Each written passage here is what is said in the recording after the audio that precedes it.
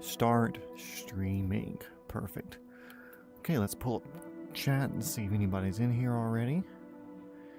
Good evening, everybody. Tom, be back later. Okay, cool. I'll see you whenever you get back. We'll be here.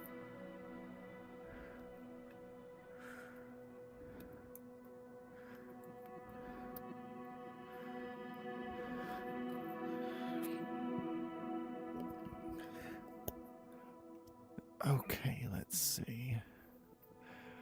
We are in here. Let's go ahead and get VR setup turned on. We are good there, good there, good there. Starflight, sure. Let's go ahead and get going. I'm going to get my creator studio up so I can update the live lobby as soon as that becomes a thing.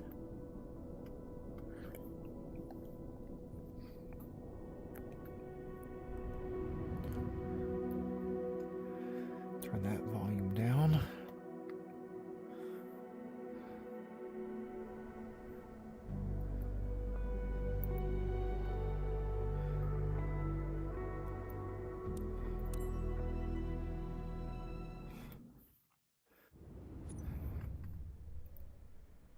Let's see, we have online.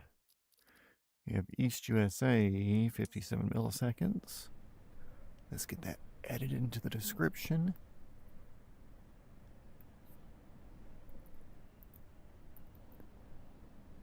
$57, $58, what was it? I don't think it matters.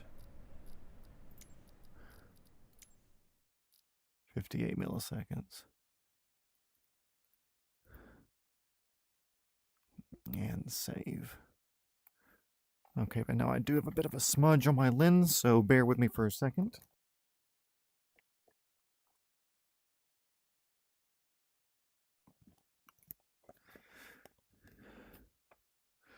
Cool, that seemed to have recentered all right-ish.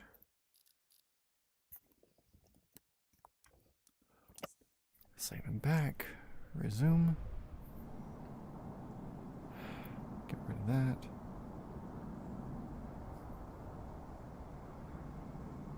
Didn't get a notification. Oh no. I must have said something bad on one of my streams for them to start shadow banning me. Oh no. Okay, nothing there. Port cover. Engine cover. Ah, yes. That's an engine. All that's taken off. Shift C. I was saying, what was going on?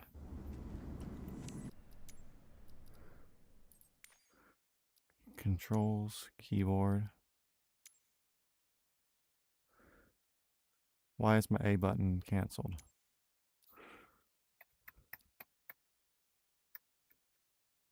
Okay.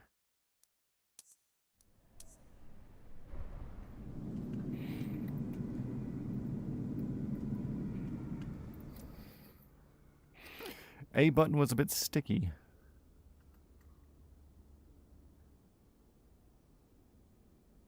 We're going to Whitsunday, correct. As opposed to the other options. Let's see. Battery on. Strobe on. Fuel valve, we leave that closed for right now. My throttle's down. There's nothing up here. Rotor brakes off. Turn the key to on. Need to press this starter button.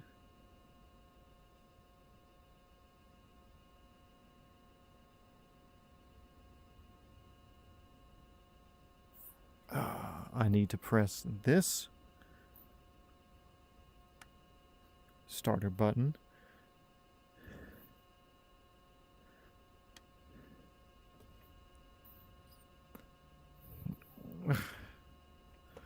Was it pressed already?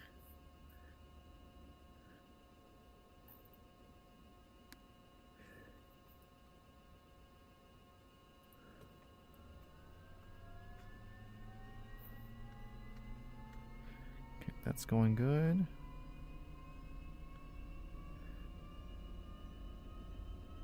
Wait till we get in the green, get the generator on.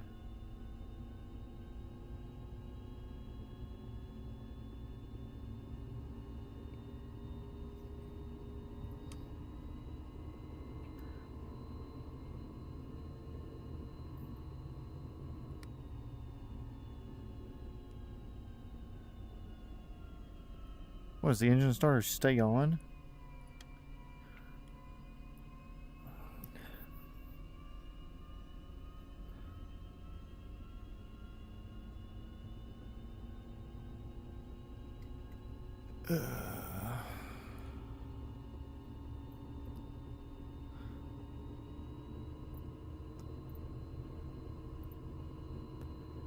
Igniter, throttle, starter on.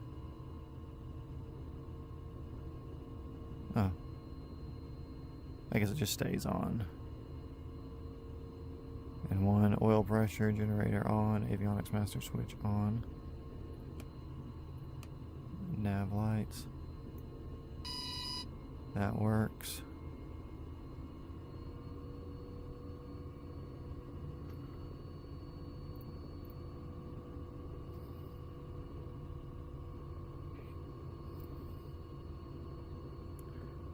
Slowly getting that up. Streaming again. Always streaming. Don't you know? I have an Around the World series to do, and we're only 36 days into it, and we're only in Australia. And I'm going west. So we have to finish the Australia portion of our tour, Dom.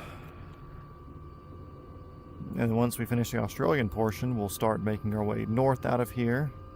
Actually, since you're here, basically, plan is to come here through Australia. We're going to get to about here, come all the way over to the nipple. Once we hit the nipple, we're going to come back up here, jump across, go up through Malaysia, Thailand, Burma, Myanmar, and Nepal, skip India, go through the desert and the sandbox, come over here, do like Dubai and Saudi, come over here, pyramids, Benghazi, Greece, Italy, Europe, UK, whatever this island is, Iceland, Greenland, Canada, back down. Instead of landing where we started, we'll go back through the Bahamas, come down through here, hit South America, back up through Mexico, Texas, and back over. So, yeah, still streaming. Got a lot of days to go. Lots of stuff to go, lots of things to do. I'm not going to MH370 myself. We are in, well, since Tom's not here, Cairns. We're over kind of on the northeast side. Working our way down, and once we get to Sunshine Coast, which is here-ish, we'll work over towards the nipple.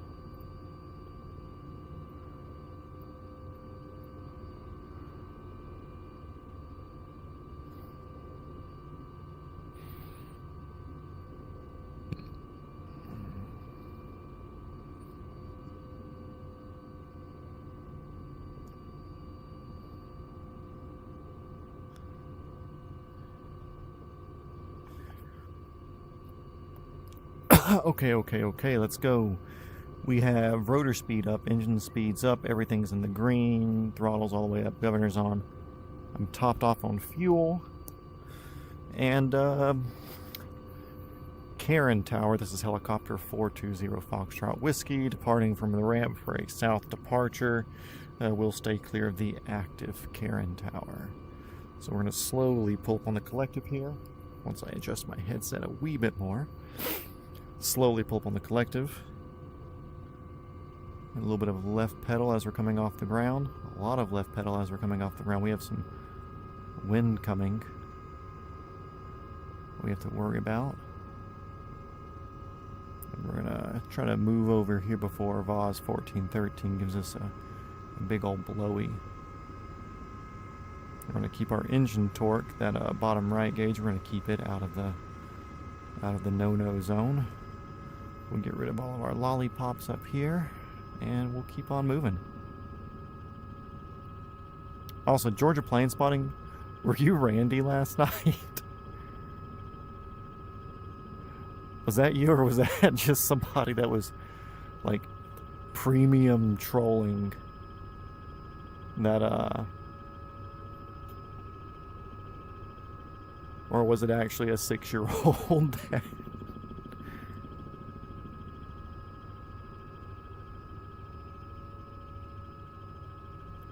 Robert Harrison, hello. Nice to see you. Welcome to the stream. Appreciate the compliments. Look at all those little helipads there.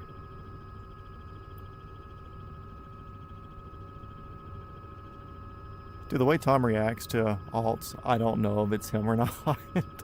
He might actually be angry with all the alts, which means it might actually not be him. But when he was 6 and his granddad's dying tomorrow in surgery, holy shit, I about lost it.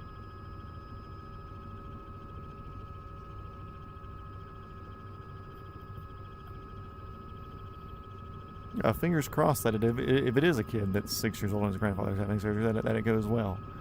But if it's a troll, that was a premium troll.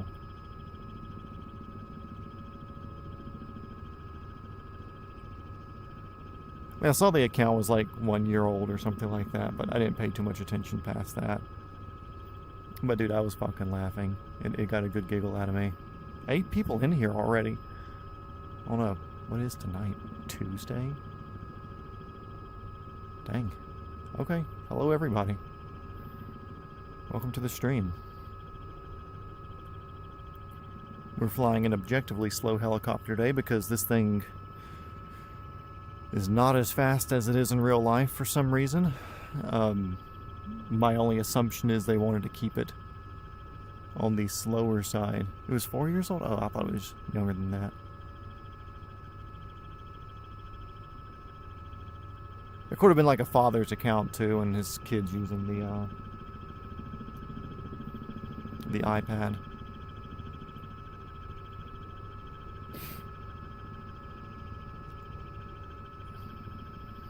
Yeah, so I think they make this helicopter slightly slower than what it is in real life.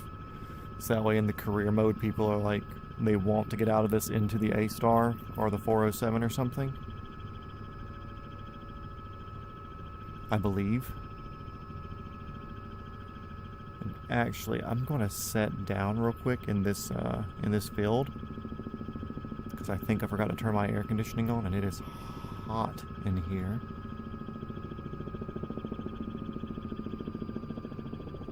So we're doing a little downwind for this.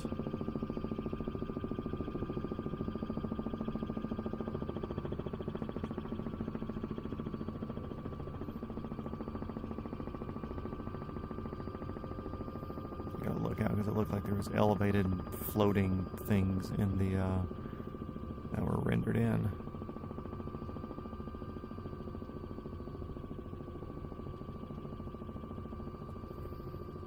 Yeah, see those little floating like light pole pieces and stuff that are kind of in there. Make sure I'm not going to accidentally run into one of those.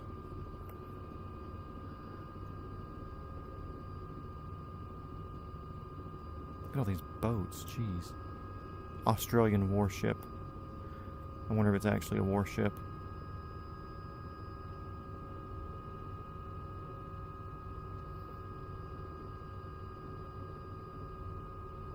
Nice slow descent.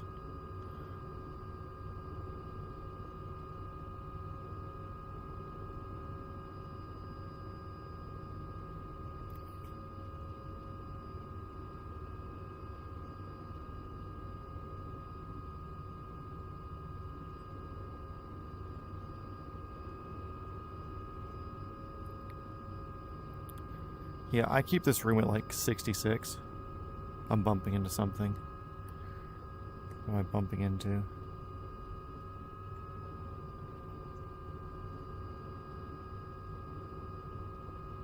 Gotta be careful these Australian places. Like when we were checking out that beach a few weeks ago, it would just kill me anytime I got near it. Okay, I'll be right back.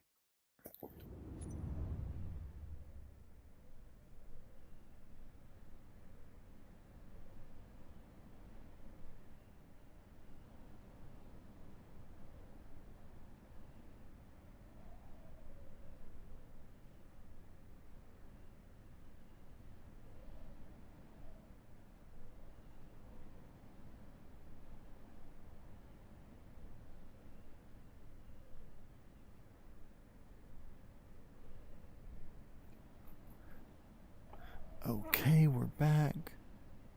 Snooze this notification. And reset that.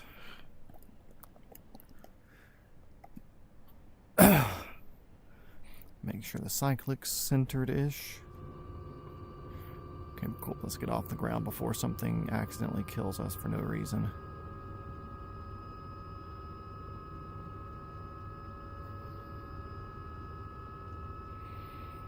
I'm pulling 90% torque getting out of there.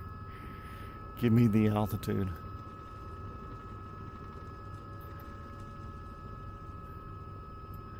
Ace, what's up? We literally just took off. Oh, good night. I was about to say, if you wanted to fly with us today, we were just getting off the ground. You picked a good time.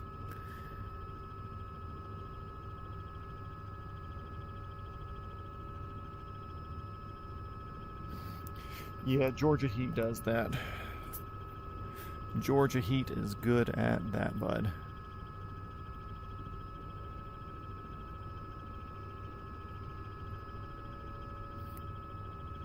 Cool, that's good. We'll lean forward, put some speed into it. All these little boats around here, little fishing fellas and stuff. Cool.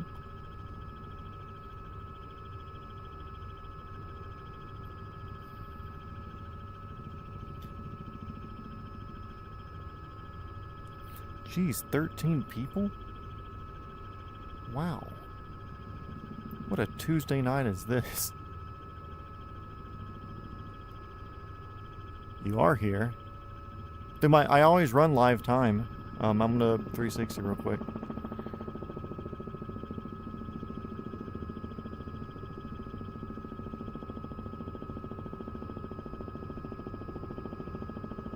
Don't see you. But yeah, I always run live time unless something screws me up, you know? And I'm not saying like if something screws me up, I mean like if it does something without me telling it. But yeah, I run live time. So if anything of what the past has shown us is that you'll end up appearing here eventually, where it takes it a bit for it to recognize you.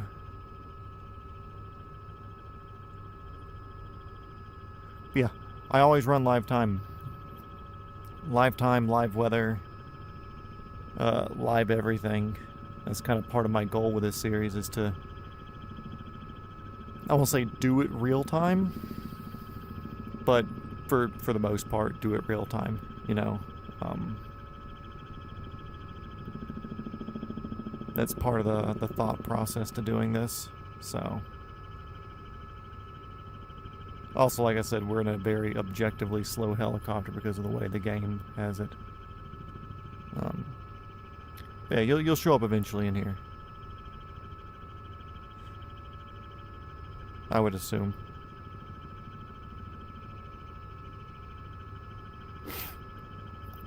Luckily though, today's path should be just a tank of fuel for this thing.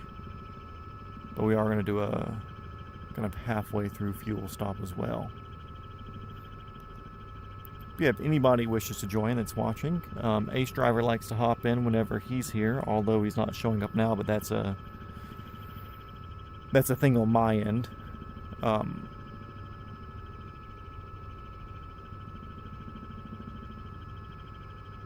I said, my time is adjusted. I'm on live time. Like I said, it's nothing that you're doing wrong. It's something that's wrong with me being on Starlink or my my ping or whatever. Let's unplug that for now. So we can also put this like that. Move that more over here.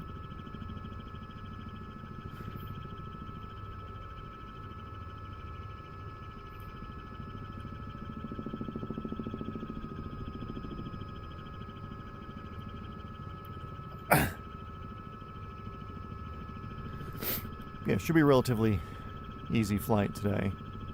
Also, I was going to look into it today about starting a Discord, but haven't gotten into it yet.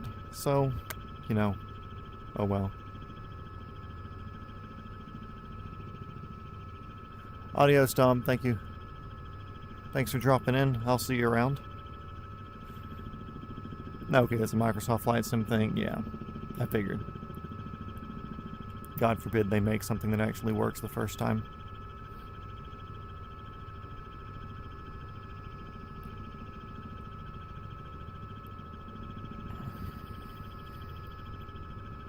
I'm using so little collective right now, it's silly.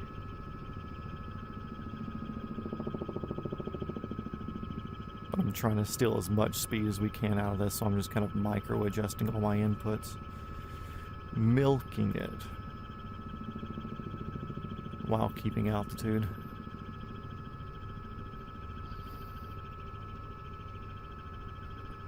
Yeah, hope everybody's doing okay.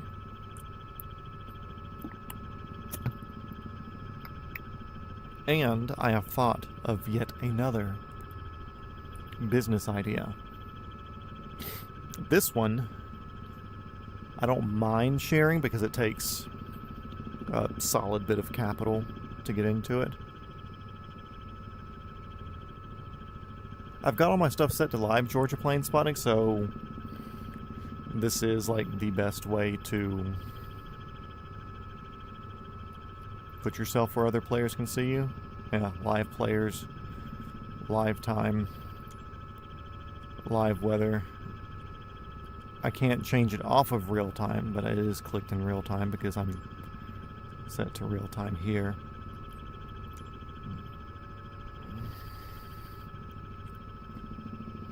So anyways, I was watching, there's that YouTube channel, Upflip, that does, like, ooh, look, we have an airplane spotting, guys. So this is obviously in the flight path leaving the airport. And this right here looks like, what, an ATR? That was caught by satellite view on its approach or something.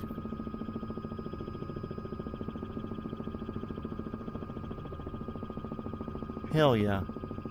I don't think we've seen one of these yet on the series.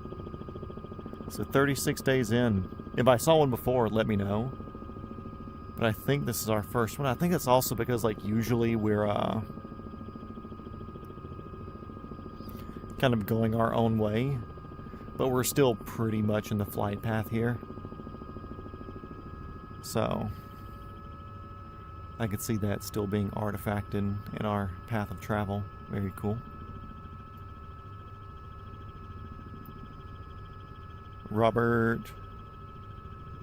hello. We are south of the correct pronunciation, I've been told, is Cairns, but Cairns, C-A-I-R-N-S or C-A-R-I-N-S, Australia, which is on the northeastern coast. If I zoom out here, you can see we're kind of there.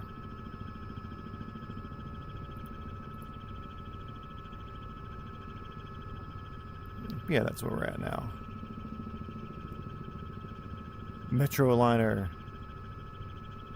Link Airways. Interesting. Dude, I get unreasonably hyped whenever I see a Metroliner just because I think their name's fucking wild. And I always call it like Swaggerin or something, like Swaggerling Metroliner. So I just like imagine some like well-dressed dudes building an airplane and be like, yeah, Swagger Lines, let's go. For no fucking reason.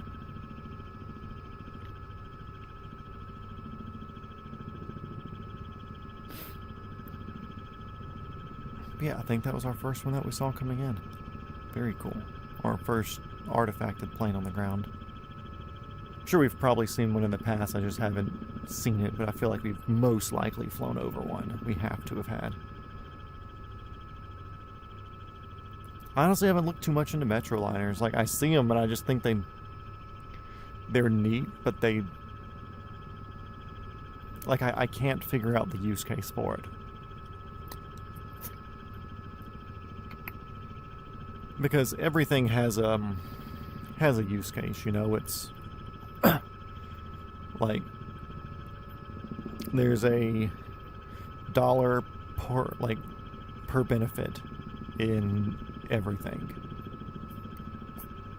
And some of those things just don't make sense. Like if I were to make a 4-seat helicopter that only goes 110 knots, which is what we're doing now, you can say like, okay, cool, like if it's a turbine 4-seat helicopter that can only do 110 and has 500 horsepower, whatever the R66 has, it would be reasonable to assume that brand new it would cost around $1 million. Now, if somebody came up with a 4-seater, basically a Robinson R66, but it cost like $20 million new, like I don't see the cost benefit of that, because you can do exactly the same thing in the Robinson for $800,000. You can get a brand new H160 for that much money. So like I've never looked too much into the Metroliner to understand where its cost point was. U.S. Army Priority Transport operates a few of them. Interesting. So yeah, I've never looked at like the cost standpoint and like, okay, cool, well, the Metroliner exists, which it's a twin turbine engine, correct? Twin turboprop. If it is, it's like, okay, cool, King Airs exist. Kind of a better option. Not quite as long as the Metroliner, obviously. I think there's more room in there. But at that point, like, cool, what about the 235 and 295 Casas? What about the ATRs? So, like, I'm curious what the specific cost use case breakdown is that makes it more viable over similar options, is what I'm trying to get. Twin turboprop. Because it's obviously smaller than the ATRs and stuff. I guess the bigger question behind that too is, how often are people in places that are flying from smaller airport to smaller airport needing a Metroliner if it's doing passenger work? Or if it's doing shipping work, like, does it get chartered out by anybody like FedEx or DHL or whatever for like weird overnight runs to places where it doesn't make sense to send a I don't want to say a 747. Let's just say like a 747. Like, okay, cool, it doesn't make sense to send a 747 full of cargo from LAX to Atlanta. Well, that's a long distance flight. Let's say shorter, like a A320 from San Diego up to Portland. Longer than you want to drive in one day if you were doing like overnight ground. But if there is an airport near Portland, they're kind of maybe like, let's say a Moscow Pullman. So kind of on the far intermediate between Washington, where we landed on like episode 5 or 6 or something. So it's like, okay, cool, if you're going from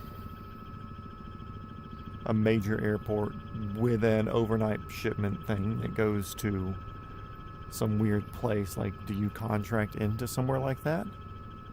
Or into a plane that could get you into a place like that? I don't know. Like I said, I'm curious on the cost benefit and whatever else behind the Metroliner. Left controller not connected. Cool, don't care.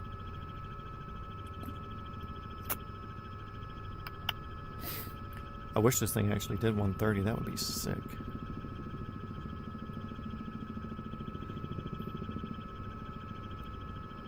But right now we're pulling like 90% power just to do 110, 115.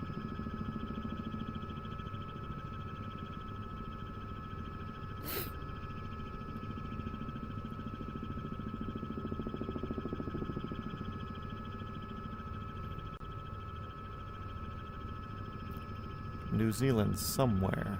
Kind of more that way, but way out there. Because they're further south than this, right? Yeah, they're way further south.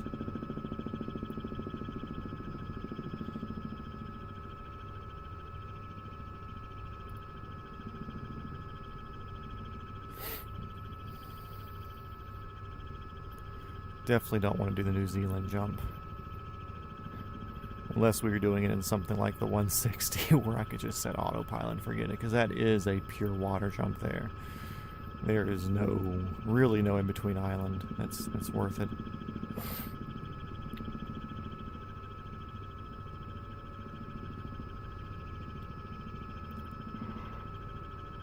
Yeah,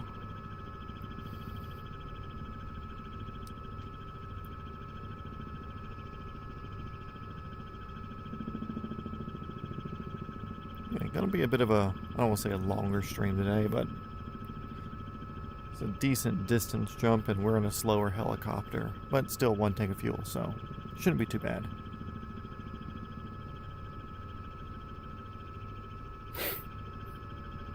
Oh yeah, my business idea. So, who wants to hear about the new business idea?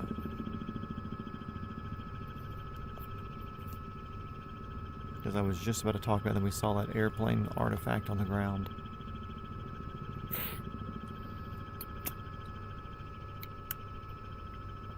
Unless y'all don't care.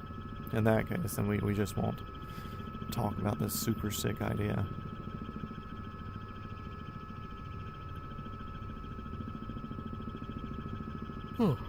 Okay. So I was watching Upflip, which if you want to be an entrepreneur of any sorts, I suggest watching them. They're good information here and there about people who start businesses that have become successful, and they kind of break down more of the cost, talking to the business owners, seeing what they do, talking about how they do their bookings or their advertisement, appointmenting, scheduling, whatever. Anyways, watching Upflip, and there was a recent episode, I think it was today's episode. It was either today's episode or an episode that was referred to me today that was done previously, suggested. But I think it was a fresh episode today. But they were talking to a Sprinter van RV company, which is in Temple, Arizona, I believe. Called like Como or Kumu or something like that. Anyways, Sprinter van camper company that turns Sprinter vans into campers. What they also do rentals. So if you go out to this part of Arizona or you live out there and you want to take a van out for a week, then you rent the van from them for $150, $200, $300 a night, depending on the van and whatever mileage, etc. And you rent the van. I was like, oh, cool, that's a neat idea. I wonder if there's anybody in Georgia who does that. And of course there is. That's already taken. But it got me thinking, what other rentals are there that people aren't taking advantage of? I have a friend who drops in here every once in a while. He used a Starlink mini rental at a racetrack event a couple of weeks back. And it was like $500 deposit, because that covers the cost of the Starlink in case you steal it or break it or whatever. And it basically covers the cost to replace it if lost or stolen or severely damaged. And it's like a Starlink Mini, comes with a router and everything in a plastic Pelican case. It's like, okay, cool, like that's neat. It's like $30 a day or something, and really that means after like 2 rentals, because it's a 2-day minimum on rental, so if you do 2 minimal rentals a month, that Starlink's paid for. So I thought, hey, that's a pretty neat idea. I don't know if anybody in Atlanta really does that, and I've yet to see it, so even if they do, they don't advertise it fully. So I was thinking, what's similar to that and similar to the van rentals? And I was thinking, oh, what about just camping rentals in general? Because there's a lot of people who live in the city. Houses are getting smaller. Money's getting a little bit tighter. Apartments are getting smaller. Storage space is more and more expensive if you're buying off-site. So there's a lot of people who purposefully don't keep a lot of stuff. And in my mind, if I were to live in a super tiny house and not have all my hobbies and leftover stuff like I do already, and I wanted to go camping for a week or whatever, it's like, man, something keeping me from doing that would be investing $1,000 in camping gear. You know, like, cool, gotta buy a tent big enough for me and the kids. Or, hi, where are we? Berlin. Hello, we are south of Cairns, Australia, northeast coast section, working our way down towards Whitsunday. Or really, it's Whitsunday or something, but it's spelled Whitsunday without the E, one word. Anyways, so it's like, man, you'd have to go camping, and to go camping, if you don't have the equipment already, you're spending a couple $100 on a tent, the grill, a bigger cooler if you don't have one, cooking equipment, sleeping bag, pads, chairs, everything. You know, it's stuff that you typically don't keep because you live in an apartment or a house that has electricity where you don't necessarily need to invest in survival gear. So I was like, okay, cool. What if I could put together a package that it's like camping for the weekend, like a 1-person package, 2-person package, 4-person package, you know, or just have it all individually. So let's say you and your wife and your 2 kids want to go camping, but you live in a small place, and like, man, I really want to go camp, but we don't want to spend $1,500 getting everything together. Cool, we'll rent my stuff for $400 the week or whatever, and it gets you a nice Yeti type cooler, a tent, some sleeping bags, sleeping pads, chairs, cooking stuff, water purification, stuff like that. And of course, have consumables, strings, camping food, whatever, fire starters. Sleeping bags would be questionable because I don't know how many people would want to rent a sleeping bag. Of course, if you do professional cleaning services and stuff on top of it, where you have the right things, you can have them cleaned and offered, but it's probably not, I don't want to say frowned upon. That's like, who wants to use a used sleeping bag? So have them there as the option, but I don't think that would be a thing. But you can have them there for purchase. So there's that.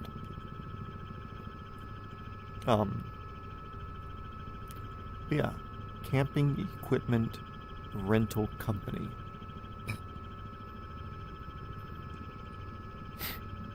And I don't know how viable it is to be a brick and mortar store.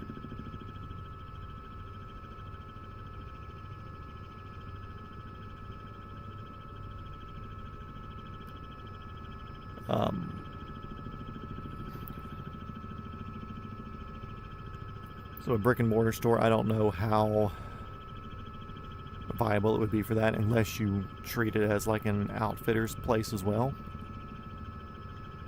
It's where you do normal outfitting stuff, selling camping supplies, clothes, accessories, whatever.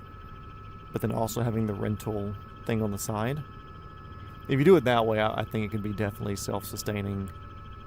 But also, if you can do it as a mail order thing, where like we send the cooler to you and everything's inside of the cooler, if it's a big enough one, like a family size, whatever, then we can send that to your door wherever you are, so you can have it a week before your camping trip. Put in the car, use it, clean out the stuff before you return. Of course, we'll have to open it up and clean it out once it gets returned. But, yeah. Camping rental company. Adjusting the time even by 1 minute. yeah, I'm all live. 12:08 UTC, and of course it'll probably be slightly different when you see it, because I'm like 30 seconds to a minute off of speed. But which is weird, because usually when you come in, I'll see you eventually, but everybody know Ace Driver is flying with me right now. We can't see him, but he's here. And that's important to know. He's here, and you're not. And there's a 99% chance that he's flying the H-145.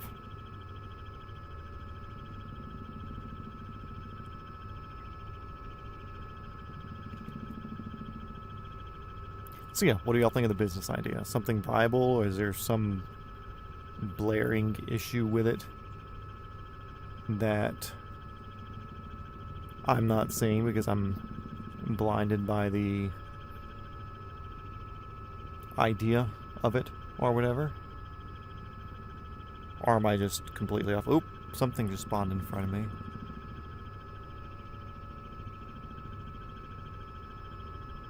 Might be outside. Or, well, of course it's outside, maybe further up. I don't know.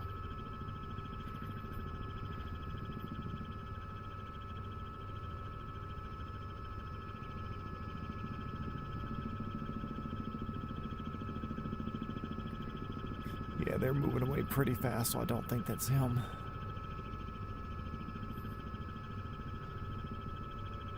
The liability of such a company is so high, it would not last long. We had services like that in college, and even with them supervising the camping, they lost on a ton of equipment every year. Yeah, that's why you have to have some sort of insurance and deductible, or there might even be a hold on the credit card. Just like my friend who did the, or who rented the Starlink. He paid a $500 deposit. Good.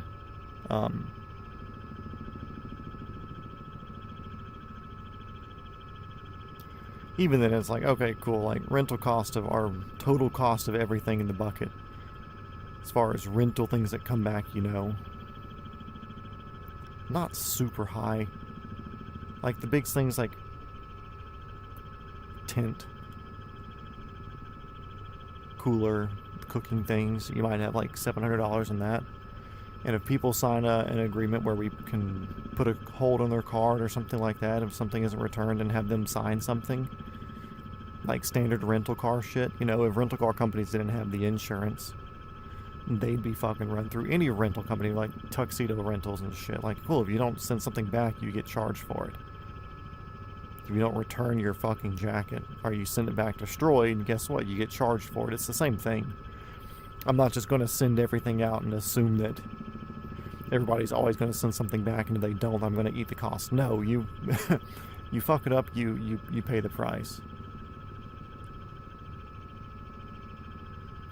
I think it could work if you could afford to buy products and make a profit off renting them out. Yeah, that's the thing. I don't want to... It would have to be investing in purchasing everything up front, obviously, and then renting it out.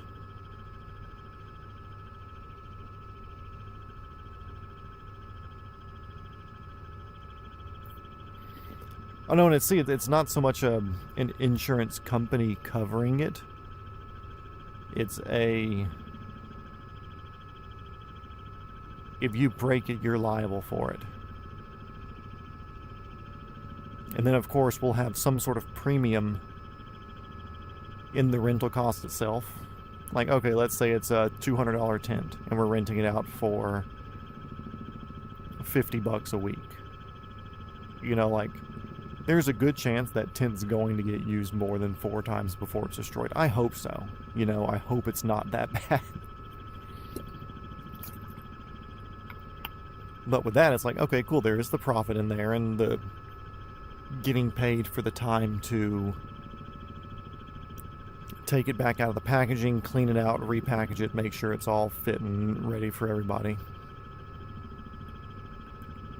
But obviously in that cost too, with everything else for the entire rental agreement, there's enough margin in there to put some sort of insurance on it, where if somebody does run out on something, then we can file for it or have it covered or put it in an account to where okay, if we're making an extra like $50 total profit on each person or each rental agreement.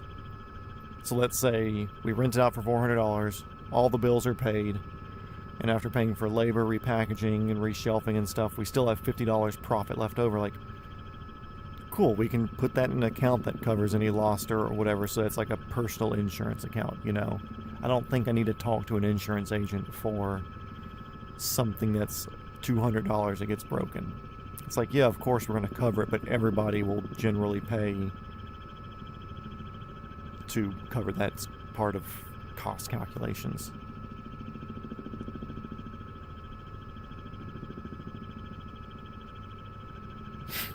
But the big thing also would just be, you know, like Georgia Plains, why, like, if I do it, I'd have to invest many $1,000s here at the beginning to set up a couple of rental packages and see if we can get them out, get them booked, whatever you'd like to say. And then if they book, then cool, you know, then I've got it figured out. Or I could set up one package and just buy it for myself. Put up this thing and put up a website, whatever, if I want to do the shipping part of it. And say like, hey, cool, we and kind of have like the schedule's fully booked, you know. And if I have 20 people trying to schedule rentals right away and I only have the one to give away, then I can start going in, buying more setups and slowly opening it up some more. But yeah, like obviously the insurance that people would pay for would not be insurance.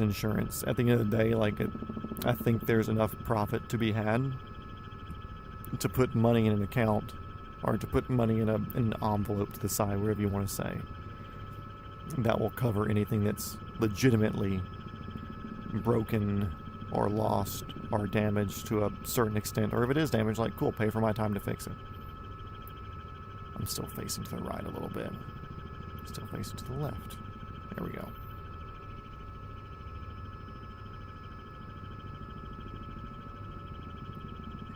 But yeah, like, of course, standard business insurance will exist as well. I think that's kind of known or understood. But that business insurance would not be on the hook for any of that stuff.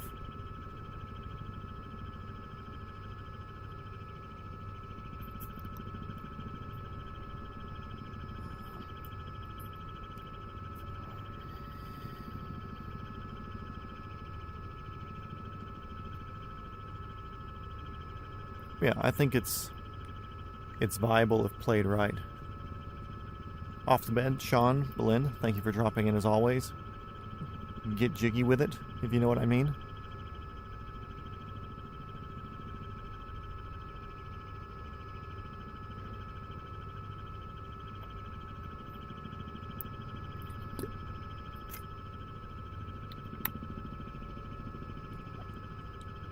Yeah, could be a thing. There's a lot more capital in that, obviously.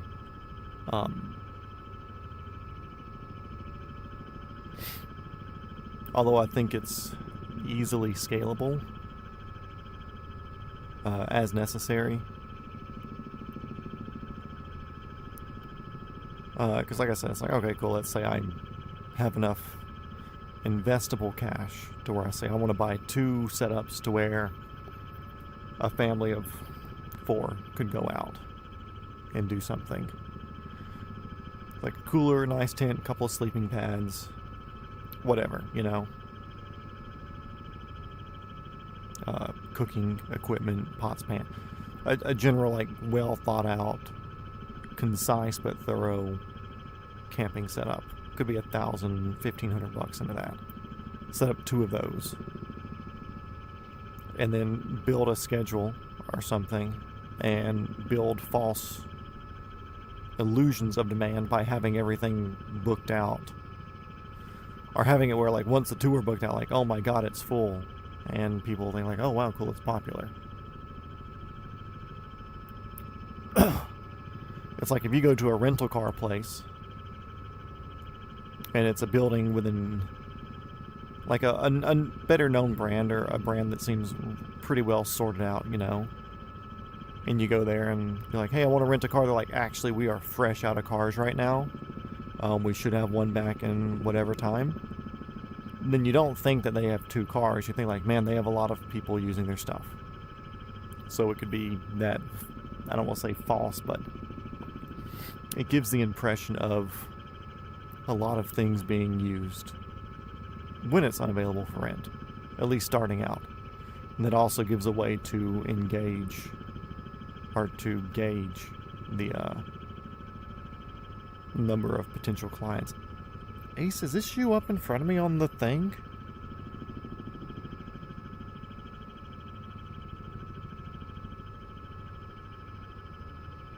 I don't know, I'm going to kind of cut over to go through this river area and follow that more to the east.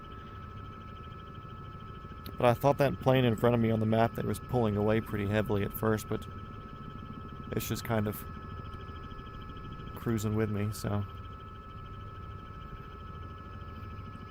Either way, there's another business idea. Low-key, I'm actually trying to come up with one potentially viable idea every day. Obviously, I'm not sharing all of them. This one I share just because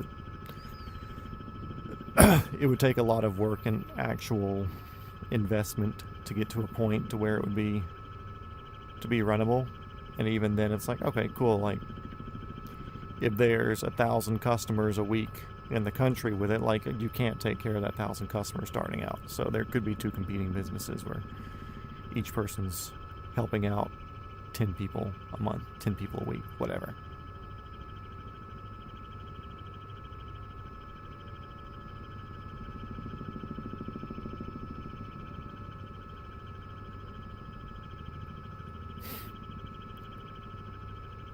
I wonder if I go to exterior view, back into interior. Nope, still no Ace. Interesting.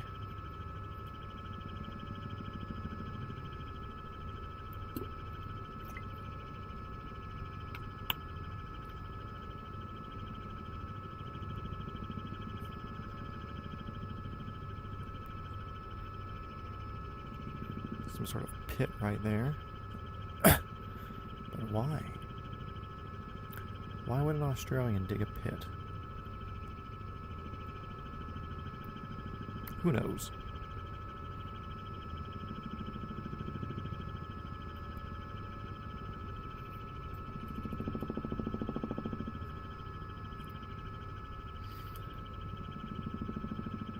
Also, Tom's gonna kill me.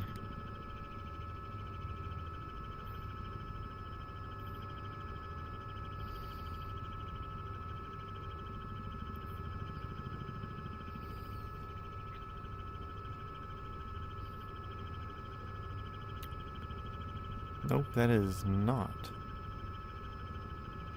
That is. It says no 172.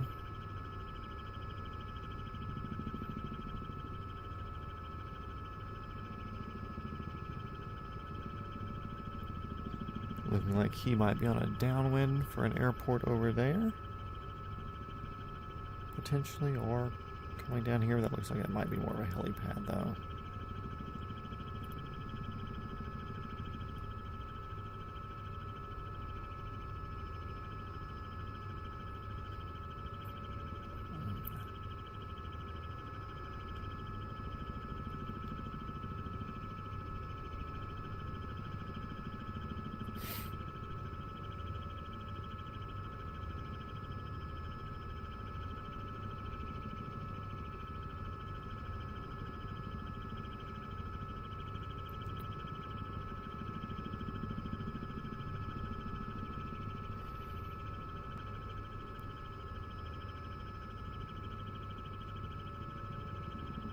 go say hi to him.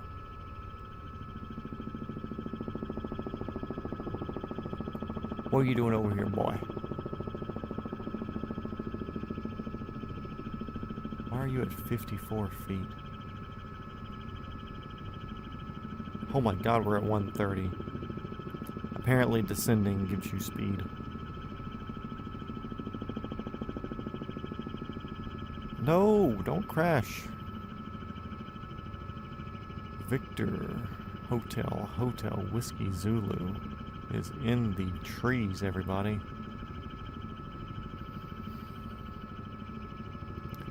I'm assuming he's on approach or something to that airport over there. Hope he's gaining altitude.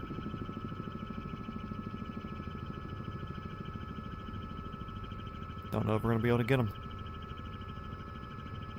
We're closing slightly, but it's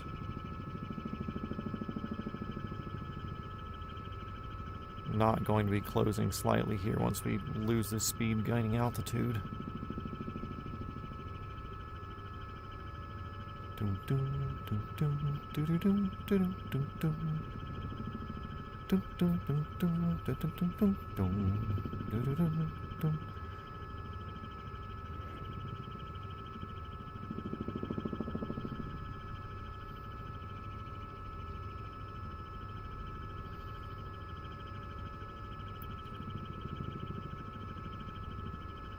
I don't think we're going to catch him.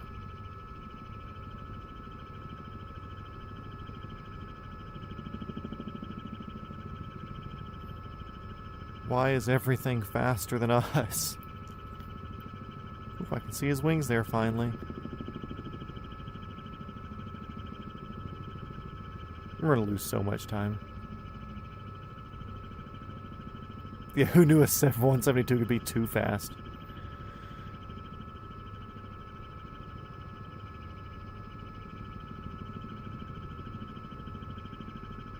We're closing quick. He's obviously in a turn.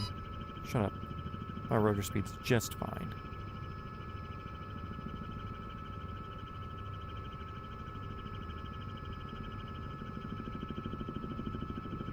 Did he put on the brakes or something?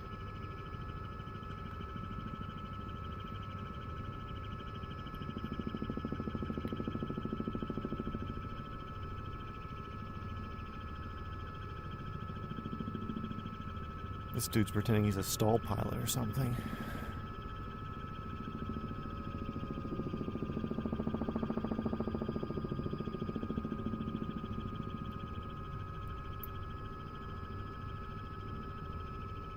Ah!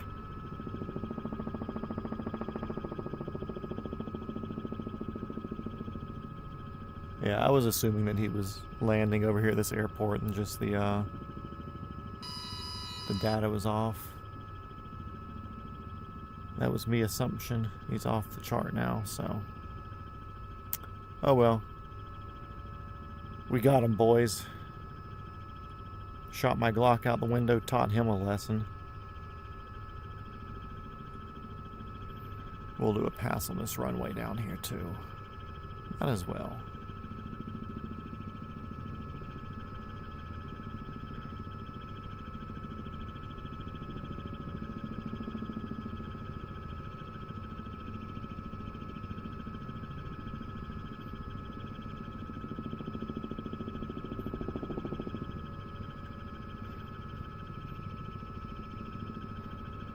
Ace, I know you're here somewhere. Thank you.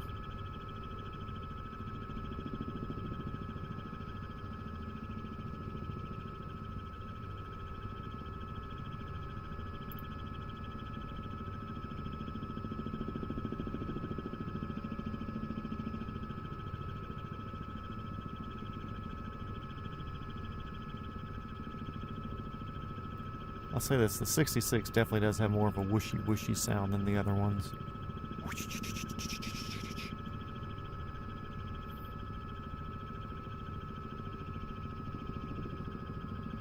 A couple little planes and stuff down there.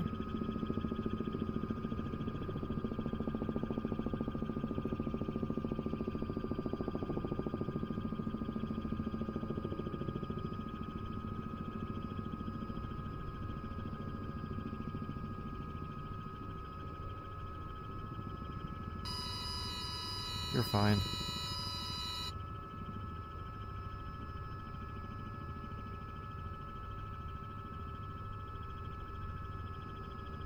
All that to sacrifice all that speed. Okay, back on path.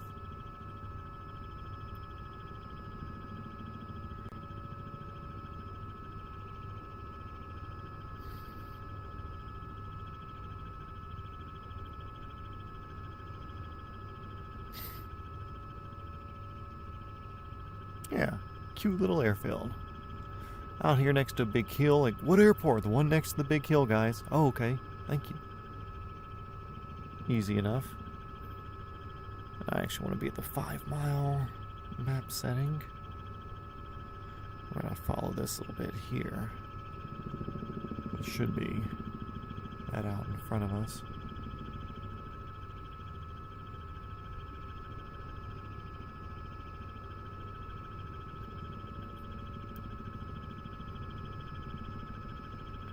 Back to it, back to grinding. That's what we do here on Multi-Shot Mat. We just love grinding on helicopters.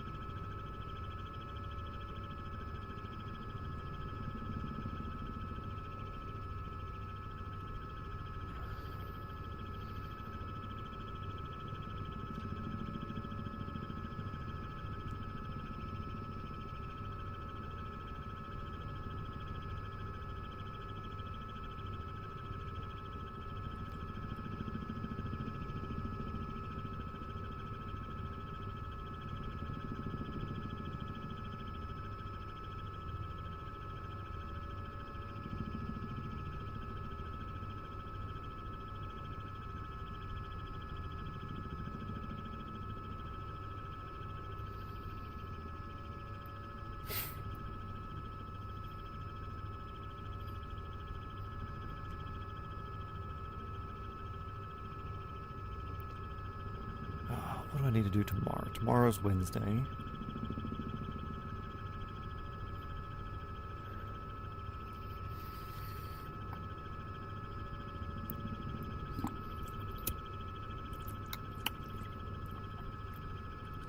Need to figure out something to do to be productive. Oh yeah, Georgia plane spotting. I was been searching around because, like I said, the general goal for this channel is once it hits the 1,000 subscriber mark, then any of my older videos or past videos, I kind of want to make them where they're not like a you have to view it that day sort of thing. I'd rather my videos be something that's back viewable in the future, kind of like I was talking about, like a car review YouTube channel kind of lasts forever because people are always looking to buy that car.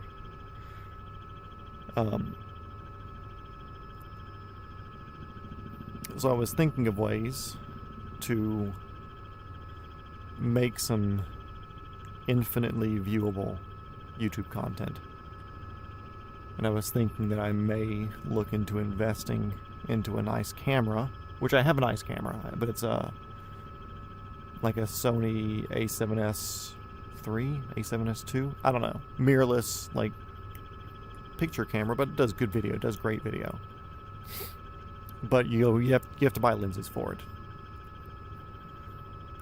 But I was considering getting a camcorder, like a prosumer camcorder. So I think the one I was looking at was the Panasonic HCX 1500 or 1600. Looking at one of those.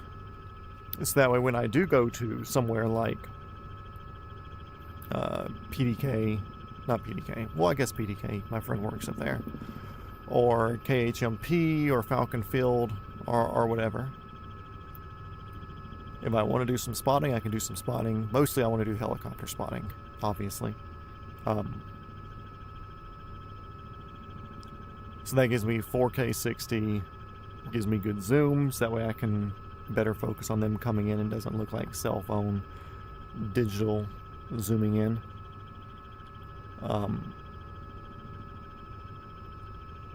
So yeah, I'm considering one of those as an investment. So like all my little business ideas, including the camping thing, like those are all things that I can throw some money at, and then eventually they can make me money back.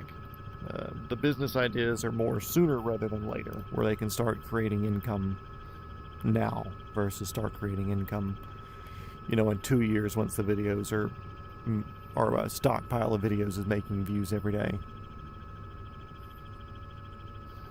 I heard Panasonic makes good cameras. Yeah, Panasonic, Sony, Canon, they're all decent. But the big thing I wanted was 4K 60. And good optical zoom. And for some reason, Sony doesn't really... They do 4K 60, but it costs like $3,000 or $4,000 or something. Same thing with the Canons or whatever. So there's a lot of left to be desired, with the... I already have a good Rode microphone because I think sound's a huge part for posting videos. So it's like, okay, cool. If I were to get one of those $3,000 ones, it's not leaving much room. If I say my entire budget's $3,000, like, cool, it's just in the camera. If I get one that's $1,700 on sale that does the 4K 60 that I want, even though it may be missing some of the other features like a bigger aperture, so I can get better low light conditions, or it doesn't have like log features to where I can do better color grading in the future. Like it lacks those functions, which sure, maybe it could make the production better.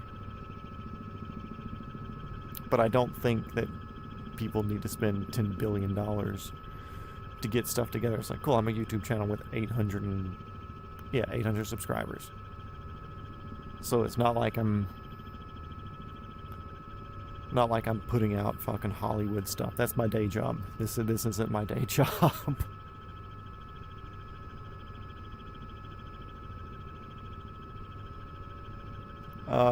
Whatever airport's kind of at a north-south sort of thing. I mean, first stop, we're stopping at whatever this one is down here.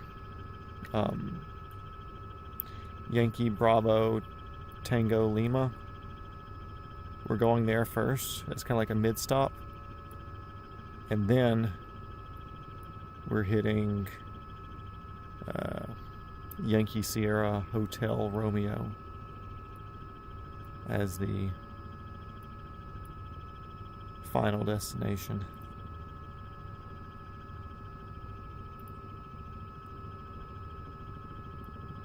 Lost all the airspeed there looking around. Anyways. So yeah, it's like I don't see the purpose of spending $10 billion on cameras. There's so many so many big YouTubers that you would think spend so much money on production, but they just do it with like iPhones. Like Whistling Diesel, most of his stuff is shot with whatever the new iPhone is, or like the past generation, because it has better camera apps or control or whatever, like so many of it's like that. But the one thing for me, it's okay, cool, I don't have an iPhone to begin with, I have an Android. But the zoom feature, having a smooth optical zoom, is a big thing for me. And smooth optical zoom, it's either to get like the 20-24 times zoom, it's either spend a lot of money on an interchangeable lens for the Sony that I already have, which, yeah, could be a good thing, because it would give me more aperture so I could get more night shots. Or, get a camcorder, because then I can set it up for long recordings too. It can record externally. There's also other ideas that I have for using a camcorder. There is some ASMR type content I want to do. Canon EOS R100 and Nike Z50 are good cameras, less than $5,000. Yeah, but those are both or at least the EOS. Either way, like I said, I've got a good DSLR camera. My Sony A7S Mark II was like $2,300 back when I bought it. Of course, now it's a handful of years old, and you can get this model for whatever, but it's still 4K video, super good low light, super strong sensor as far as that's concerned, and it does super quality stuff. I've got a couple of good lenses, but for plane spotting, it's nice to have smooth zooming capabilities. And I don't want to spend the money on a lens that would give me the super good zooming capabilities. I'd rather just do it with a button or like a remote or something like that instead of twisting a lens and putting all that shake in there with the camera being all the way zoomed in. Also on top of that, some of the, like, I don't want to say like I'm doing cringy ASMR, like making you listen to me play with a plastic bag sort of crap. There's something neat that I've seen that I would like to recreate, and it's the going for a night drive type videos or something like that, where you mount a camera in the car and you just basically burn an entire tank of gas just driving somewhere, and the sound of road noise, exhaust, changing gears, rain, blinkers, whatever, and like the good night tones is very relaxing for some people. And with DSLRs, mirrorless and stuff like that, there's a legal thing where they're not allowed to record stuff for more than like 30 minutes at a time, because at that point they'd be considered a camcorder, and it's like a market thing, rule, classification. Anyway, so my Sony A7S Mark II, despite it costing $20-something $100 when it was new, can't record more than like 15 or 30 minutes just because of whatever weird laws. So yeah, the camcorder could do that.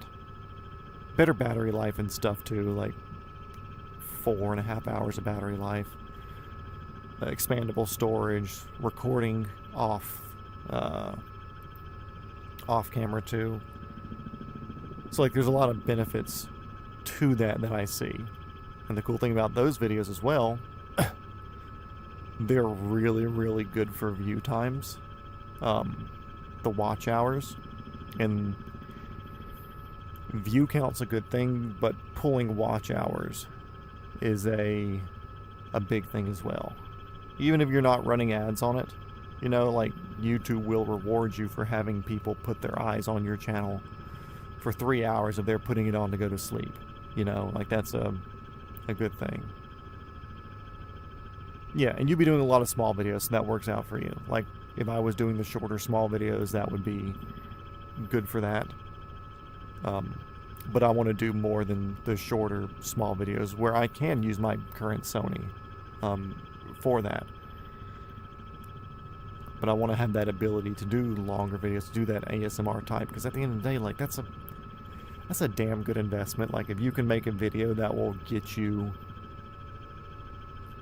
good solid watch hours. What is this? Is this a neighborhood up here without buildings rendered in? It's like if you can get that sort of watch hours per view, because if you look up something like the driving at night videos, they have millions of views and there's not a whole bunch of them. So it's an open market. But investment wise, like in my IS300, it's a manual transmission. It has an exhaust on it, but it's super, super quiet, super low key. Sounds really, really good. Like it's just like a good stock 2JZ sound, but just slightly louder than factory.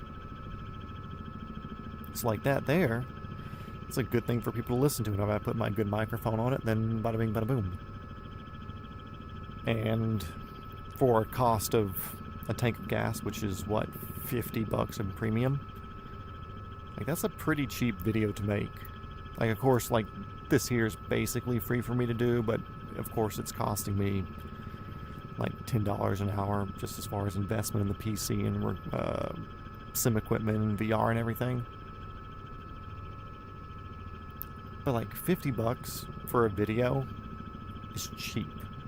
I've spent more than that on a short that got almost no views because I needed the extension cords, and I said, okay, cool, I'll do my how to coil extension cords the right way video. I'm like, cool, there's an $80 extension cord. They were the thicker one. I want to start posting long form, kind of like HD Melbourne Aviation. Yeah, I'm a long form guy, so I was happy when I saw that you posted the long form video from the fly-in.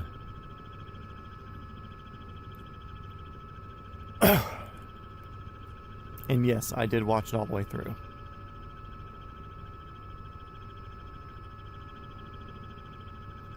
But yeah, so I'm looking at that. It's not an immediate payback investment, but over time, I think it could be a net positive. Spending $1,700, and if we're talking per million views at standard pay rates for a YouTube partner, that's 700,000 to 800,000 views, which I don't think would be that hard to get. One of my videos has over 100,000 now, and it's only been up for about a year. So if I could do a few of those, and I basically figured out how to cater that video to grab views, or at least in that sort of thing, like, cool, I could use that camera and expense it to that. Do the driving videos. I think those would just be neat to do anyways, because driving calms me down.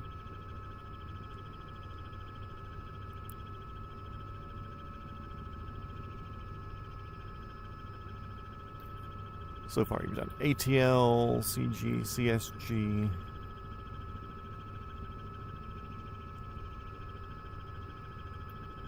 And it's all like the crowd you create too. And I know, I don't want to say at the base of it, you will typically make your videos, or at least from what I've seen, you film a lot of vertical. So the way you record them is very catered to short form content. Which, if that's what your channel gets big doing, that's what your channel gets big doing. Like, who's to hate on how you get views? It's just not my thing. Just like there's some, like, tactical gun channels that have, like, a couple of million subscribers on YouTube that I've never heard of because they only do short form video. So they only cater to whatever the short form YouTube crowd is. And they're successful. You know, they do good. That's on them. It's just not something I watch because I prefer longer form content, just kind of like the Wavy Boats guy that does the is it Wavy Boats or whatever, the canal dude down in Florida that films people going in and out of a haulover inlet, boats versus haulover, whatever the channel name is. I think it's Broncos fan or something like that. But it's like, yeah, like he figured out a way to make boats going in and out of this inlet more exciting. Obviously, if you haven't watched the haulover inlet thing, yeah, I saw you had some more horizontals in there.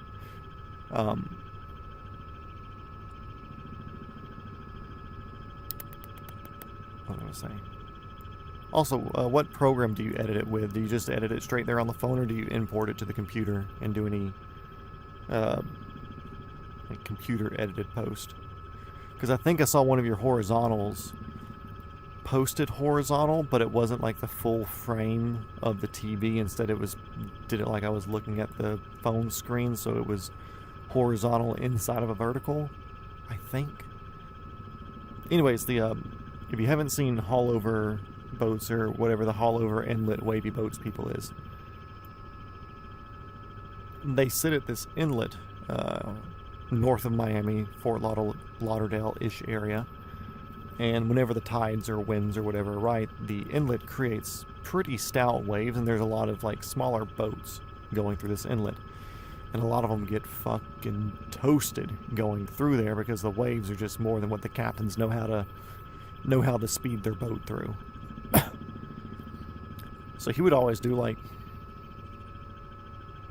compilations of boats going through, and he'd always say like, cool, this is a like a Freeman boat, whatever. It's got twin Yamaha 275s on the back, like a little information placard kind of on the bottom of the screen. Where you could have like, okay, cool, like this is a Delta A320, whatever, from here to here. Thrust is this, like small little information placard. More editing, obviously. CapCut, yeah. Start importing those things to the computer. DaVinci Resolve is free, and it's probably the best editing software that you can use. And I will get some hate for that from somebody. And they'll say, well, no, you could use Final Cut, which that's if you have Apple, congratulations. Or you could use the Adobe Suite. The Adobe Suite, they charge you monthly for something. And DaVinci Resolve gives you that program for absolutely free. Now me, I paid for that program because I wanted the ability to edit 4K 60. And to import those type of videos into there. So I made that investment into my channel. But edit them on the computer and make sure it keeps the full horizontal thing. CapCut's very short form oriented. A lot more control, a lot better timing. Like even my vertical videos that I have on my Instagram and my YouTube shorts. I had somebody ask me like, oh cool, to use CapCut for those? Like, no, I import them into DaVinci Resolve. I bring my videos in there, I edit them together, I touch the colors where I need to touch the colors. I time my words exactly where I want them to be. You know, everything is very, very purposeful. Like on those shorts. Because he was like, what program did you use to like generate the text? It's like, I didn't use a program. I typed in the words and edited them in so that way they pop up exactly when I want them to. Are there channels that get by with CapCut? Yeah, obviously. Like a lot of these fucking multi-million subscriber, follower, whatever, TikTokers and Instagram, whatever. Like, sure, they can use CapCut because they've built such an audience that feeds on that sort of thing, or they have enough audience now where it doesn't matter if their quality's slightly lower. But I think for me personally, I think that you should really, really take pride in what you put out. And you should really, really be proud of whatever your work is. And I'm not going to let something else create that work for me, you know? Maybe one day Multi-Shot Matt's a 2 million subscriber channel and it's worth it for me to pay in an editor. But I'll be paying an editor that can do a better job than I can. And that can mimic my style, but make it better and make it more precise and give me the result that I want. And it will still be something I'm proud of. It'll just be something that I paid for that I'm proud of. Yeah, I suggest you can run DaVinci Resolve on your laptop. Or an old, my laptop's from like 2016. It's got like a GTX 1050 or something in it. You know, old graphics card, old CPU. But it could run Resolve. It may take longer to render in some effects or whatever. But it still can handle it. But now I usually do my editing on my gaming PC here that I put together because it can blow through the renders much, much quicker. But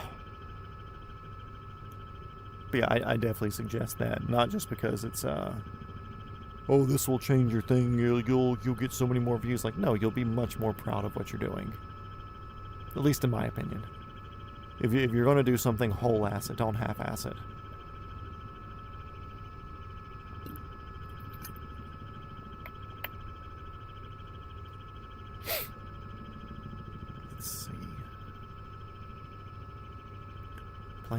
Planes. Oh yeah.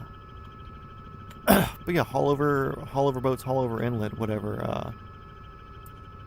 Boats versus haul over. If you search that, you can see the general speed layout, whatever of his videos, where he might have like, let's just say 7 clips in that thing. Where it's like, okay, cool, like the first boat comes in and it gets beat up by the thing, so he gives 1 point to haul over.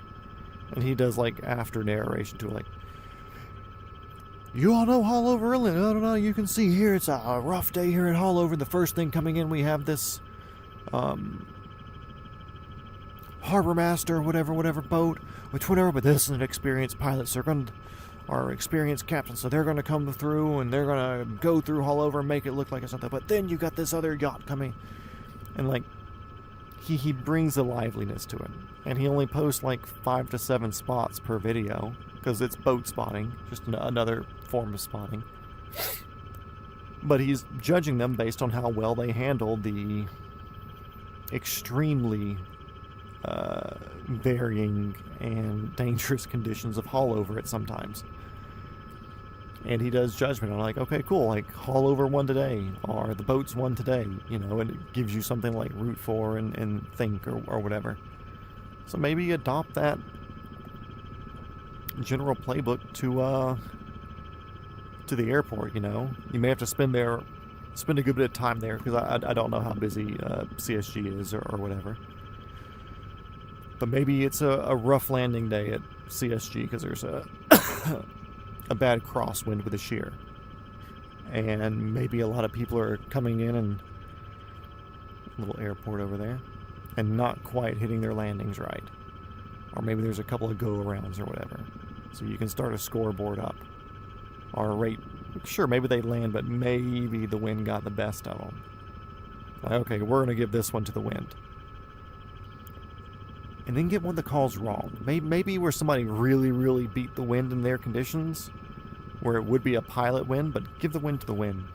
There, where they're all coming in from whatever runway I landed on. Like if you get the far end of it, so that way you can watch them coming directly onto you and fighting the wind and having a crosswind crab their way in there, and they're all at weird angles and shit like that. Like, yeah, get that on fucking video. Like, show the craziness of it and start rating and ranking people and stuff. And like I said, for reference of what I'm talking about, boats versus Hollover, Haulover, if you haven't watched it. Almost had a wing strike. Oh, nice. Oh, well, not nice, but yeah.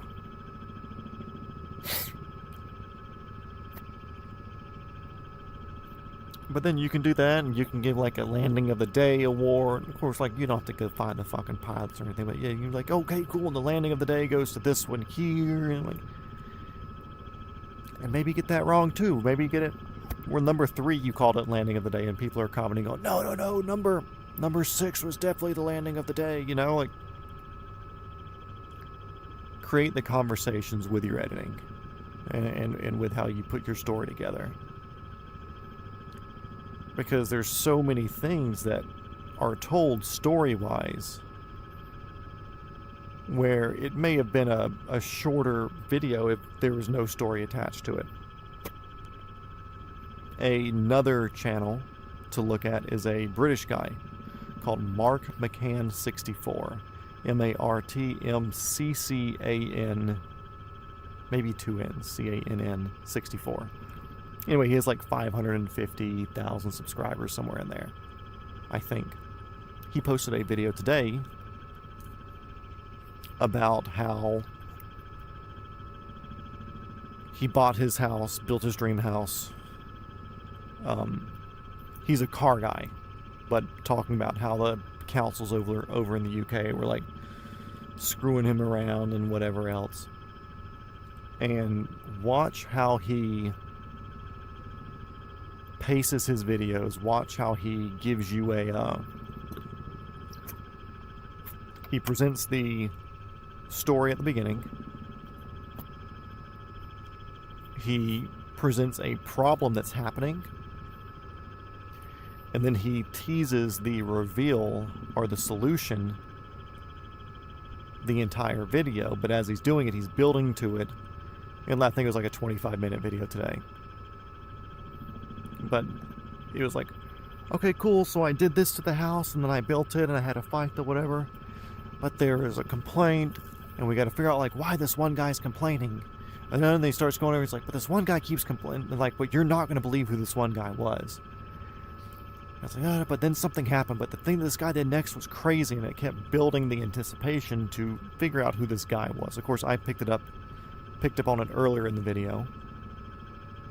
But if you watch any of the videos he's done like the past year, he follows the same formula. And it's a storytelling thing. And that's what gets people to watch and gets people to keep their eyes on, especially long-form content.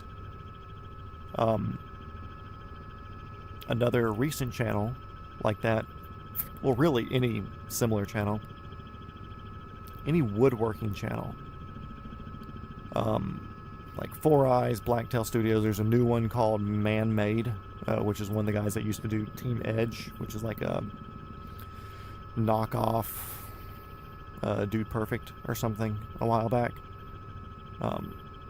He used to be one of the founders of that, but then that channel shut down. But you watch their story, or their, see, I said stories. You watch their videos, and yeah, they're doing something, but then they interlace like 2 stories over the entire course of the video.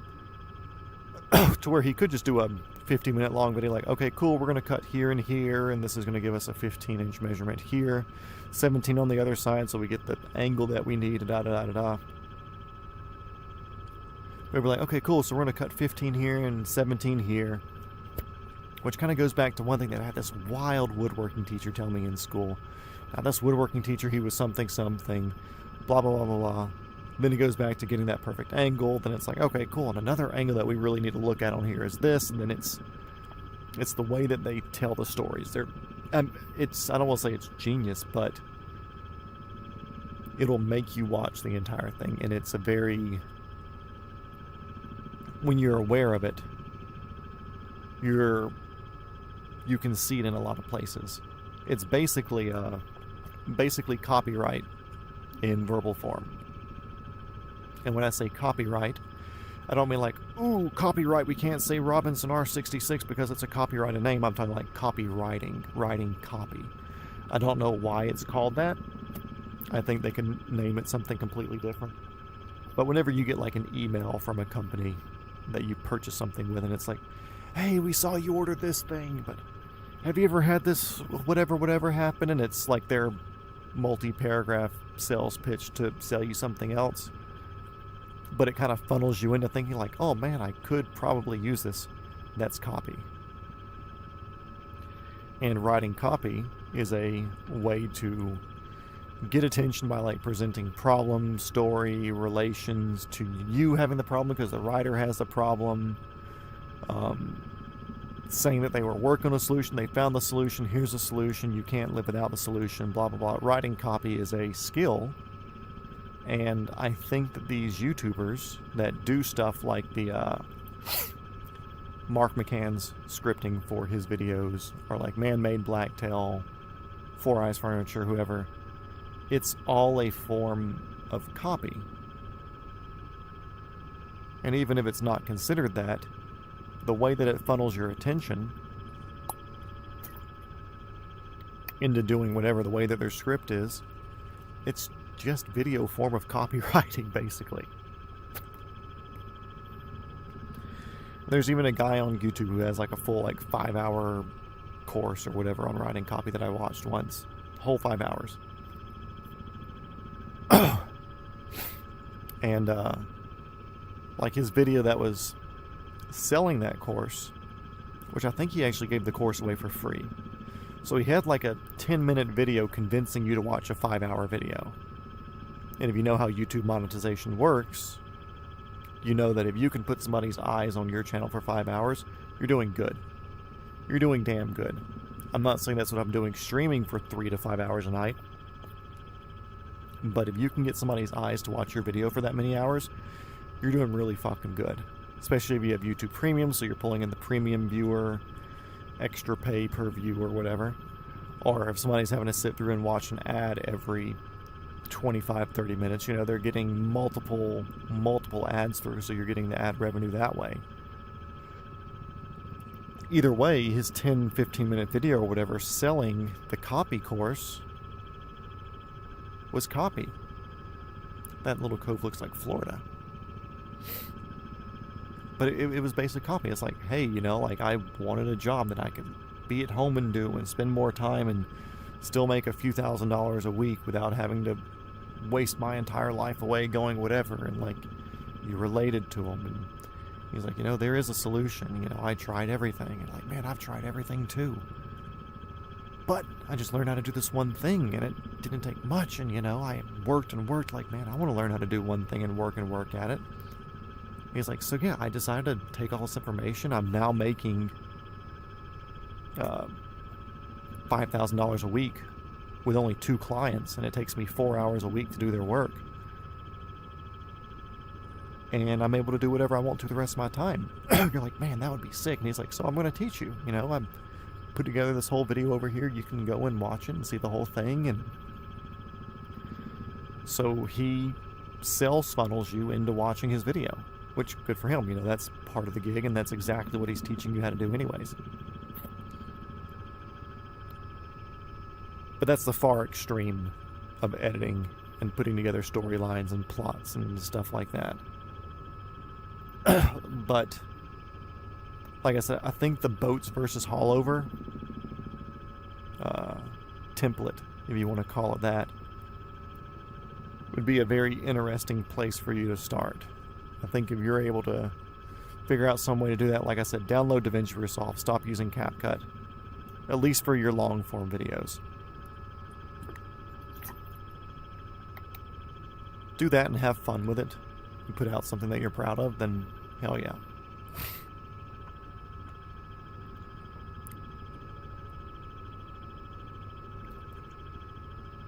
Oh, there's a nice little rant. You're welcome.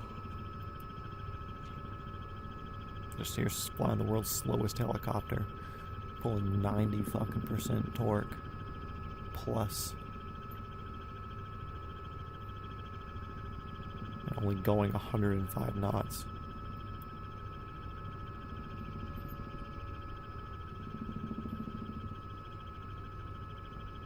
No, Townsville is the place for the stop, which is up here. We can see that we're starting to get into our labels on the map, so we're 15 minutes from Townsville. Ish. Townsville should be up near these mountains up here in front of us on the left side of the valley.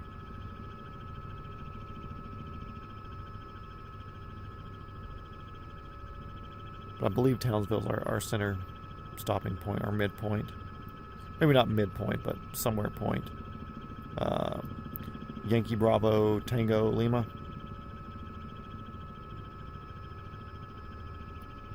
Yeah, you can see we're pretty close there, and it's about our midpoint, and we're only a few minutes away from there, so maybe, yeah, 20 miles max.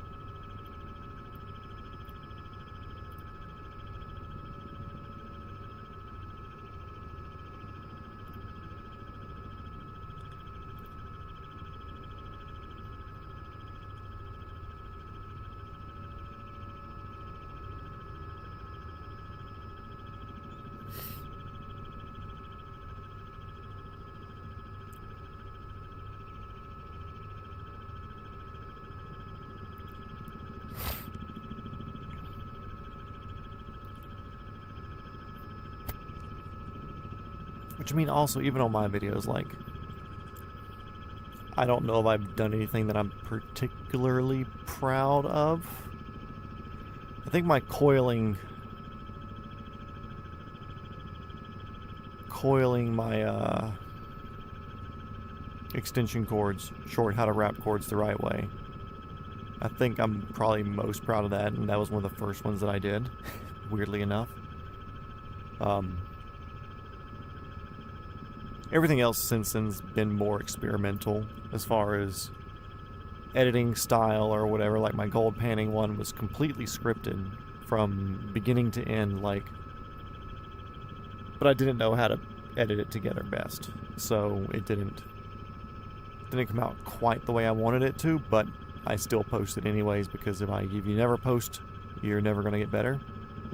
So I give it my 100% of what I know and what I think I want and whatever, and then I post it, and then I say, cool, I'm going to change this, and this next time, then I'll post another one. And I'd rather have 100 videos of getting better and better than waiting a year, than posting one and it's still just being the same as the first video I posted anyways, because you're not going to get better unless you do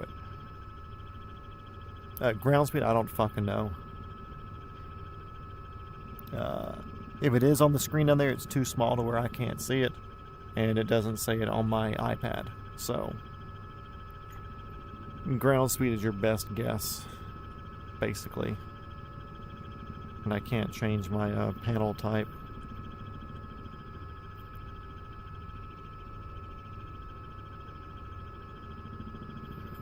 Yeah, I think I'm locked to this panel type where I can't upgrade the Garmin's or anything. Yeah. Oh well.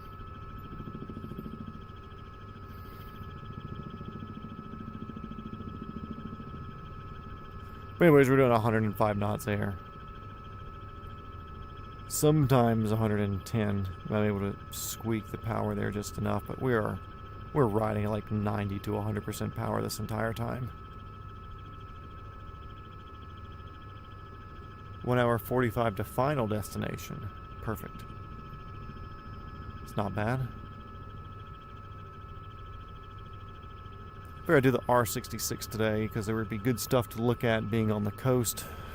I'm going to try to avoid using it. We might do R66 first day leaving Sunshine Coast to start heading west out toward the Nipple. But I want to try not to use it as much as possible for that. Just because it's slow. But I figured with good views and coast and everything now, then we can deal with the lack of speed out of the 66. If we can get any more speed, then we get some more speed. But if not...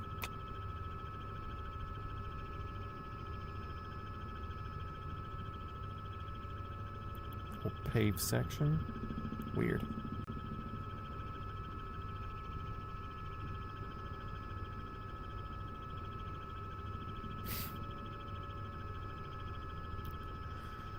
Clouds are definitely getting darker up here, but I think we're still good.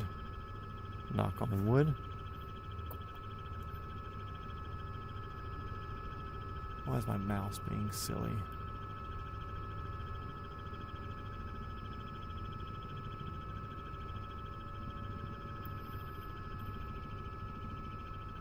Ugh.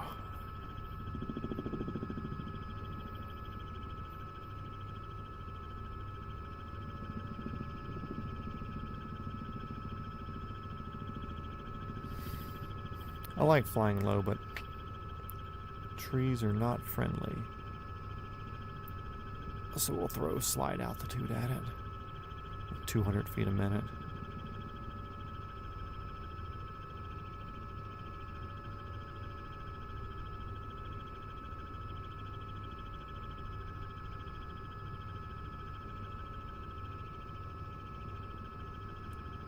Basically follow this power line all the way to the airport, it looks like.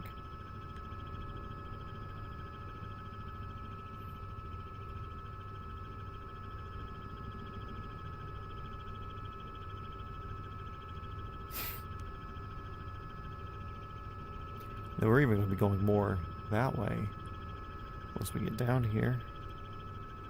Kind of keeping this heading. Interesting. Because we didn't do that long over water there just because I'd rather not.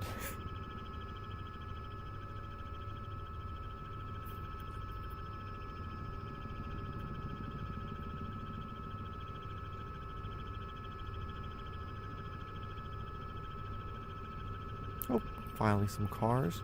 Very cool. Don't know what they're doing all the way out here. In the bush, as they say. Which we cannot confirm nor deny. Tom's not in here. How did we have fucking 13 people when we first started? What happened with the algorithm there at the beginning to where we had 13 people on here at one point that I saw?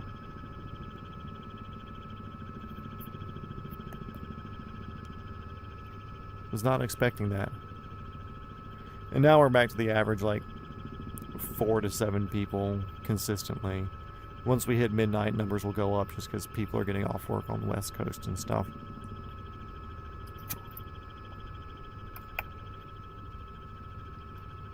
But there's a pretty big influx when we first started.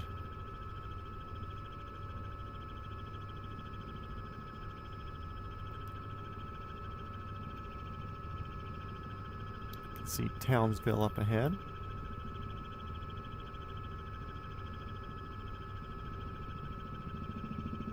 We'll say we keep adding some altitude to it.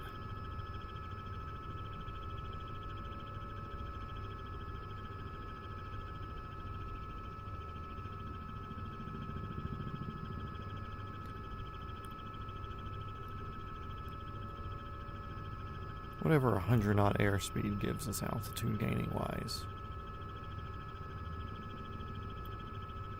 Gonna keep our collective here because that's keeping our power just about 100%. Because this helicopter's so fucking slow, we're just gonna run it on the ragged edge the entire time. But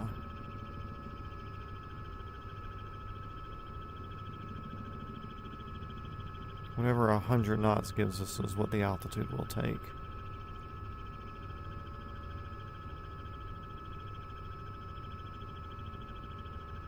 Little well out there, well pond, spring fed.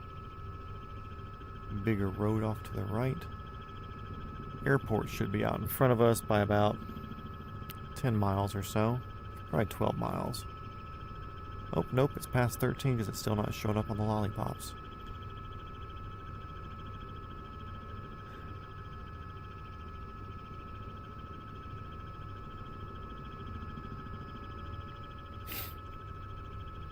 BRB, adios. See you back in a few minutes. We'll still be doing this. Just letting the Robinson 66 just slowly eat.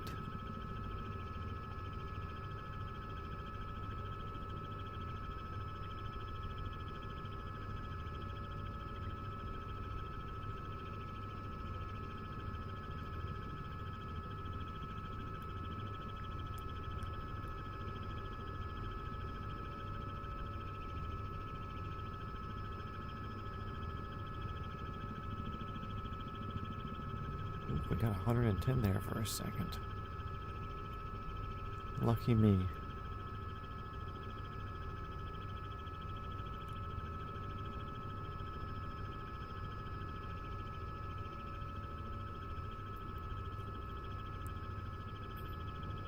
If you're not one of the usuals in here, feel free to say hey. The chat's open. I hope your thumbs work. We got another hour and a half of this tonight. I assume Tom will probably want shenanigan to happen after we get back. But if you have any requests of places to go and fly around after we do our around the world bit tonight, we can go to your hometown or somewhere that you want to see from the air. Fly helicopters or airplanes or, you know, whatever your heart desires. And we can explore a little bit and not be as serious. Because I do have a rule where if we crash during the around the world bit, then we restart from the last checkpoint, which would be a starting point where if we were to crash now, it would be back at the airport. But with that said, I enjoy blowing off a little bit of steam for 30 minutes or so after the around the world bits. So if you have any suggestions on where to go around the world, or outside of the around the world bit, let me know. And we can stop there and swing around and check out some landmarks. And if you want to play tour guide in the chat, you're more than welcome. Okay, I'm going to say we're about 10 miles out now. So 12 miles, wow. My estimations be way off. Townsville Airport. This is helicopter 420 Foxtrot Whiskey, call sign Fuckwagon. We are 12 miles to your west, inbound for the ramp, going to Still Splash Fuel, Townsville traffic, or Townsville Tower. Back, welcome back.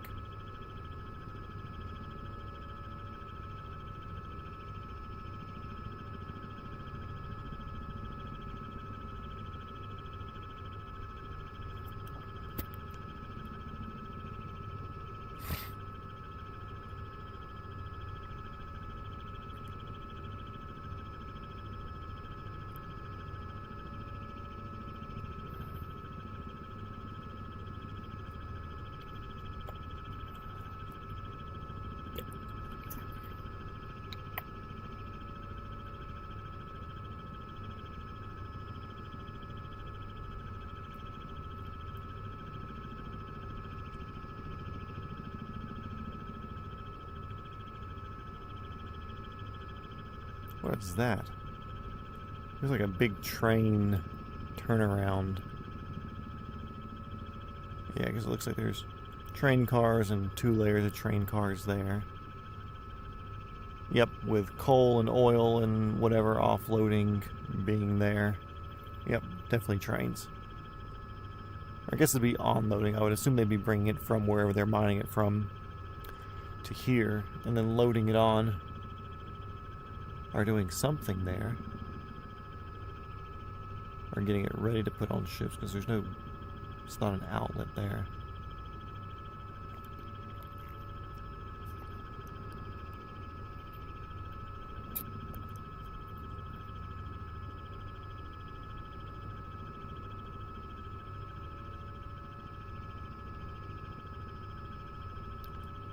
Looks like Townsville Airport's in sight. 5-knot quartering tailwind at ground level. Oh, okay. Not bad. Guess it means we'll continue staying low from Townsville all the way out to Whitsunday.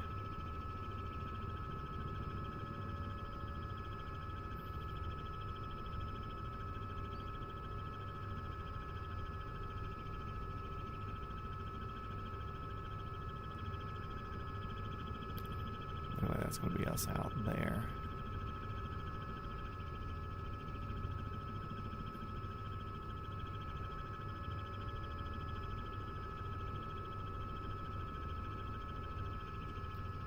God, this thing is slow. I wish they... Like, I understand. I'm assuming this is what they did. That they nerfed this to make the 125 seem like what people would want to spend the extra money on in career mode. Because this thing's like $400,000 in career mode, and the 125 is like $2 million brand new. So it doesn't make sense to buy the 125 if this one does everything just about the same. Just like you can put 3 people in the back here in the 166, but when you're doing a sightseeing tour or whatever, like you can only put 1 person back there, or you only put like 1 person in the passenger seat, or just like 2 people or something.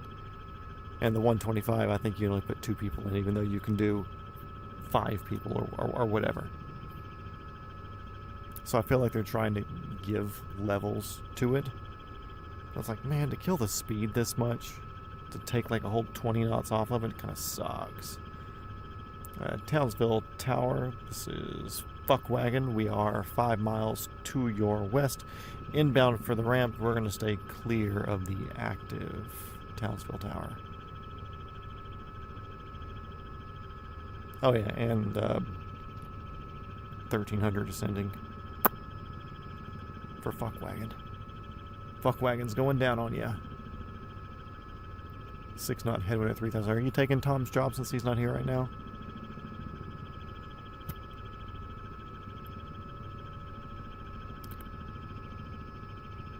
G1S15M. What fucking plane is that? G1S15M. There's an R22 down there too. I see that. A G1S15M. Do you see that or hear that, GPS? What is that? Victor Hotel Hotel Lima Mike.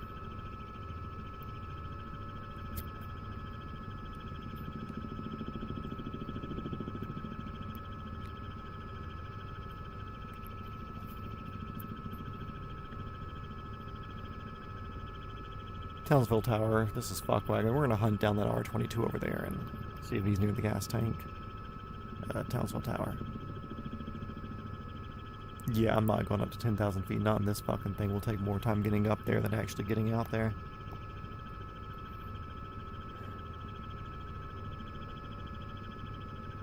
De Havilland, R22.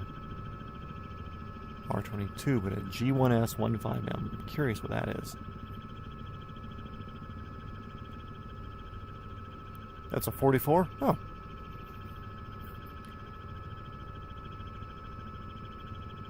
interested. We'll complete the triad. We'll bring the 66 over there.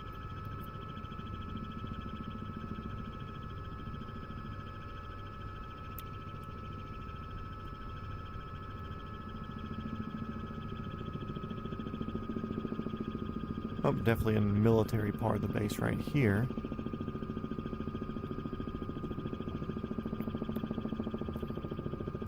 Townsville Tower, this is helicopter Fuckwagon. We're going to be crossing the end of the runway here to get over to the other side. Townsville Tower. Oop, there's a little helicopter right there.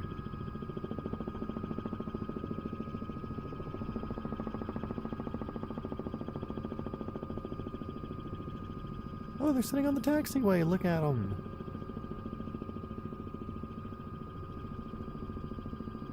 Of course, they're not registering as helicopters. That's fun.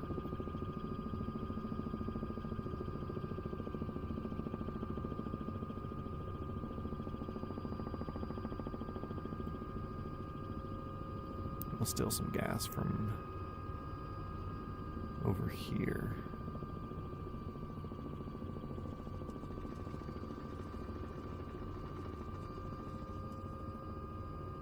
G2S 180, I'm assuming another Robbie.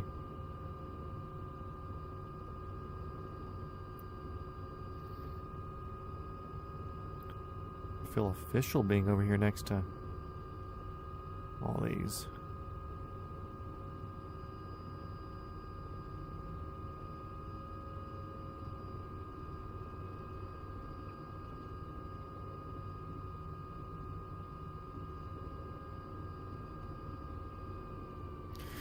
Okay, fill me up. Fuel, fuel, fuel. Fuel. We are top off on fuel. Lights are in the green. Thanks for the fuel, Robinson. Stop. Ancient Monotheism. Welcome back, brother. Yeah, that's all default traffic. Parked helicopters seem good, though. Yeah, it's weird. So they have a lot of stuff in park traffic that's not in the game itself. I believe that's a 44 there. Yeah, it's a 44 there. The big way to tell would be looking at the vent there on the top of the engine cowling. Oh, don't. What are you doing? Why are you teetering? So if you look at the engine cowling on mine, very smooth, and the vents are up here. On that one, it's smooth up there, and the vents are on the back. So that's a good telltale, other than it saying R44 on the side. From a distance, if you're not really looking, it's hard to tell the differences. And also the exhaust pipe, obviously, is on the back. It's a gas engine exhaust pipe versus a turbine outlet like mine. Thank you, Townsend Tower. We're going to be departing from the ramp over here directly to the east, Townsend Tower.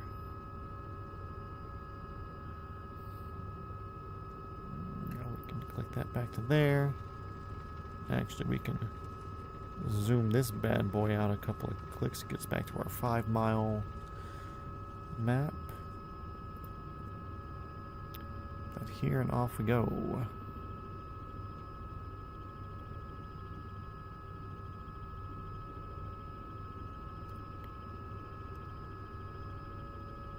Yeah, the engine cowling's a bit different here. One, I mean, because it's a turbine engine, obviously.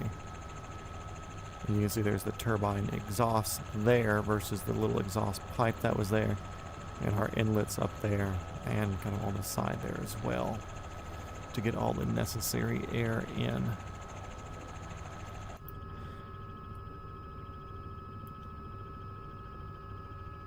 Okay, let's get our ponies up for whatever that fucking means for an R66. But yeah, so the ground traffic are for stuff flying. I don't know how they decide what it is. Ace Driver, whenever he's following us in the 145, which for some reason he still hasn't showed up on my screen if he's still here.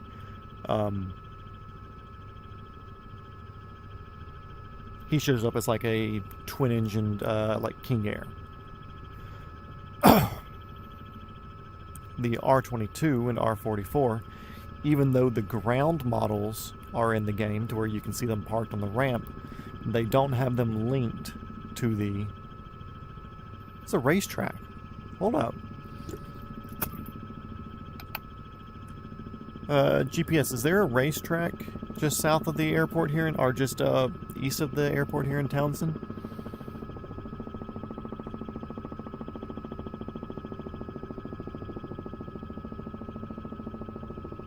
I see they have curbing here. It's not just the standard black and white, they have red and white curbing. This looks very racetracky here. That looks like a front straight, where this could be like a road course. Yeah, because that's a fucking pit lane. What does it say here?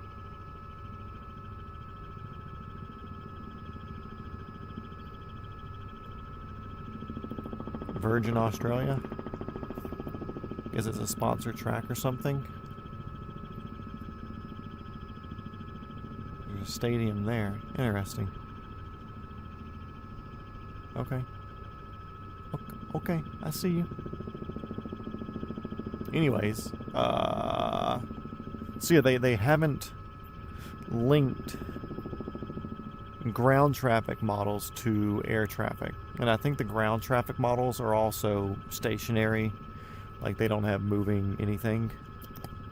It's like rotors, propellers, whatever, don't move. Yes, it's a public racetrack that you can get on from the road. Interesting. That sounds neat. Tom, get in here. Tell me about this. I thought you were going to be here supervising when we're in Australia, Tom. You're here for all the water crossings, but you don't show up for Australia days. Kind of rude.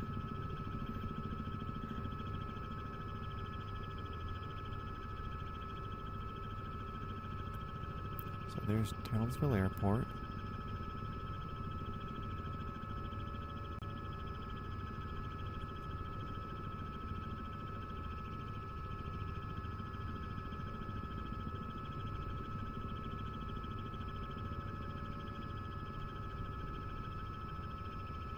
There's the stadium. Reed Park. Interesting.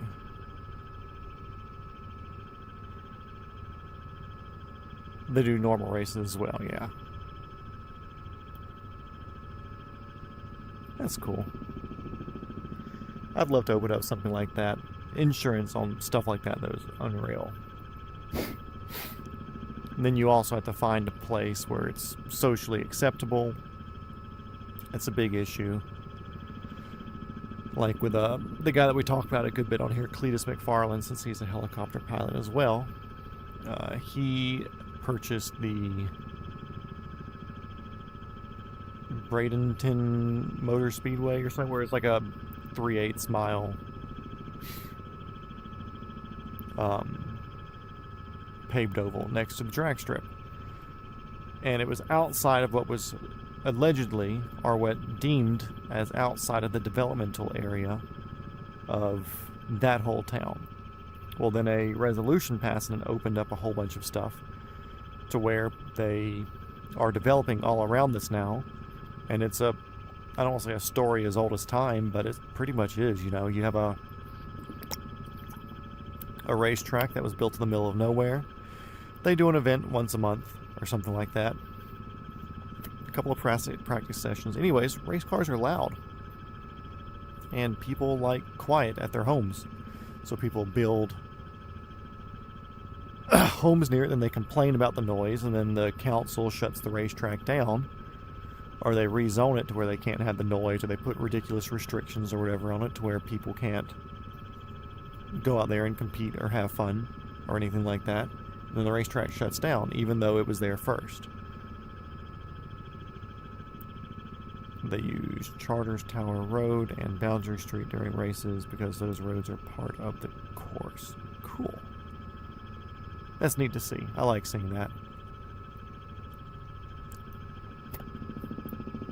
But yeah, like, I would love to open up a racetrack. There's a couple here in Georgia. You have Road Atlanta, which is the big boy.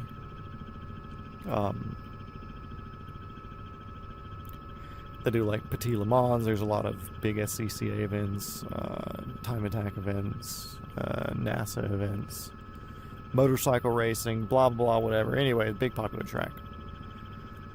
A lot of respect from the world of race carring at Road Atlanta. There's also Atlanta Motorsports Park, which is up in Dawsonville, Georgia. It's a private racetrack where you buy a membership to get up there, or you go for track days. They also have go-karting that you can go and do as a public member. But yeah, during the day, on just like a normal whatever day, if you're a member of the track, where you pay like X amount of dollars, or you buy, they have condos there, which I've considered buying, then you can just more or less go out on the track whenever you want to. So very cool setup. But those are out middle of nowhere. Road Atlanta's been there forever. There is development around it, but I think it's so well established that the council won't touch it. And it's such a big thing. It'd be like a NASCAR track. Like, they're not going to fucking shut down Atlanta Motor Speedway.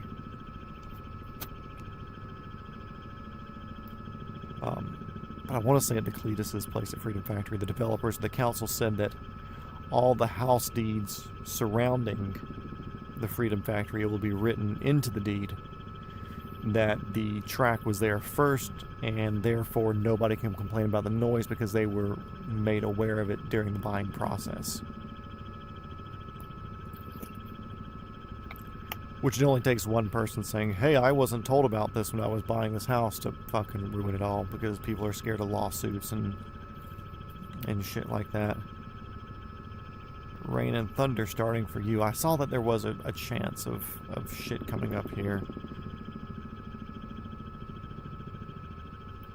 Right now, I'm good for the next 60 minutes, at least.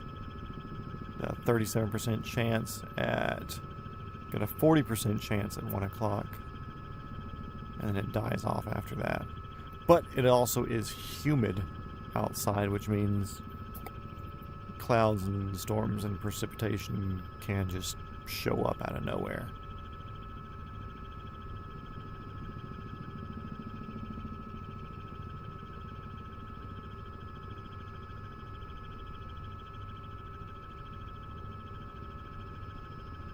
Looks like everything's been kind of dissipating, though. I'm looking at the radar at 9:40. There was stuff kind of there over LaGrange. Then fast forward, and now everything kind of peters out. But I see that little storm cell appearing there over Columbus, kind of showing up out of nowhere. Oh wow, it got heavy. It's purple there in the middle.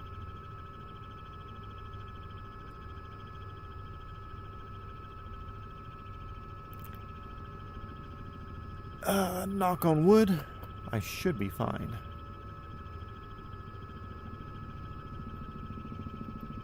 Should. Allegedly.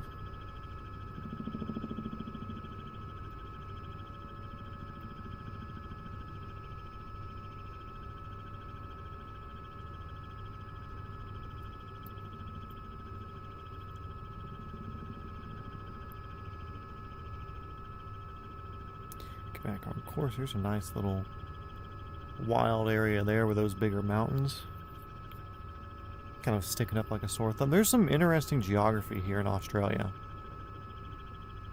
that's for sure.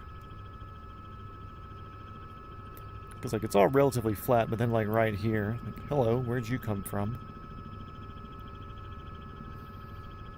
Same thing looking out to the east of where we're landing. These islands out here are relatively mountainous and kind of weird pockets and stuff down there.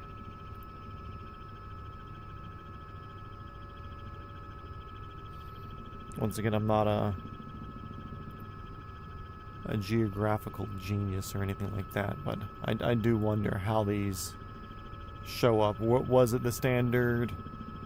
It's a pocket of lava type thing that, or a pocket of rock or sediment that's much harder than everything else around it, where the rest of the land here eroded away, but these were left. You're on the secondary Wi-Fi. Oh no. Yeah, there is that one storm just north of Columbus. It's in your zone. And looking pretty stout, but it looks like it's just one cell. So I don't know if that cell is super, but it is stout.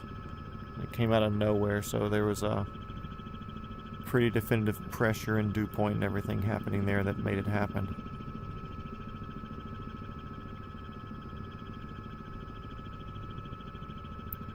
Okay, next aiming point is that mountain out there in the distance, or that hilly area out there in the distance. 115 knots. And we're relatively maintaining altitude, but we're losing speed, so.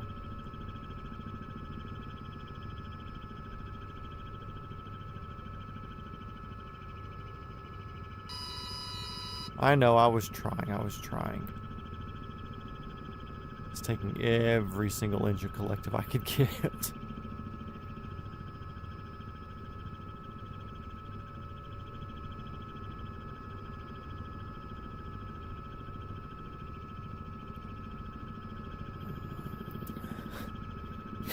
Wonder what Tom's doing today.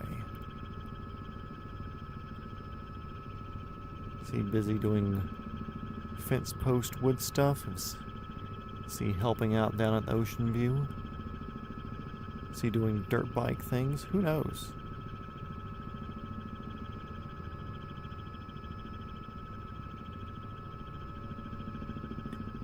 Also, I don't know if I said it earlier, but I was thinking about looking into Discord today, but I didn't get around to it. It was on my mind, though, as I was doing some things. Probably when I was working on the motorcycle. I think when I was working on the motorcycle, I was thinking about it.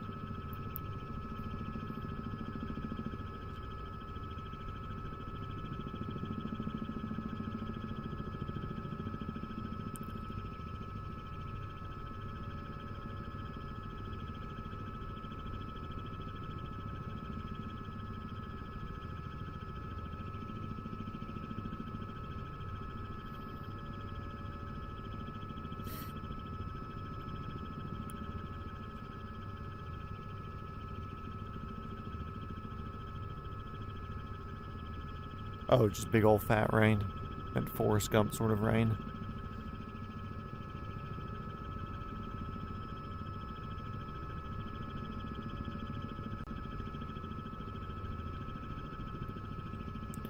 If the storm moves, then it either will continue growing over you and you'll just have perpetual rain. Just because the storm is blowing over but also growing, so it never like quite leaves, or you'll be out of it in a couple of minutes.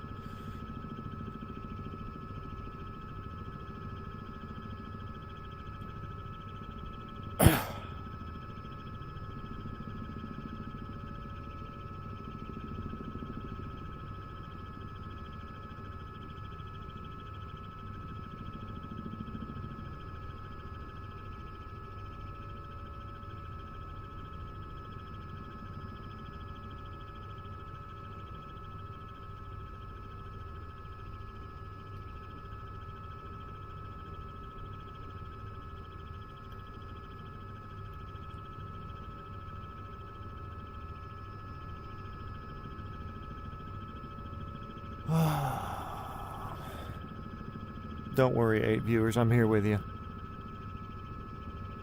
It is also boring to me as well. You're not alone. We got Georgia Plane Spotting fighting a tornado at his house. Best of luck, bud.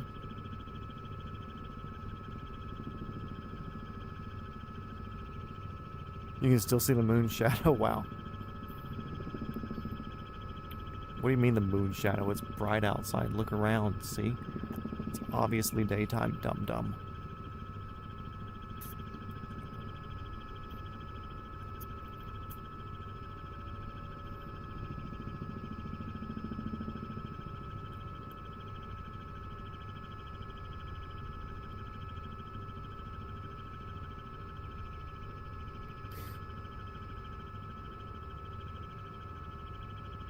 Pretty stout river we're coming up to in about 10 miles. We'll even get to follow it a little bit. You survived? Yeah, like I said, it looked like it was going to pass pretty quick unless it kept growing.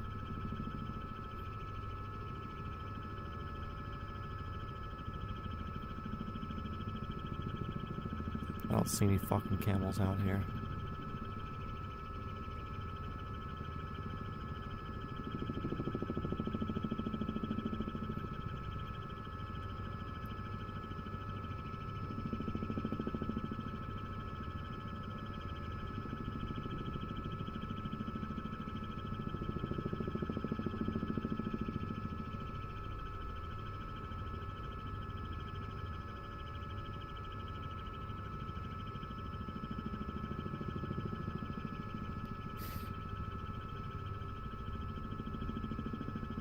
Black Coke is here. What's up? Helicopter, helicopter.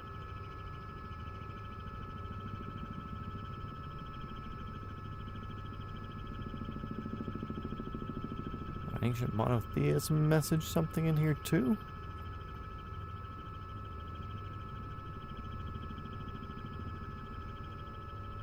You'd love to visit this kind of place in Australia? Well, you're not too far away if you're in Indonesia.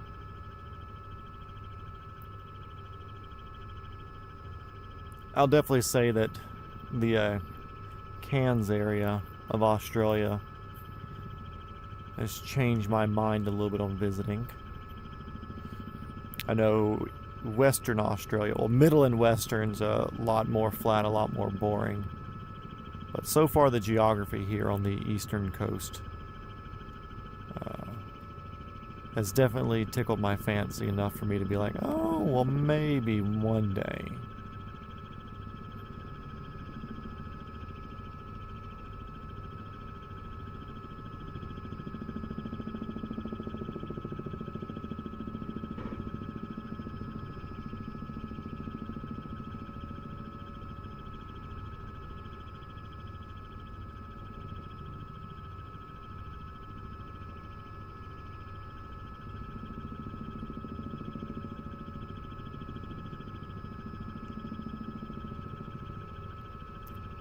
Flying low to give myself the illusion of speed, you know.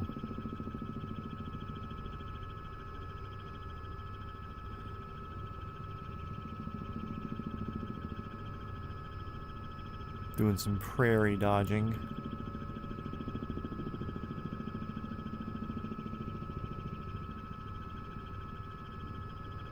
Graphics don't look as good this close, but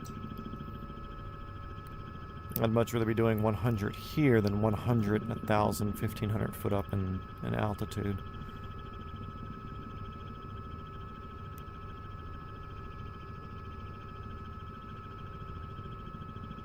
A little burn spot right there. Oh, there's a berm. For some reason, flood control, possibly.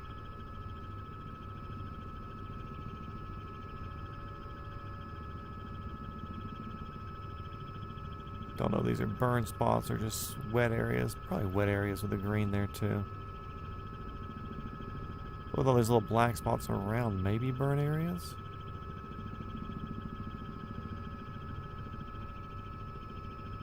I can't let my guard down too much. There is a little bit of elevation stuff here that could fuck you up. Catch a skid. This feels like African safari right here.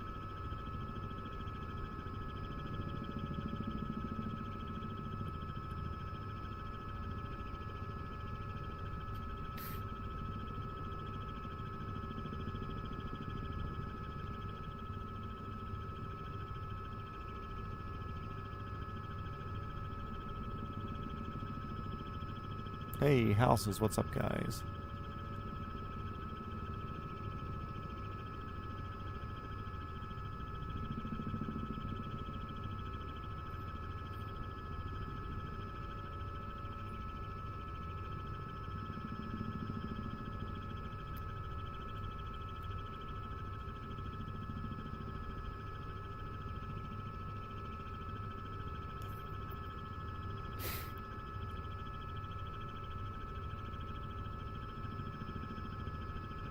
That a rally car could fucking outdrive me here. As long as there's just enough turns to slow them down, I can keep up. But if they're doing 130 on the straights...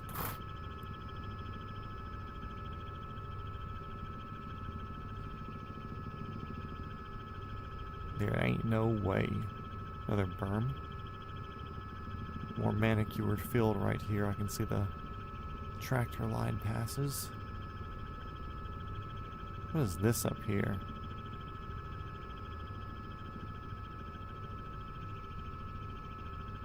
There's a tower also I need to be wary of, I see.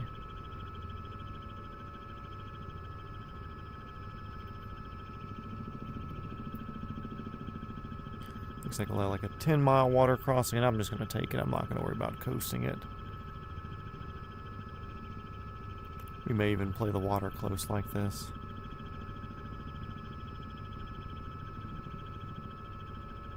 Some sort of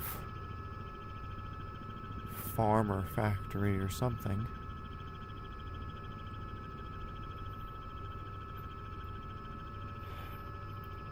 This is where Australia produces all of its bad accents and mispronunciations of words.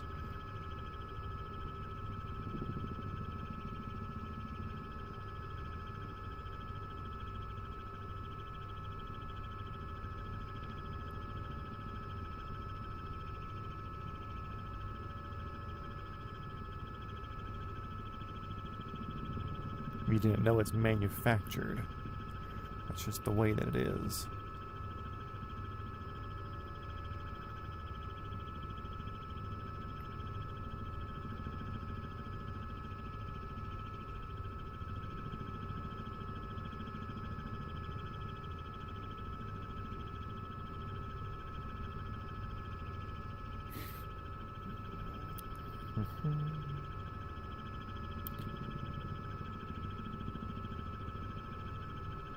Dive back in, speeds of 110.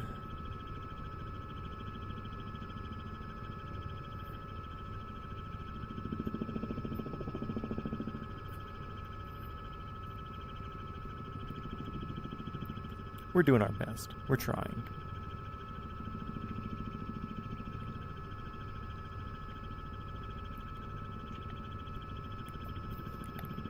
Also, weird question. Should I dual stream this on Twitch? I don't know how much that would cut for my internet connection.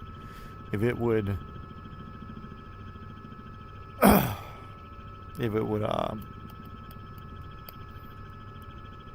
the upload quality significantly, then I wouldn't consider it whatsoever. But if I'm already doing this and it's going to be the same upload quality anyways, would it be worth also throwing this up on Twitch? Do you think that would funnel people over here, or do you think everybody who just watches stuff on Twitch is kind of just going to be on Twitch and they're not going anywhere else? Well, I don't want to take any of you from here. My end goal at all this, and somebody was telling me I should stream on Kick or Twitch or something. But I don't want to put attention to that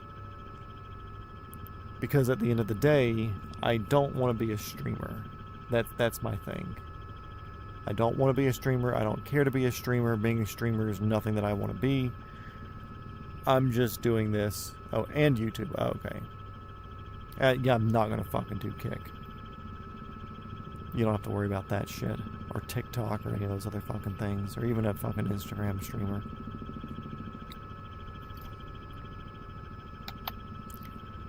But my thing for Twitch is I don't care about the views over there. I don't care about the followers. I don't care about the subs.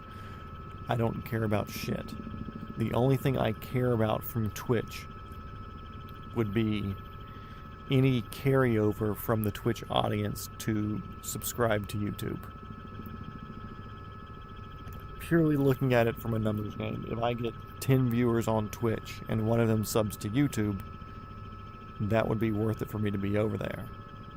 just because it drives people here, and this is where I want people to be anyways, because at the end of the day, like I said, I don't want to be a streamer. I don't even want to be a YouTuber. But if I'm going to be putting content on YouTube, once I'm working and making more, back to making a regular income, YouTube would be preferable if I can make fun stuff. If I'm doing fun project anyways, might as well record it and put it on YouTube. I don't want to be a streamer. The streamers now, like I've said since day one, this is a way for me to keep myself busy while I'm not working on a film production.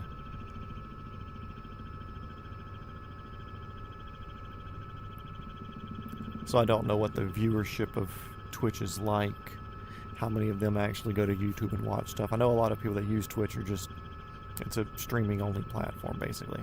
It does save some VODs or whatever over there, but it's pretty much a streaming only platform. But I also see like that other helicopter VR pilot that's doing his, I don't want to call it fake around the world thing, but his around the world thing where he's landing at like every airport in a country, then maybe going to another country and landing at every airport. But not in like a consecutive taking off from somewhere and starting the next stream, taking off from that same place that you ended in the previous one. He's not doing that.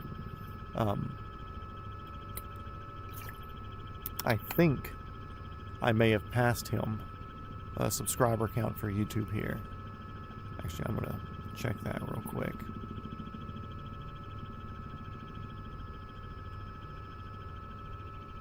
I'm not gonna tell you his name because I want to throw shade.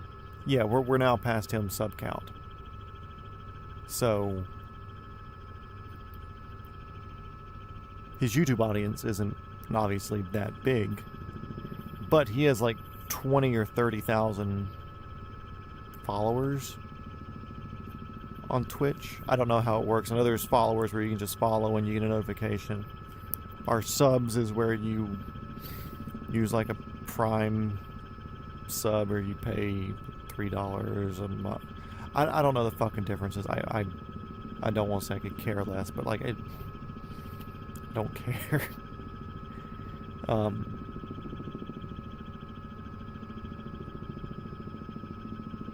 So it's like, do you think good? Yeah, fuck him. We passed him. No, he's cool. I've talked to him a good bit because he's a real life helicopter pilot, and he was giving some good input on different things with the sim when it first came out, and he helped me answer some VR setup questions and sim setup questions. But he's obviously very geared towards Twitch. That's his thing. All of his thumbnails on YouTube are the same because I think he would be like me, just opposited. You know, like he puts his priority on Twitch because he does a lot of other stuff too. He plays a lot of other games. He does like IRL stuff where he'll be like working on his car in his garage or something and doing an IRL stream for that. Twitch is his supplemental income. For me, Twitch would be the afterthought. I think for him, YouTube is the afterthought. So I'm not gonna dog him or blame him or make fun of him. Whatever. Not my place. I am happy that I passed him though, so that means at least I'm gathering enough attention on the people who are watching helicopter streaming in YouTube that I've at least got an established person underneath of me now. And there's a few that I've passed that I watched before I started this. And then again, also I know that my a lot of my sub numbers come from my videos that are not VR helicopter simulator. So I can't just attribute it to that, but overall channel, like I said, my goal is to not be a streaming channel. So either way, you know, a number's a number, and if I can get more people watching this and bringing people in, I'm getting more people watching this and bringing people in, you know, whatever.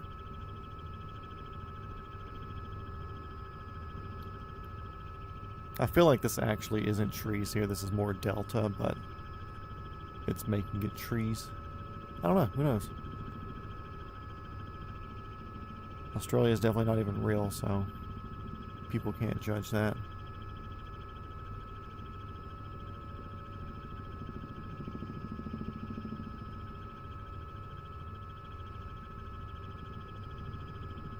MD Helicopter 530F pitched as U.S. Army's new trainer helicopter. Interesting.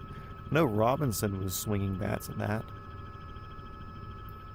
Which I know a lot of people were like, you went from you're trying to go from the UH-72 Lakota, which is the H-145C2, I believe. You're going from the Lakota to the R-66. And it's like, yeah, why do you want to put a brand new fucking pilot in a $8 million helicopter that requires ungodly amounts of money and maintenance and everything else? Like, what's the point? Like, I understand that they're going to be flying a Black Hawk or a Chinook or something eventually that's a twin engine. Obviously, that's makes sense. But if you just want to stick them in a turbine helicopter and get them used to doing something that costs $1 million and it's more friendly with tax dollars, and it's not that hard to step up to a twin because all the controls are the same.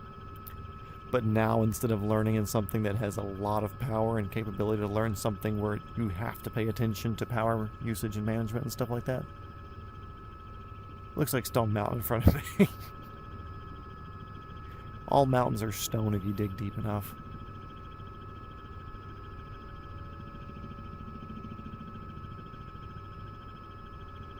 Fun fact, on a clear day,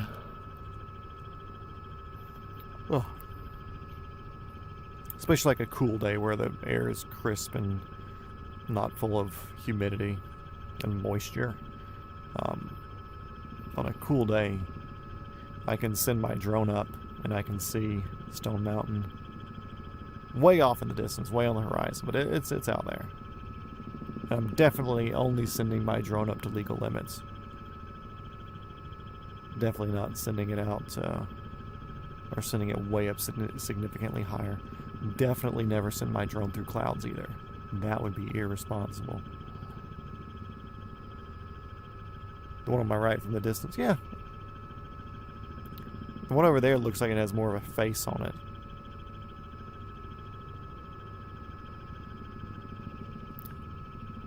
It's just flat as shit out there with a couple of little mountains here and there. Ugh. Don't mind me leaning forward, my butt was going to sleep.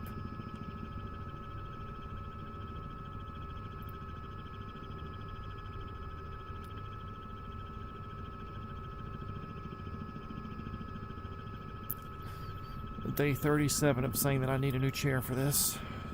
Day 37 of also not getting a new chair for this. Need a chair sponsor. How do I get a sponsor for like a secret gaming chair or whatever the name of those companies are? Only if it gets low enough to work with the sim. I do just need to build a more solid setup. I mean, this is good, it's aluminum or whatever, but it'd be neat to have a something that I could like pick up and hang on some hooks on the wall whenever I'm not using it and free up this floor space, because I just leave it set up.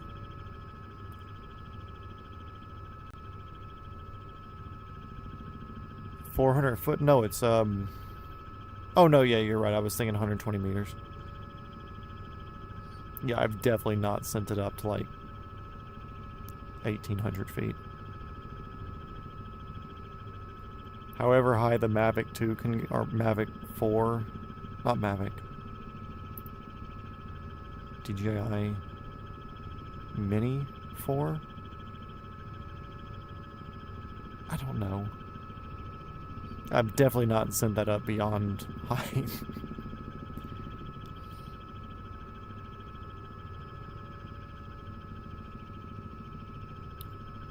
But if I had, I've definitely seen some like lower clouds around my house some days.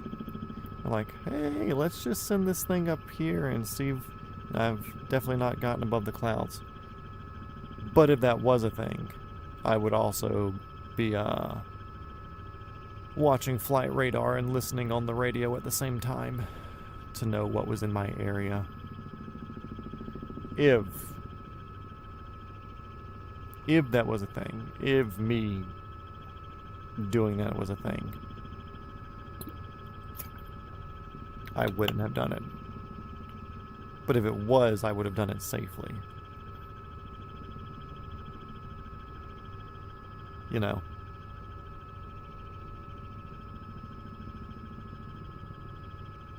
What fucking drone? A Mini 4? I think it's the Mini 4. Either Mini 4 or Air 4 or whatever. It's the one that's, when you use the normal 30-minute battery, it's the one that's under 249 grams or whatever. It's that one. But I fucking sent that thing miles away from me. I've sent it so far out of line of sight, it's not even fucking funny.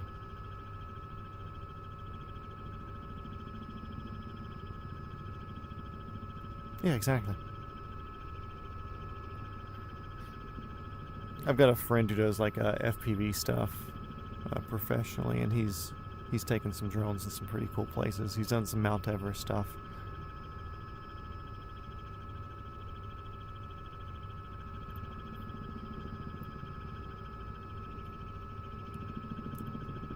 Why am I following that? I guess I'm just kind of defaulting to that direction. Maybe going this direction. Is this 110, 120, somewhere in there? Outside of the Mode C transmitting area, I will say that. So I am more than 30 miles from the Atlanta airport, so I don't need to worry about ADS-B ins or outs for any sort of aircraft over 249. I'm outside of the Class Bravo airspace as well in any layer.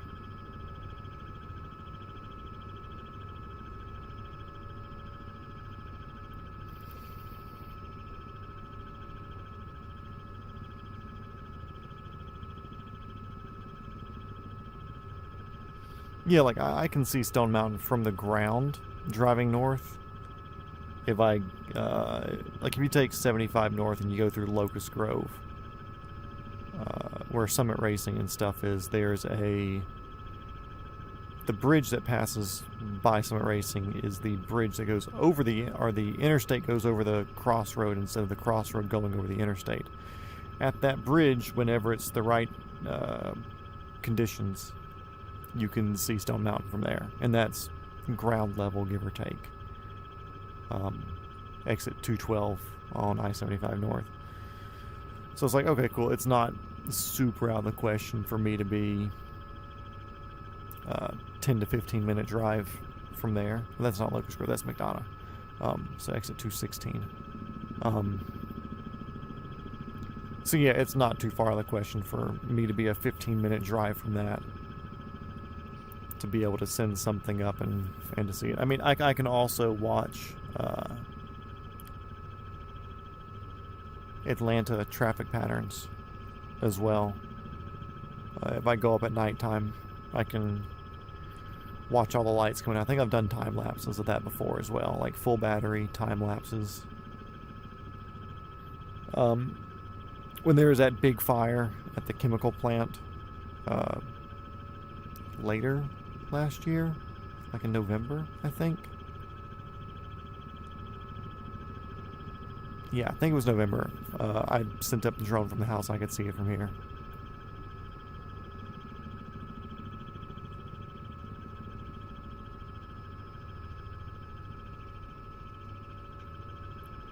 Yeah, I don't even have to go that high to see Stone Mountain. It just needs to be the right conditions to see clear enough with the resolution of the drone. Which, if it was a much higher resolution, like one of the new Hasselblad 100 megapixel ones, then it'd be much easier to spot it on the horizon up there. But with the Mini 4 or whatever the fuck I have, you definitely need to get a little bit more altitude just to get more of a pronounced bump on the horizon instead of just like a smaller raise. Yeah, the chemical fire in Covington, that's the one.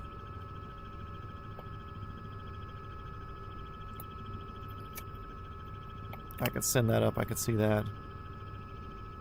I can see pretty good from my place. Pretty, I don't say centrally located, but I've got enough of a view in all directions when I go up where I can see a lot of, I don't say key points, but if you know what you're looking at, you can locate. Kind of like when you go to like Lookout Mountain or something like that, or like a high point and they have the binoculars with a different, where you put like a quarter in to look through the giant binocular things. It's like, cool, if you look this way, you can see Atlanta. If you look this way, you can see Tennessee. If you look this way, you can see Virginia. Or whatever, you know.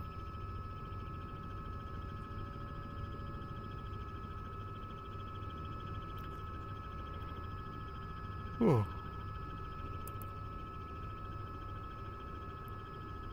Okay, how are we looking? Oh, we're more than halfway from our fuel stop to final. Start having the camera this way, so it looks more like a, there you go, ground render in, there you go, looking better.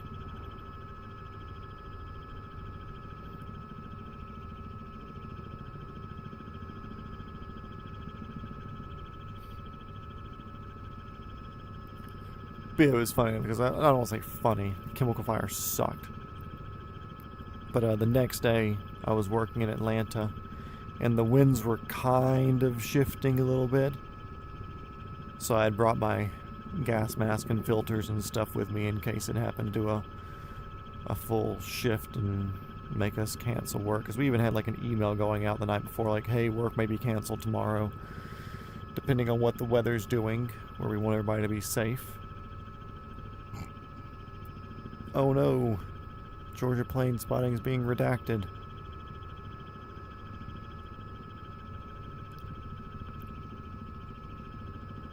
Ooh. Pine Mountain, yeah. I can probably see Pine Mountain if I go up to full fucking max. But that depends. You know, it'd still probably just look like hills in the distance. It wouldn't look impressive. Then again, it's not that impressive anyways. It is nice having like some mountains kind of middle of Georgia out of nowhere. I wouldn't mind living out there, but at the end of the day, I think I'd much rather also be in the mountains. And part of me just wants to be on a Florida beach, dude. Like, I'm not gonna lie, I enjoy my mountains and out of the way and everything, lower cost of living, but dude, if I could find a way to get work, or if one of my little side things picks up to a point where I could live on a Florida beach on the Panhandle down there, I don't give a shit about hurricanes, whatever. I'll build a concrete house if I have to. But to be down there near the water and be able to get some like good sun and beach time and just like more warm weather.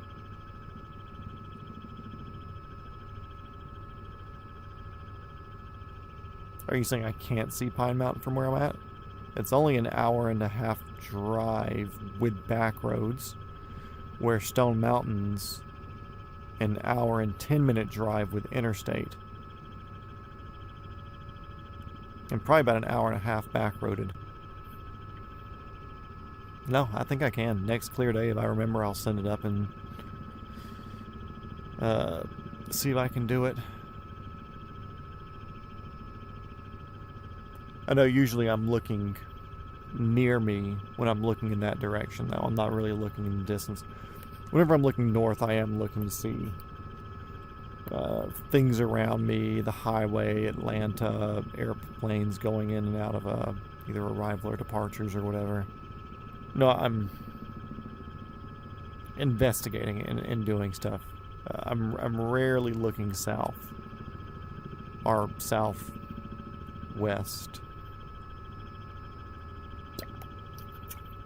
Almost really more just west, south. Either way, whatever. Like I'm barely horizon looking in that direction.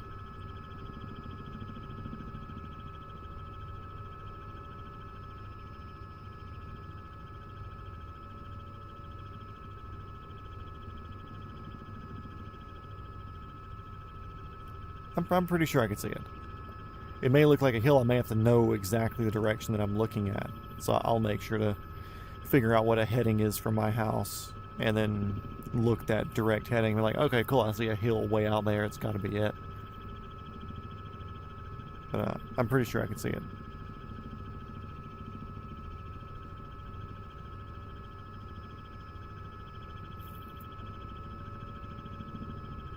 I was actually looking going down the Pine Mountain Sunday. I was going to go down there and hike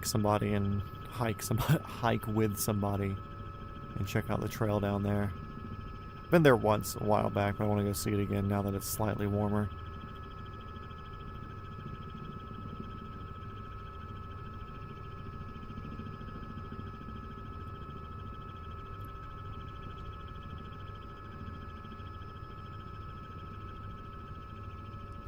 But this whole bunch of weird brackish water runoff crap right here. Being this close to the coast. Probably back feeds into all of this.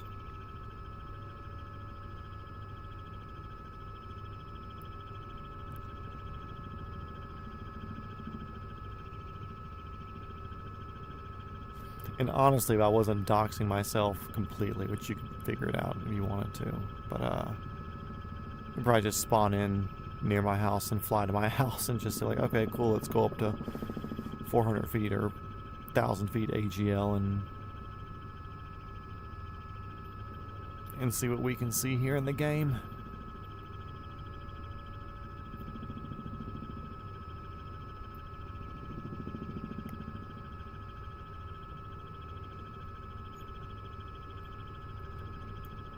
I wonder if somebody with one leg can be a pilot. Because the rudders are directly attached to each other. So if you had like a push-pull loop on one, you could probably do it. It's probably frowned upon though.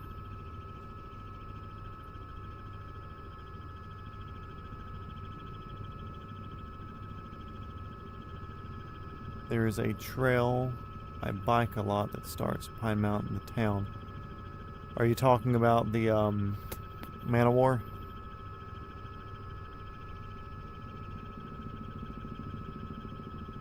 If so, my uncle rides that trail a lot, so you should say hello to him. Look for a dude, looks like he's in his later 50, or he looks like he's in his like early 60s. 5'5", 210 pounds, rides like an older blue Spectrum bike that he had custom made for him like 10-15 years ago. But yeah, if you see somebody that fits that, his nickname's Bowtie. Honestly, that'd be funny as shit if you see somebody that looks like it fits his description. And just say, hey, Bowtie. That'd be so fucking funny. But he rides that trail like at least twice a week, I would assume.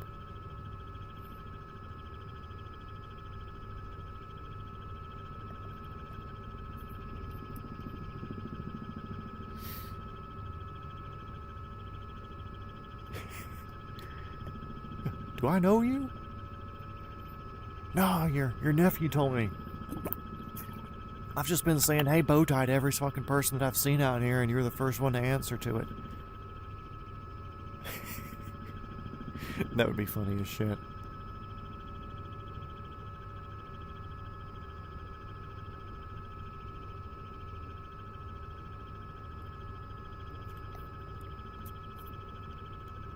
Yeah, he actually took my dad down to Man of War recently.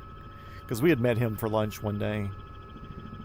And I had my calzone and my dad had pizza and beer.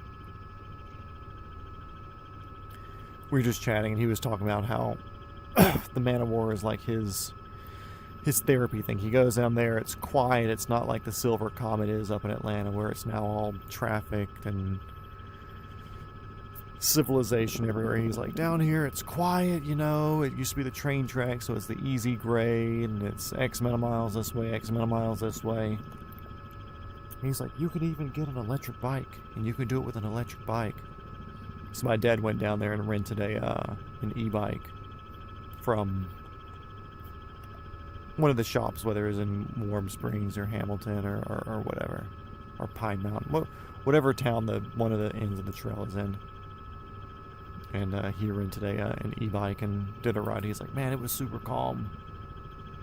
He's like, I'd love to get Mom down there to do it. I was like, dude, it's like, I know you're interested in getting the bike now, and you want something that you can do with Mom, and you think this is it. I was like, this is not it.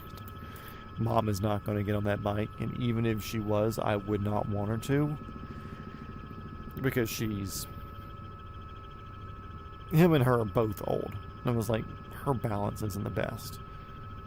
Like, she's fallen over, tripping over herself in the yard and gotten bruised up before. I don't want her on a bike that's doing 20 miles an hour when she hasn't ridden a bike in 30 years.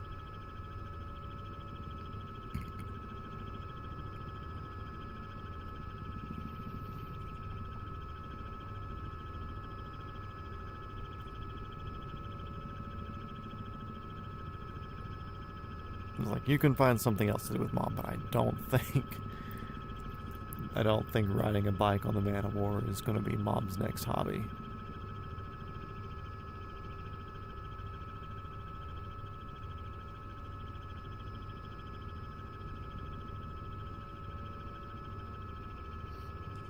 So we're getting relatively close-ish. Going over some highways now. Very cool. A little interchange there.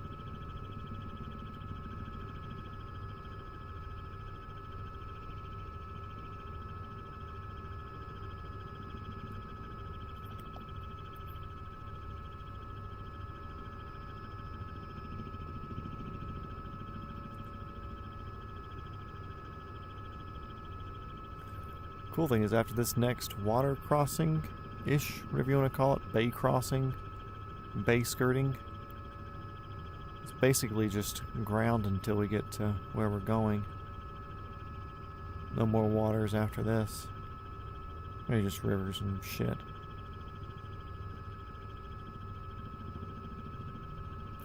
Oh yeah, my dad said they got to the end of it and you could like see where the track used to be and where they're going to be expanding it and everything, so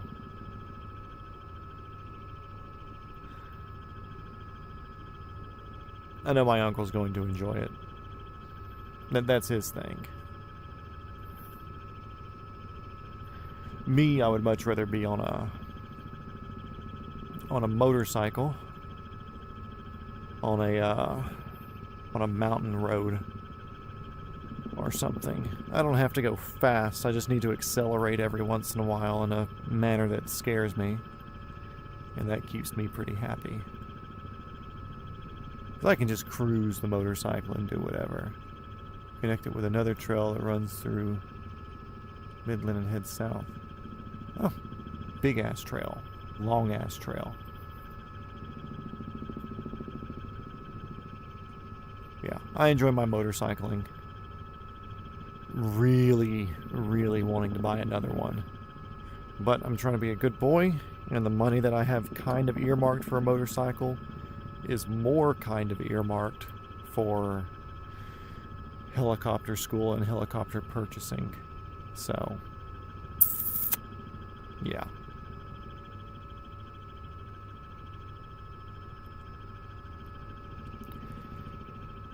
Now, if I had a guarantee that I've already ride the motorcycles a little bit more and get a bit more comfortable with them like I used to be, because I used to do track days every other weekend.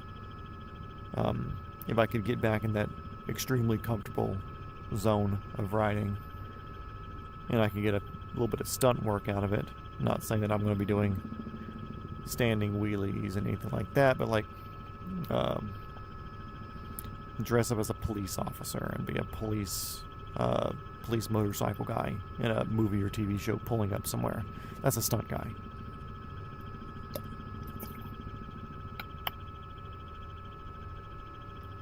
So if I could pull that off, then that would almost be a pay for itself sort of thing.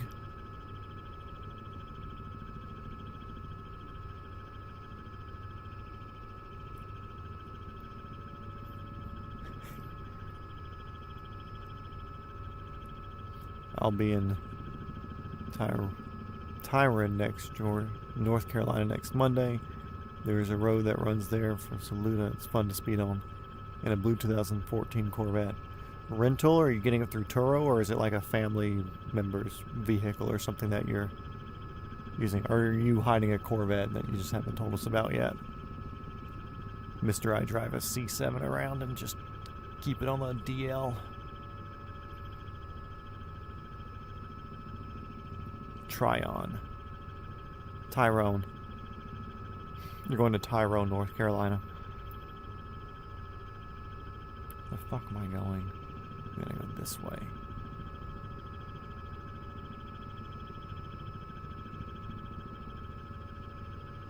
Grandpa's Corvette. Hell yeah. Put it in a ditch. Actually, don't do that. He's probably very proud of it. Very happy with it and likes keeping it in nice, good condition without putting it in a ditch. So don't put it in a ditch.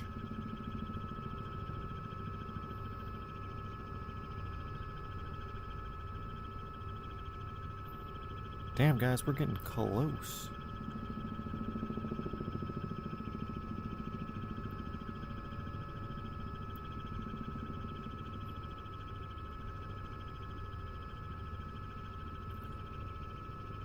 Hey, good for him. It's one of those things where I've had a handful of cool cars and cool motorcycles, and I've got night vision goggles and fucking super cool guns and shit like that. And whenever I'm somewhere where there's like people shooting at a range or whatever, I'm like, here, come shoot this. Here, try this with night vision. If we're shooting at night. Or I have a cool car or a motorcycle. A car, for most part, anybody's here, come drive it and enjoy it. Motorcycle, you gotta know what you're doing, obviously. You can't just like, oh, my first time riding a motorcycle, let's try it out on a fucking missile. No, like, you need to know what you're doing on that, but for the most part, like, I let people enjoy my stuff. Like, I bought one gun that was just for fun. Most of my stuff, it's all set up for war, set up for battle, whatever. Used to have a red 996. Oh, nice.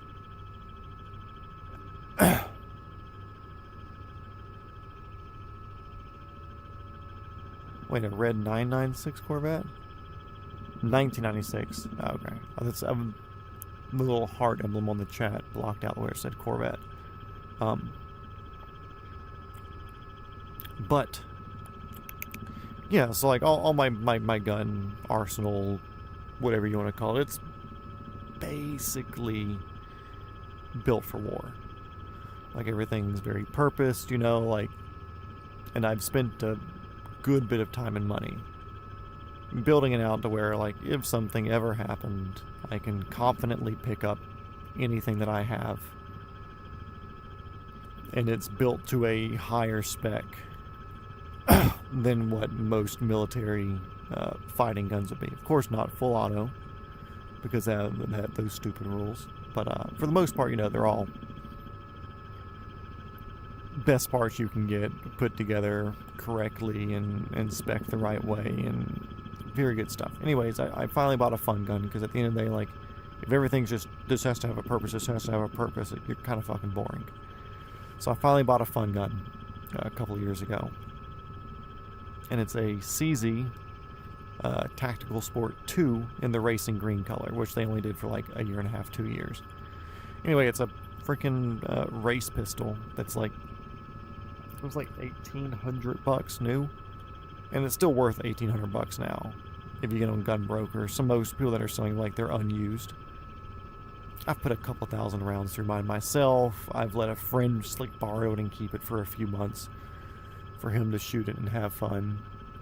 Now, whenever I go to a range, I let other people use it, you know, like, cool, use it, take it in and out of a holster a whole bunch, wear the finish in, put some grime in it, I'll clean it if I need to, you know, but have fun with it. Let somebody enjoy it. You know, it's a race gun. It's made to be shot for competitions. It's got a beautiful trigger on it. It feels good in your hands. You know, it feels like what you would expect a $2,000 factory pistol to feel like. But a lot of people get stuff like that and it just lives in the safe.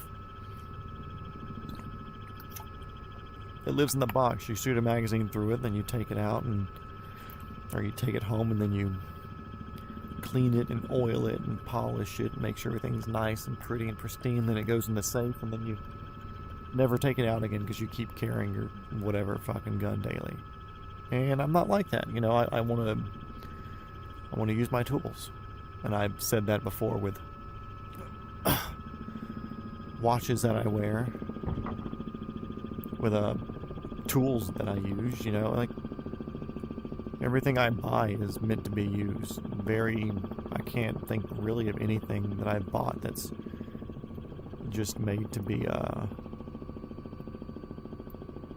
to look at, you know. And even though that gun's very pretty, it's made to be a race gun and used. And even if people, I don't use it for competition, because I don't live anywhere near things that competition happens at. Like, I really don't have anything that I buy just to look at. Oh, hello. That's significant amounts of dust.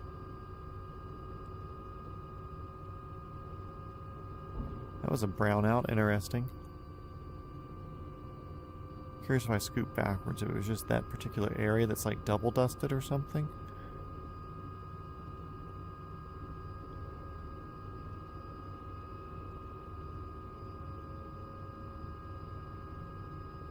Oh yeah, definitely heavier right there. Now here's a question. If I set it down here,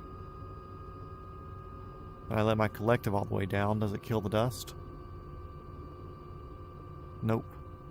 I want to see this on the outside. We need to do an auto rotate. Oh man, frames. The frames did not like that.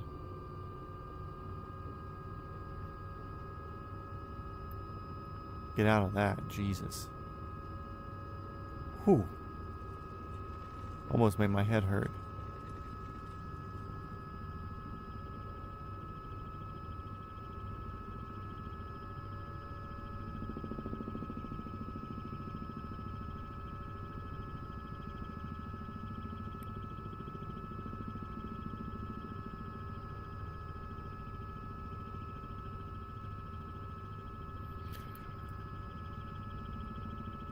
Yeah, because usually, the way it should be, whenever you put the collective down and you no longer have pitch in your blades, you basically kill the wind to where it's, I mean, it's like 2 or 3 miles an hour. You know, you're not creating lift.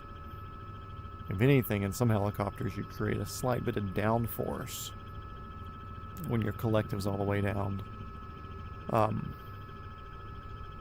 So that would be a cool thing for them to model in. Right now it's just like, ooh, planes next to the ground, dust. Or helicopter next to the ground, dust. But it should be, you come in and land, and when you get your collective down all the way, then the dust subsides.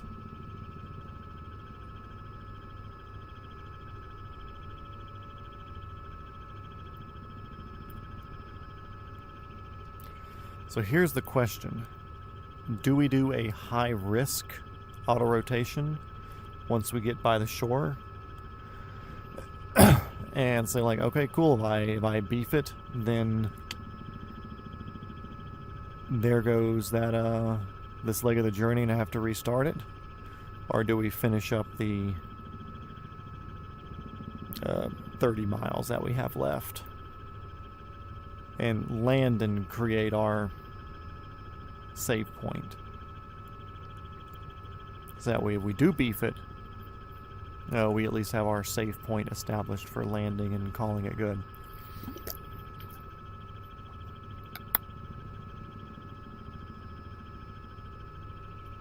All I do that swines or the fly-ins like almost nothing, even when it was hovering. Even hovering next to that swizer, there's so little air movement.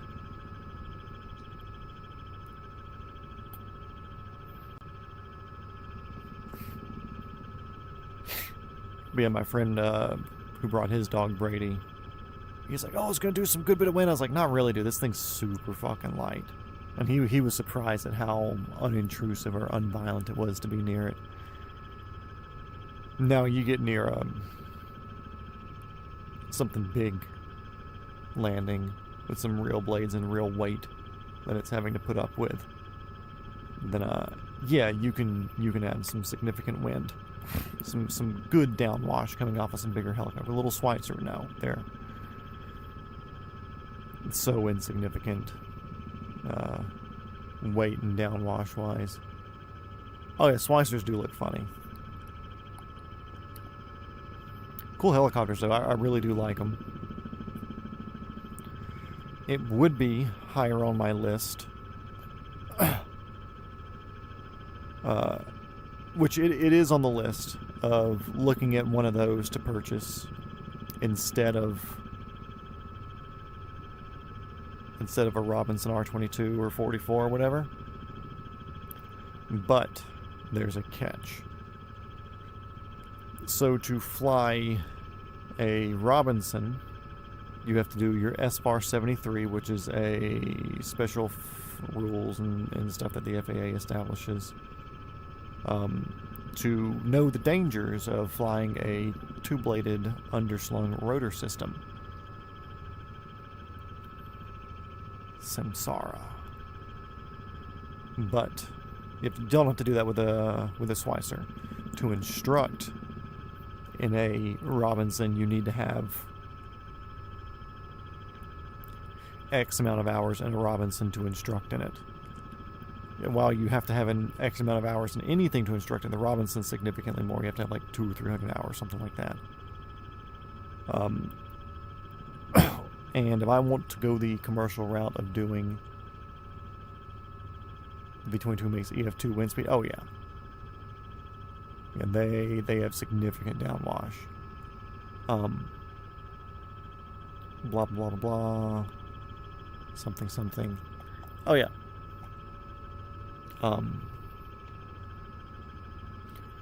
Yeah, so if I decide to take the route of doing flight instruction to help build my hours, because that's typically a good low hour entry position for commercial helicopter piloting. Let's say I get my 40 hours in the Robinson to get my license, and then I'm able to purchase a Schweitzer 296 or Schweitzer 300, same thing, give or take. A little bit of horsepower here and there. Either way, let's say I'm able to purchase one of those, because it's about the same price as an R22. So I get one of those, and let's say I do my 500 hours in that, and I make myself pretty hireable as far as a commercial standpoint goes. You know, I get my commercial at 125, 150, whatever. But let's say I get my commercial rating, but I just keep flying the Schweitzer around doing Schweitzer things. Maybe working it as like a little one-seater instructor thing where I can instruct some people, but then I'm like, okay, cool, let's go do work for somebody else. I wouldn't be able to go into a school and say, hey, I want to instruct in an R22 or a Robinson product, because I don't have the hours built up in that Robinson product at that point. So that's the downside of the Schweitzer. With that said, though, if I have one that's in good condition, I can always have it as a rental or a lease to the school. It's like, hey, I want to work for you guys. I can build my hours in the Robinson while we're here. But if you want to do instruction in the Schweitzer, then it's now part of your fleet. I can do instruction in it. You can do instruction in it. And then that makes it part of an income as well, because it's something that I'm renting out or leasing to the school. So like I said, there's pluses to it, because I like them more than the Robinson, but the minus is I don't get the Robinson hours that goes towards instructing or maybe doing tours and getting hired to fly a 66 like this in Panama City Beach, Destin, and doing the helicopter tours down there, you know.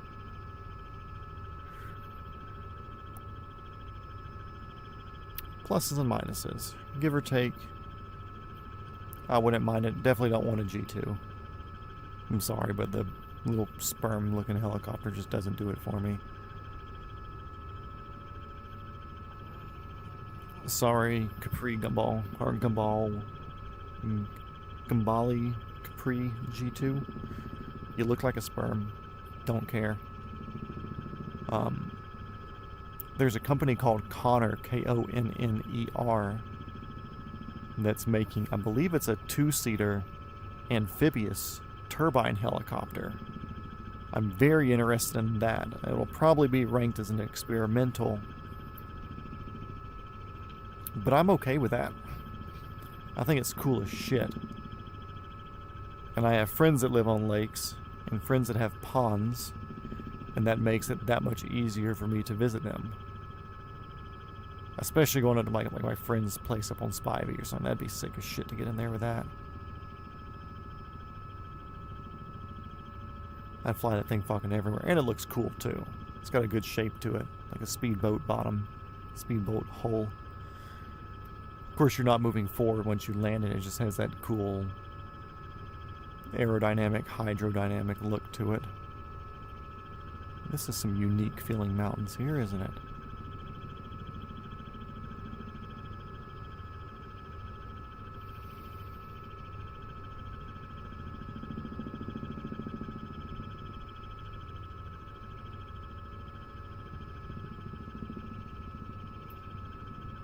Gumball is just what I say. Jimble, maybe? I don't know. Honestly, I've always read the name. I've never heard anybody say it. So I could not tell you how it's pronounced. It's just like when I read Harry Potter as a kid. I always read the girl's name as Hermione, but it's Hermione. I had never heard anybody say it until the movie came out. As soon as the movie came out, I was like, ah.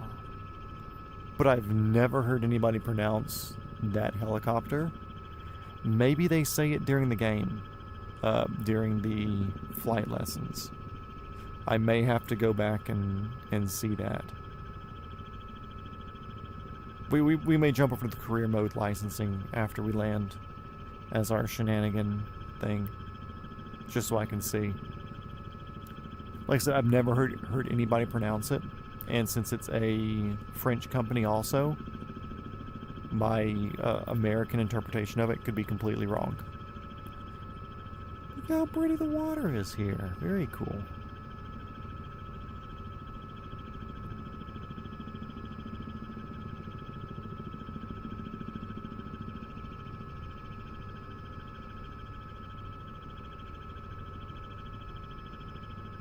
Somehow I got us up to 120 knots there for a second. Yeah, I just read it Gumball.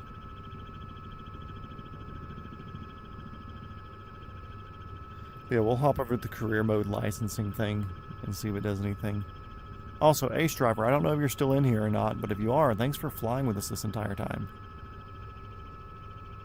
For some reason, you never popped up, even though I'm still running current times, and you should be able to see me and everything, but thank you, Microsoft. I may have to start doing a party or something.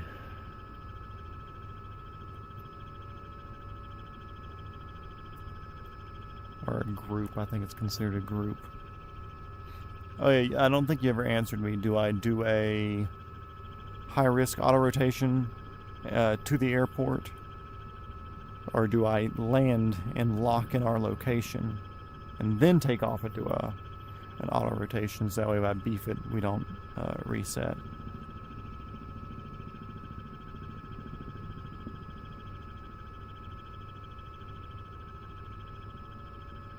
Gimbal. It might be gimbal. And then I always fuck about say Capri, but it's Capri because there's a P, not a B. Or no, Cabri, it's a fucking B. See, I'm backwards. Gimbal Cabri G2, whatever the I don't fucking care. It looks like a sperm, and I'm not gonna own a sperm helicopter. Pretty much, unless somebody gives me one, I don't want one. Or unless Robinsons are outlawed and I start a flight school, then I'll get them. Land, then an auto rotation. Got it. Oh man, I can really start zooming in here on this then, can't I? We're like 5 miles from Whitsunday, I think it's called. Shoot Harbor. It's Whitsunday. Whitsunday, Schubert. Shoot Harbor. Shoot Harbor Airport. Shoot Harbor Tower. This is helicopter November 420 Foxtrot Whiskey, call sign Fuckwagon. We are 5 miles to your west, inbound for runway 14, full stop. Shoot Harbor Airport Tower.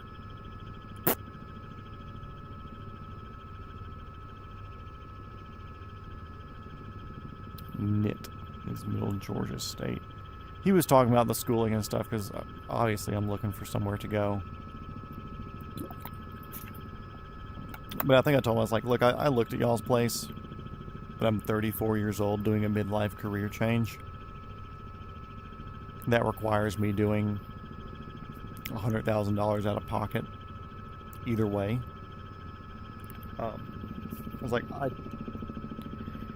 even if there was a way for me to justify going to school, I don't want to go to college. Even though I could probably get a grant some way, somehow. Don't particularly want to.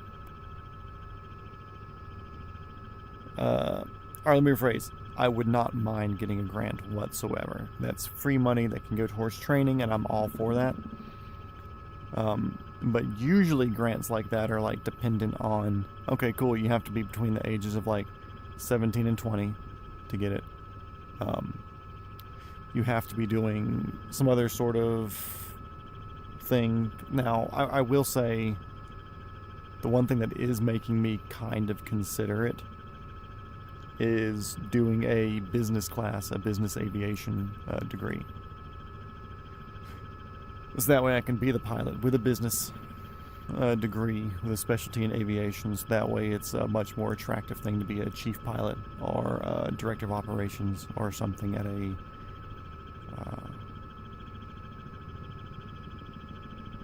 I don't want to say airline, but some sort of helicopter operator in the future. That's the one attractive thing to that. Downside is, to get that Bachelor of Business or whatever, you have to do a million fucking useless classes, and that's the downside about the education system, which I don't support. Now, if it comes down to it, where one day it's like, okay, cool, well, you missed out on this job, we wanted to hire you, but we hired somebody with slightly less credentials, but he has the college degree, then I'll hop on fucking University of Phoenix or some shit and get a fucking degree.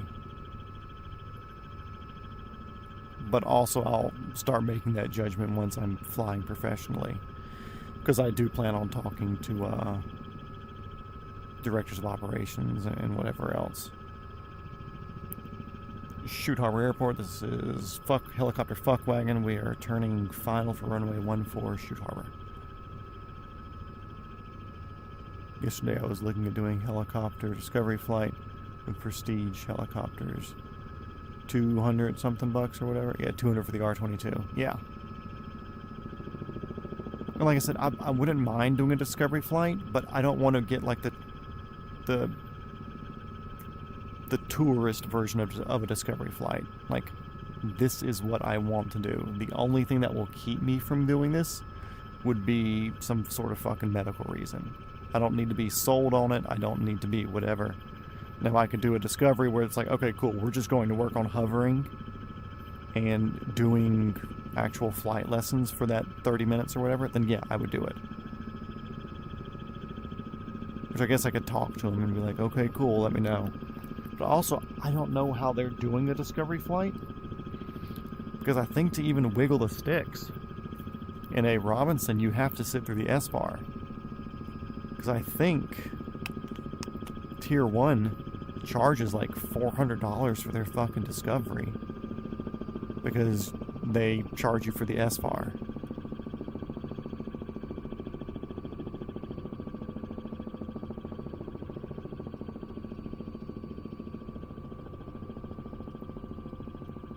This is like the most official approach that we've done yet.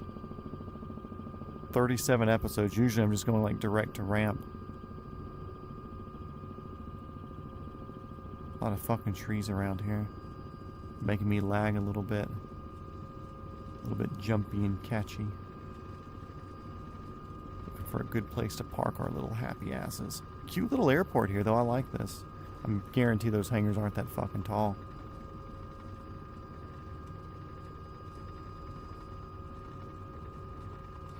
We're not going to exit the runway. We don't want to blow an airplane over, so we're just going to kind of continue down here and park on the end.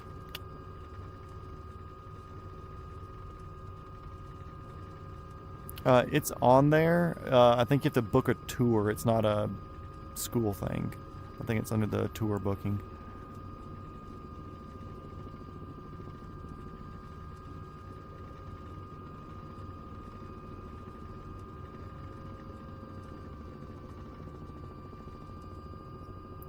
Little quick stop there at the end. Why am I getting dust? Fucking Australia.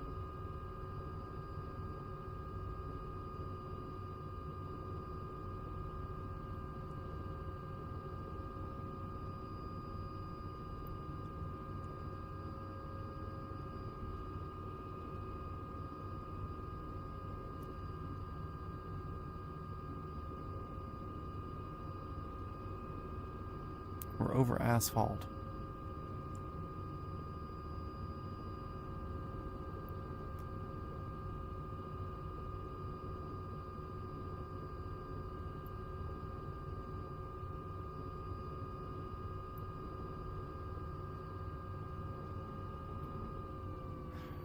Okay, throttle down and governor off real quick so I can hop out and do a finishing statement for what we've done so far. Shift C. Thank you everybody for tuning in to this episode of Matt Flies Around the World in a Helicopter. Today we're ending in Chute Harbor or Whitsunday, Australia on the eastern coast. Now we're going to shenanigan a little bit. I'm going to do an auto rotation or two real quick. And we're going to hop on and see if we can hear them pronounce old gumball and see if it's what we actually think it is. Dirty runway. Randy, what's going on? How's your granddad?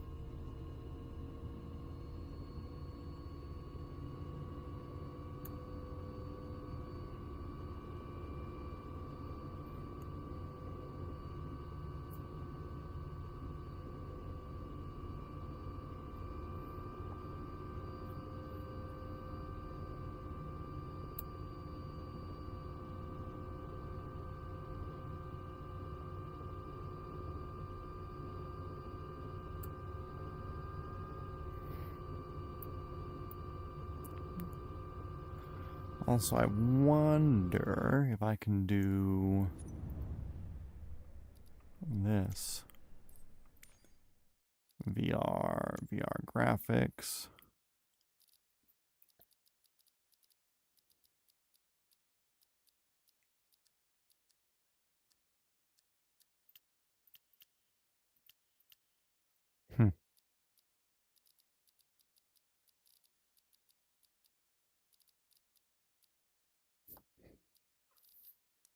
Dang, there's no fucking dust. Okay. Okay.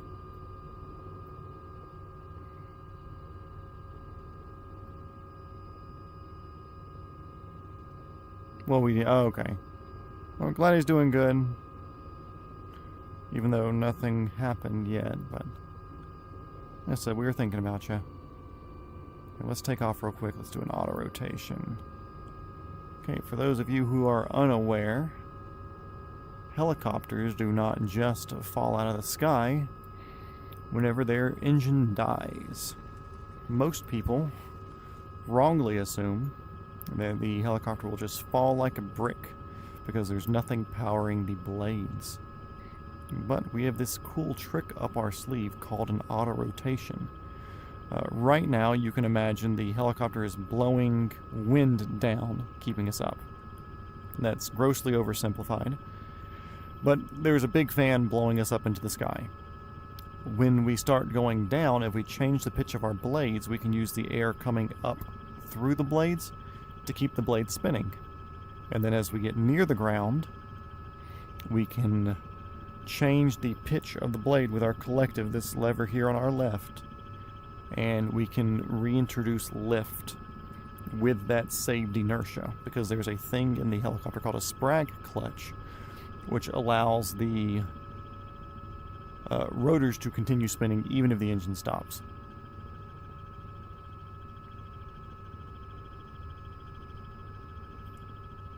Now, why are you making a video tomorrow? Yeah, we'll probably be doing it too. Tomorrow is Wednesday. We'll probably be doing this again tomorrow. So we're going to do a traditional setup for an auto rotation now. That being a good 60-ish knot forward airspeed. We're about 500 feet or more off the ground. And then, actually, we're going pretty fucking good right now. We've got a good bit of altitude and everything going on. But anyways, I'll give us a little 3, 2, 1 count, and what you'll see, we'll have this needle here, our N2, drop, because that's the engine going away, but the rotor speed I will maintain by manipulating the collective. I'll actually have to do a lot of opposite controls of my feet and such like that. So, governor's going off, throttle's down.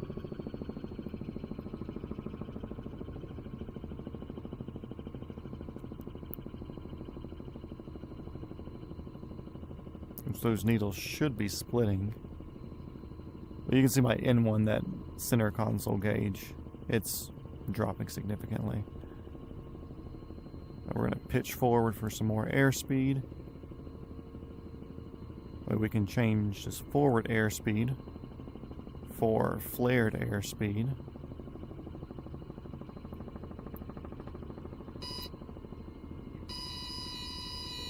A low RPM horn. And set it down. Easy peasy.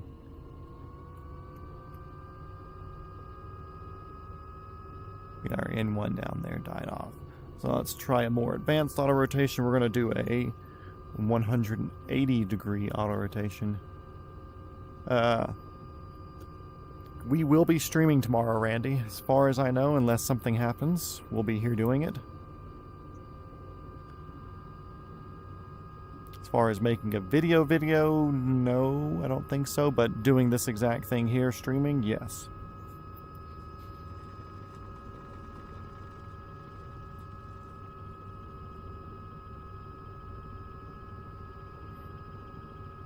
Let's go ahead and get up out of these trees to get our frame rate back.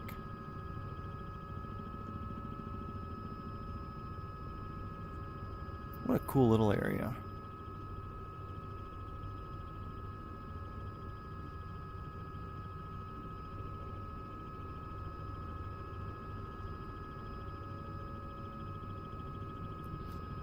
Now this next auto rotation we're going to be doing should be a 180, so what I'll be doing is going this way, and once we're just about abreast with the end of the runway, I should have my altitude and speed, and I'll do the same thing. I'll cut the power, and I'll be managing the rotor speed with the collective, but at the same time, during the process, we'll be doing a 180 degree turn to come back down there to the runway. So we've got 70 or so knots of airspeed, and I'm going to cut the throttle.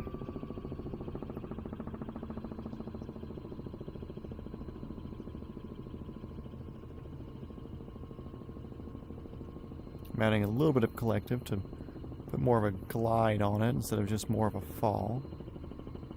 So now I'm back down on the collective all the way.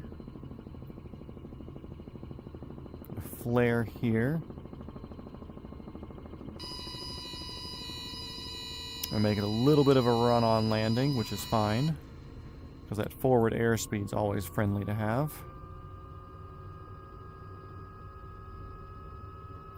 And now we're back up to operating. And now we're just going to do a kind of a mid-altitude hovering auto where I get up like 300 to 400 feet kind of over the end of the runway. Kind of in a no-no zone as far as operating areas is with a helicopter, even though they can hover. When you're at lower altitudes with low airspeed, it's dangerous because if you do have a failure, it's much harder to recover. So with that being said, I don't do a lot of autos in this particular helicopter, so I don't know how well this is going to turn out for us. This may be the end of this particular R66. Now you can see we've got basically no airspeed here. We're holding a hover. We have a little bit of a headwind, but that's fine. So throttle off. Adding some movements there.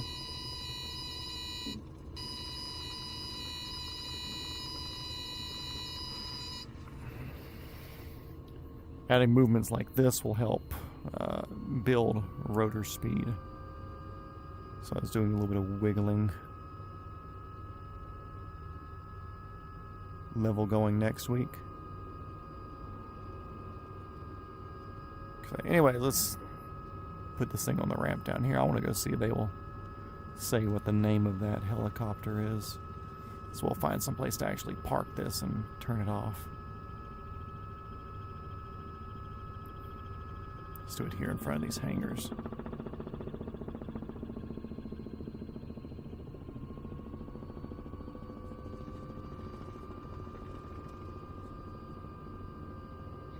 We're going to turn it sideways, actually. Keep our tail out of the taxiway. The wind's blowing us around a wee bit, but that's okay. Okay, throttle down and governor off. Hydraulic system off. Ignition off. Fuel off.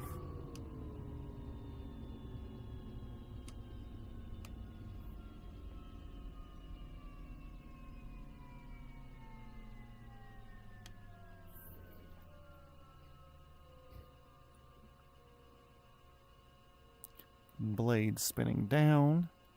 Rip the brake.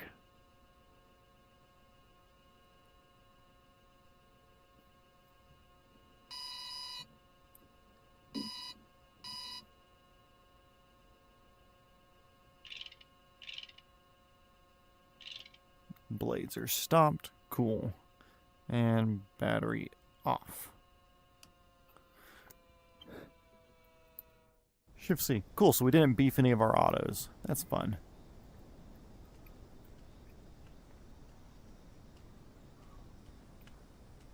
But there we go, good flight. Let's go hop over to the instructional bit real quick and see if it tells us what it's actually called. So yeah, but now we are here in Whitsunday Harbor, something like that. We're actually down. I think this is our next place, maybe? No, we're up here currently. Somewhere. Hideaway Bay. I don't know. We're somewhere, and then we're going somewhere else next time. Where are we going? Career mode.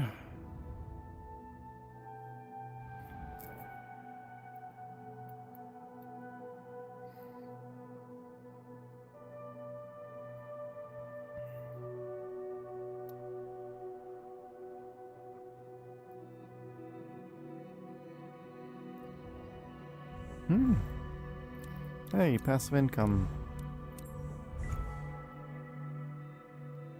Oh, hey, cool. I get a thing now?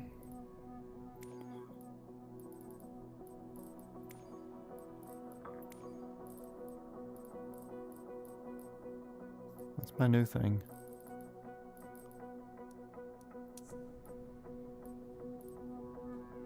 Missions don't care.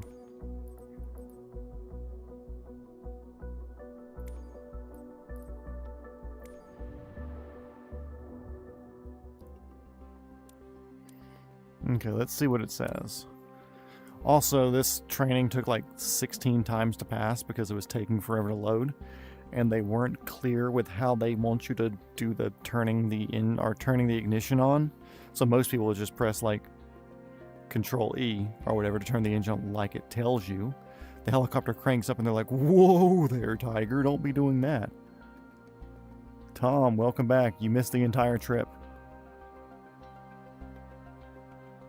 We flew this 66 the entire time at 105, 110 knots at like 100% torque because that's all it would give us.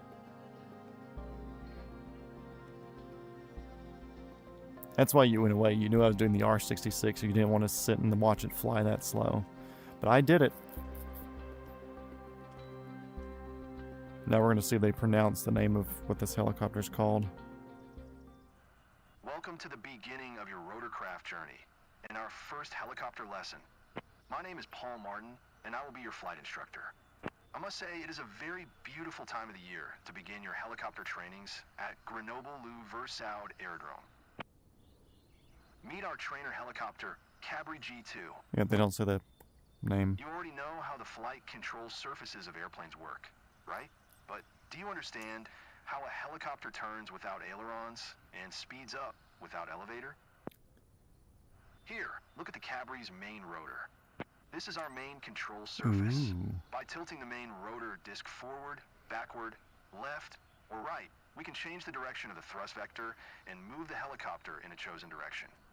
As with most French-designed helicopters, the main rotor blades advance in a clockwise direction.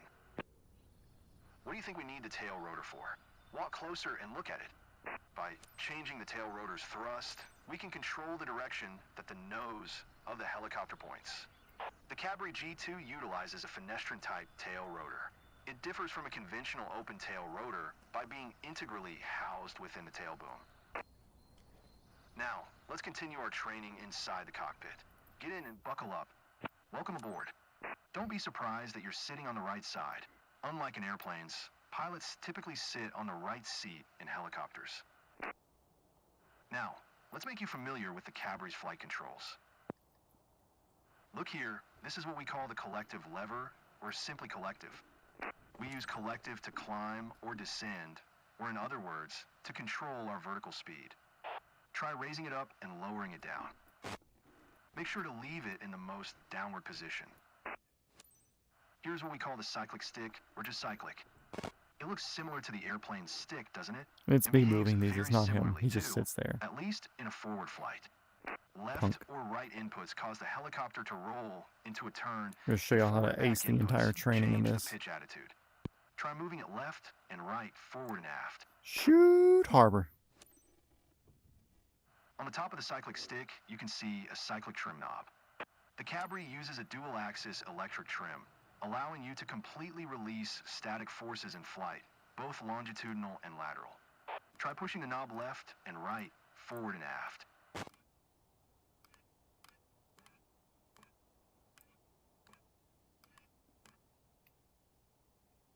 I did.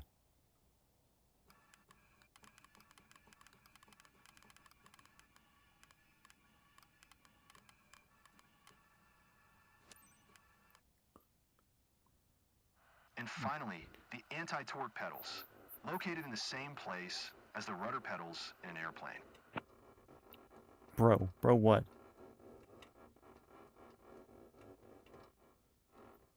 They serve a similar purpose, controlling the direction that the nose of the aircraft points. In a hover flight, they help you to control yaw and heading, but in forward flight, they serve the same purpose as in airplanes, adjusting the side slip angle. Try pushing the left and right pedals one after the other. I don't know, we'll see. 30 minutes is a tall order. Sounds pretty easy so far, isn't it? Let's have a look at the instrument panel. I'm sure you've already spotted what we call the six-pack. 6 primary instruments all airplanes also have. Look at the altimeter, for instance. As you see, the ground elevation here is around 720 feet. An interesting fact related to altitudes. In forward flight, a helicopter can fly much higher than when it's hovering. After our hovering training, you will understand why it's like that. Now look at the airspeed indicator. What can we learn just by looking at it? You can see right away that the indications start from 20 knots. The caution range lasts up to 45 knots, and you should never exceed 130 knots airspeed. Why should we be Yeah, we can't cautious get when that flying fast. slow? I will show why in our next training. Now, would you please look at the vertical speed indicator? It is very important to monitor VSI, especially on descent. If you descend faster than 300 feet per minute at low airspeed, you may settle your helicopter into its own downwash. Oh no. This is called a vortex ring state, and it is an emergency situation you will eventually learn to deal with. But for now, simply get used to monitoring your VSI, just like you monitor altitude, airspeed, and engine parameters. Another thing to remember while flying is to keep the fuselage in a correct streamline position. For that, we monitor the turn coordinator ball, just like we do in airplanes. Or the more sensitive indicator, the yaw string, just like we do in gliders. The ball and the yaw string should be kept in the center. We won't use other classic instruments much in our trainings, because we will mostly fly by visual references. However, you do need to know about the EPM, which stand for Electronic Pilot Monitor. Let's start the engine and avionics to see it running.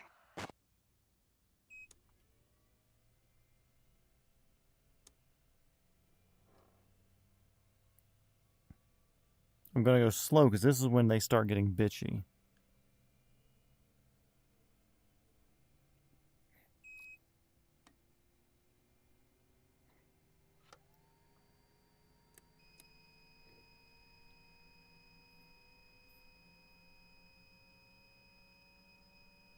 I think I can press my starter button actually. Wait, we didn't finish our ground training. See? yet. I did exactly what he I asked. understand you want to fly, but And then they believe bitch. me, you need to know some theory first. Let's start over again. And then they start you over. Welcome aboard. Super annoying. Don't be surprised that you're sitting on the right side. I don't remember how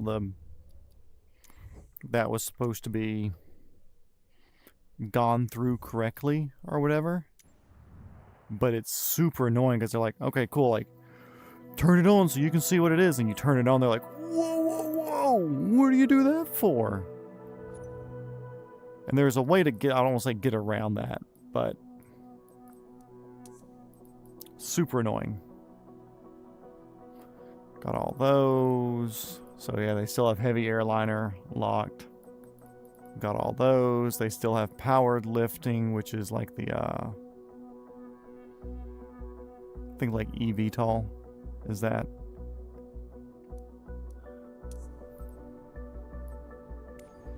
Let's see what missions are available. Is there anything good? Fly good and impressive. No, it's annoying because they turn on all the freaking things and like, it's honestly a pain in the ass.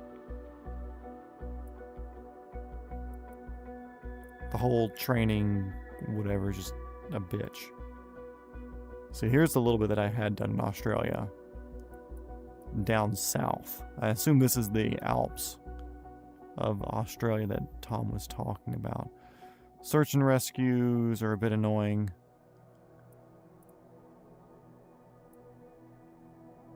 Do I not have a helicopter down here? What is this?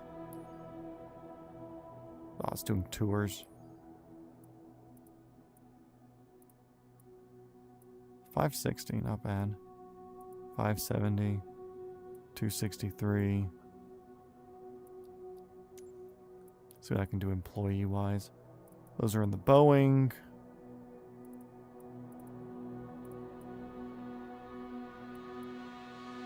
Yeah, that's annoying.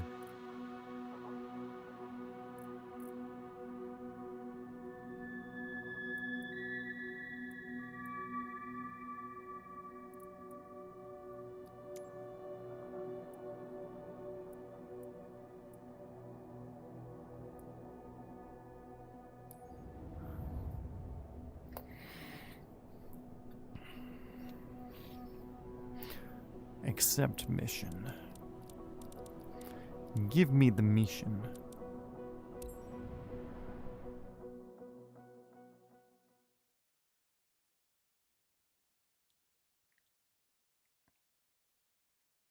What do you guys think? As soon as Tom gets back, I'm just gonna like, okay, Tom, we waited for you. I'm gonna get off now.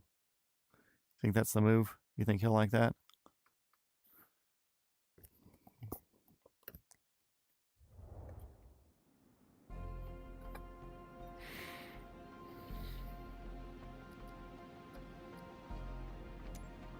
Management. Cool, it doesn't do the freaking stupid checkup thing. Fuel. Yeah, guess what? I'm not going to put that much fuel in there. Sorry. We got to keep the weight down because we're doing some heavy things. I think it's like 2,000 pounds that we're pulling, which is near upper limit.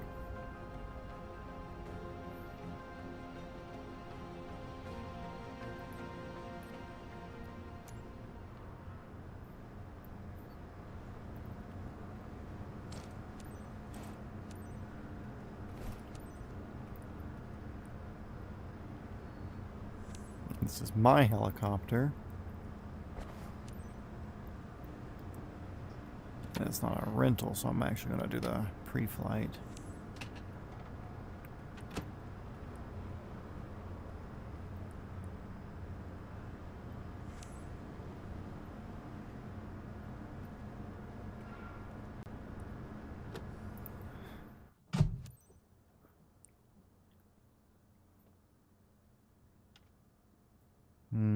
I could be further forward. Don't need you.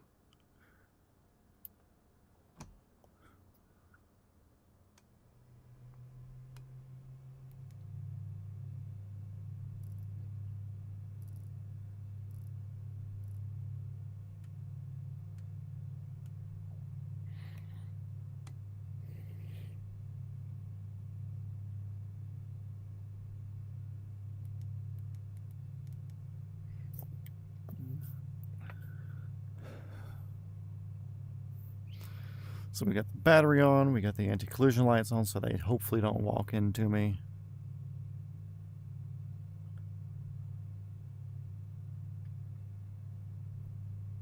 Engine started, preparing for takeoff.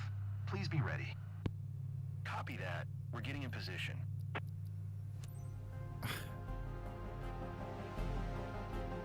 This person over here is going to tell me okay. You're going to tell me okay.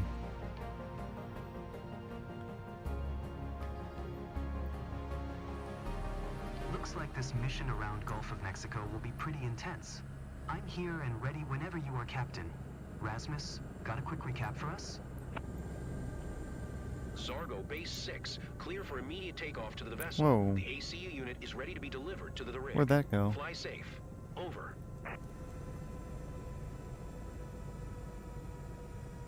Lose my screens? Oh. It's because y'all took my freaking things from me.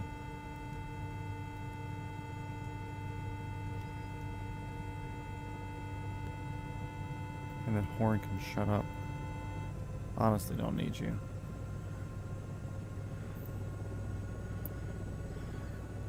Okay, we're getting our rotor speed up.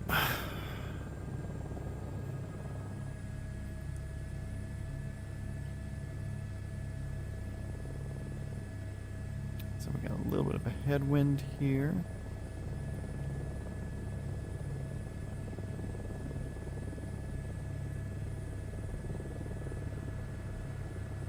Grounder 6, Zargo, leaving Enterprise 209 port with 2 packs.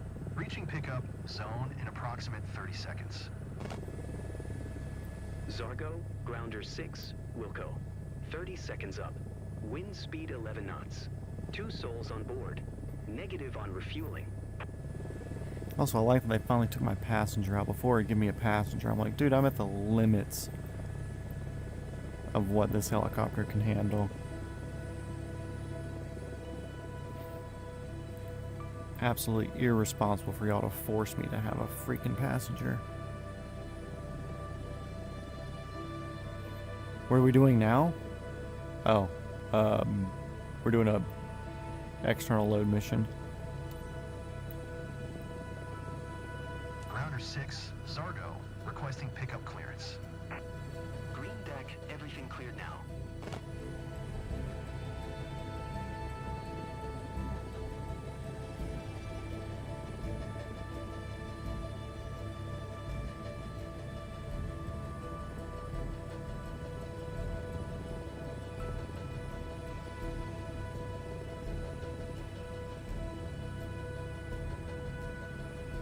Hello in perfect position.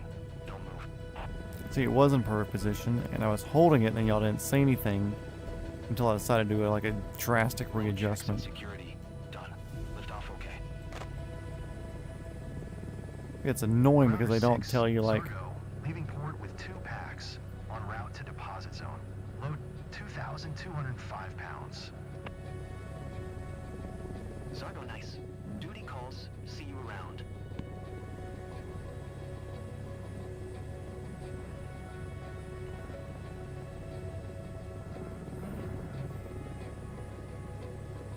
there we go, all of the collective.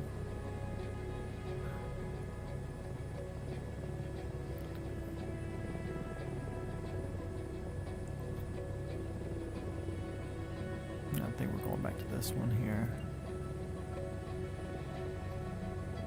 You're not going to show me where I'm going? That's fine.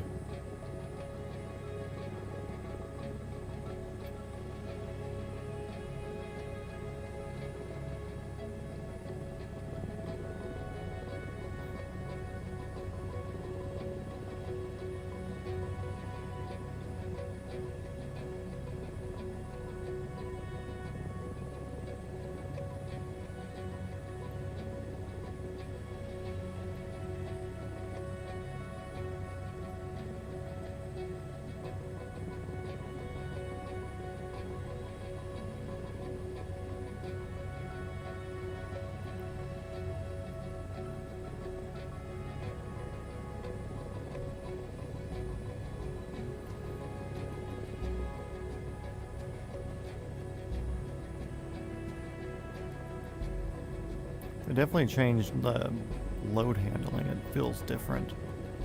Or it's just been forever since I've done.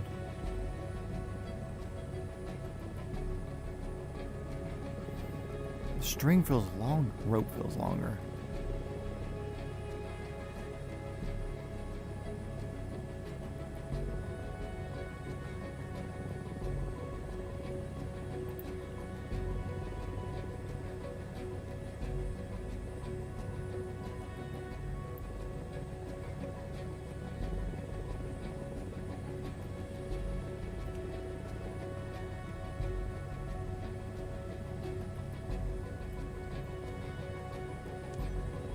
Net unstowed. Load secured.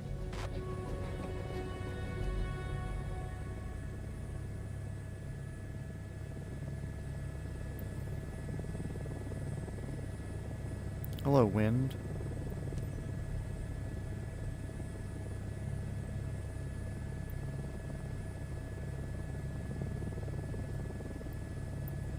The tanker crew is heading out and sends That their was compliments for sloppy. this efficient operation. Drop by later, and we'll go Not over these happy. outstanding stats together. The tanker crew is heading out and sends their compliments for this efficient operation. Drop by later, and we'll go over these outstanding stats together.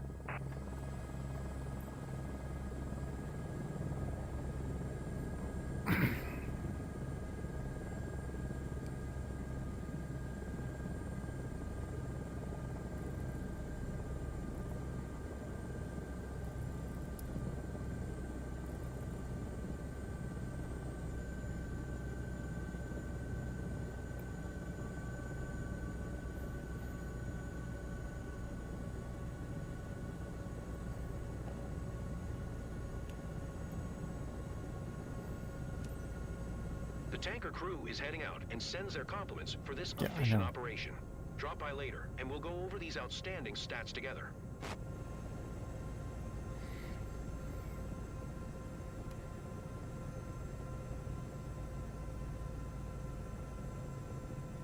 Ooh, I just had thunder at my house.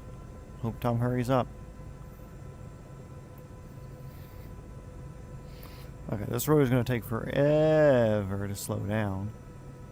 So what I'm doing, I'm slowly adding collective so I don't snatch myself off the deck, but the increased drag will slow the rotor down.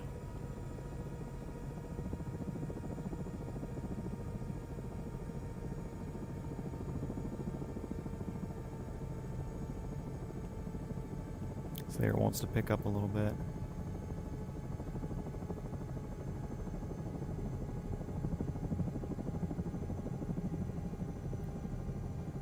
See, that thing's hovering.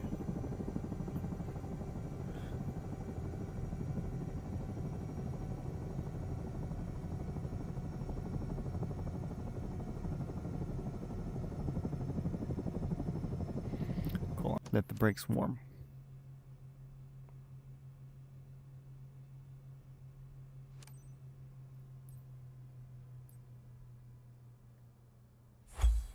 There we go.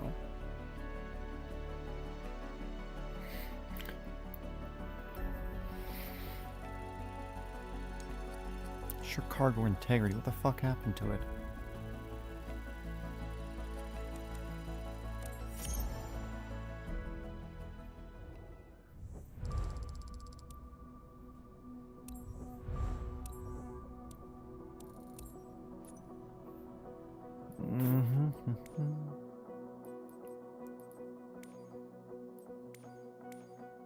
Okay, how can I upgrade my hangar?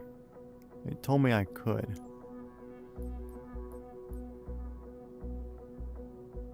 Done more than 200 hours.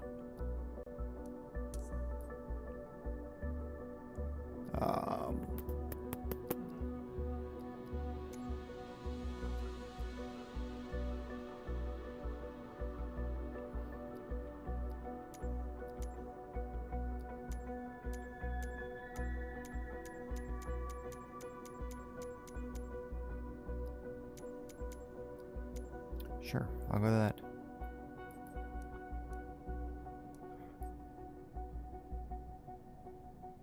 Oh yeah, we were just doing some career mission stuff. How are you frozen? Back to HQ. Back to main menu. There we go.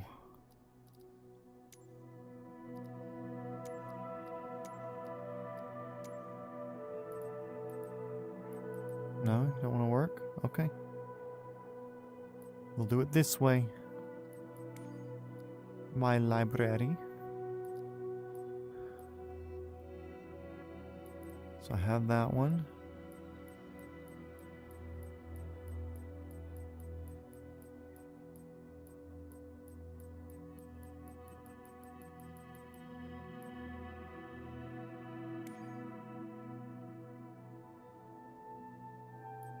Stream, so why is it giving me the notification that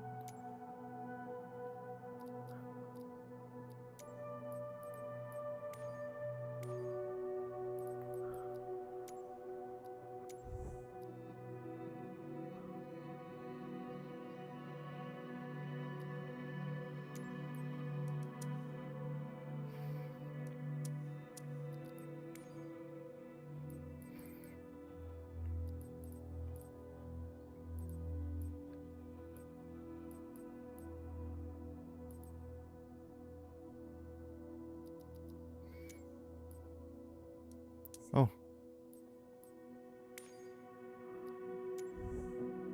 Get it free.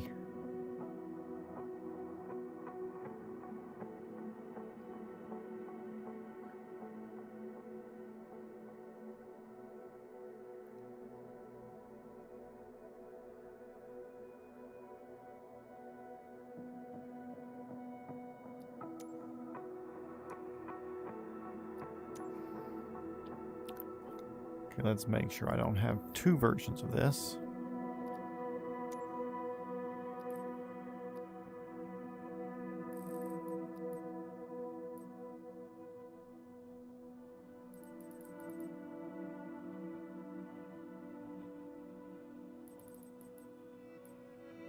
Cool, there we go. Let's see what else is in here.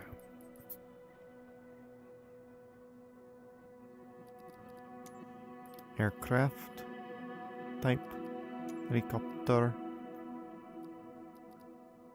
2-star, not interested. BO-105 interested, but not at 2.4 stars. There's a 47 in the game. There's a 64 in the game. 117, 2-star, not interested. S-76, cool, 1.7 star, not interested. Schweitzer, that's what we saw the thing. 2.5 stars, not interested. Good. But I don't want to spend $35 on it. What is that ugly thing? Goodness.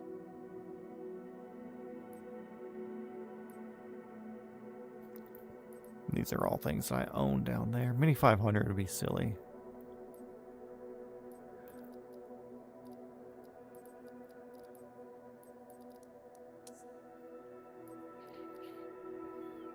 What was this?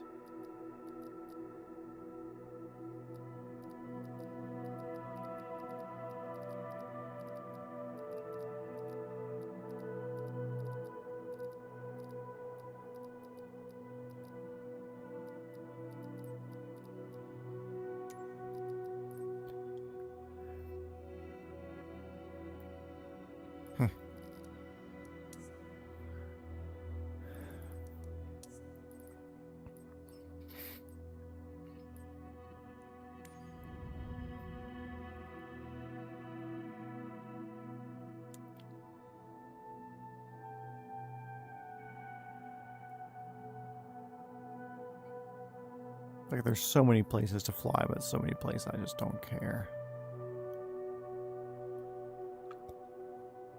Oh, actually.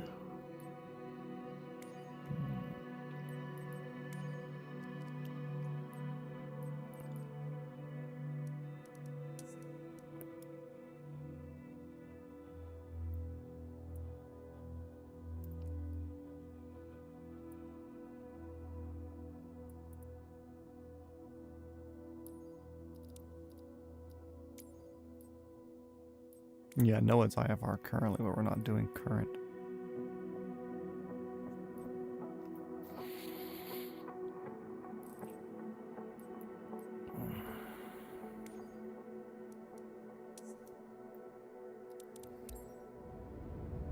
Ooh, there's some good thunder. Let me look at my weather radar real quick. Ooh, that's not nice.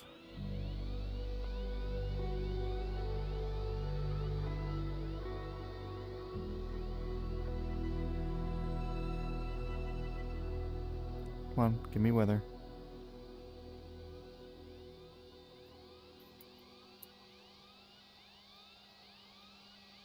Gonna get me ready to fly.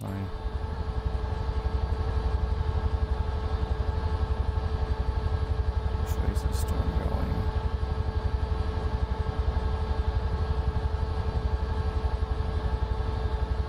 We're kind of getting some rough shit right now.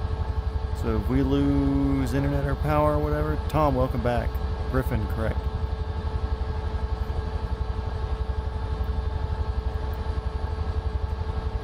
Weather's rough right now, Tom, so I don't know how much more time we have together tonight. Damn, they got a lot of Robbies out here. There's something about those two-bladed rotor systems, you know.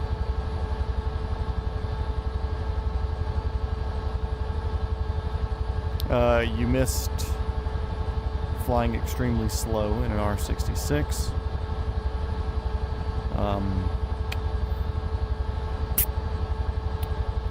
About it.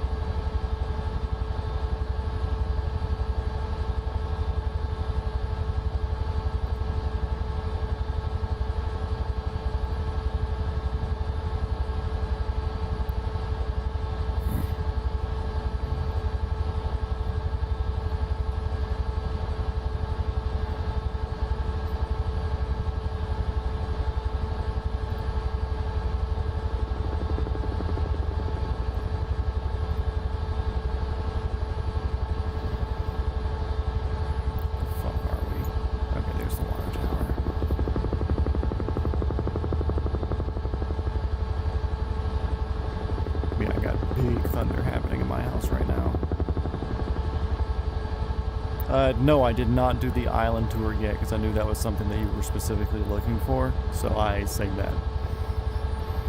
Because I know you had mentioned that island as being something that you wanted to look around or whatever, so. I knew that was something you were interested in, so I let it be.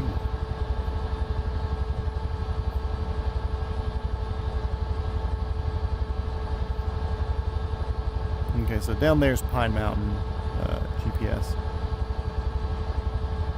This little Pine Mountain strip. I want to put myself generally same distance away.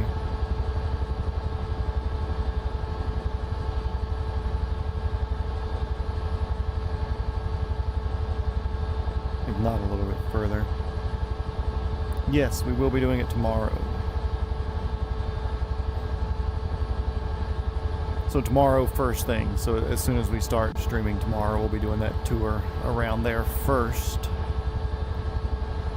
Because we're right there at it. And then,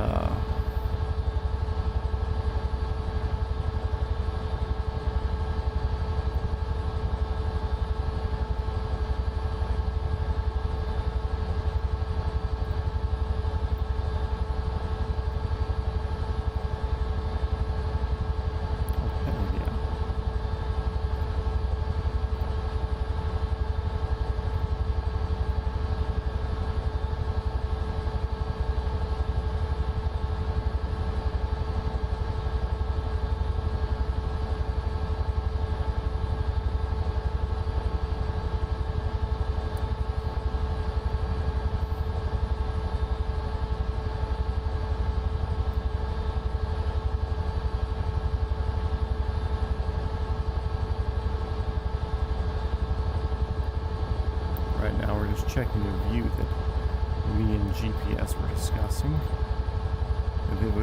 If a relatively small mountain, which is more or less considered a hill, can be visible by drone from generally where I live, which I'm probably about 10 miles from where I live now, but in a like rotation around, like in a circular arc. I'm definitely taking the drone up this high. And I can definitely see some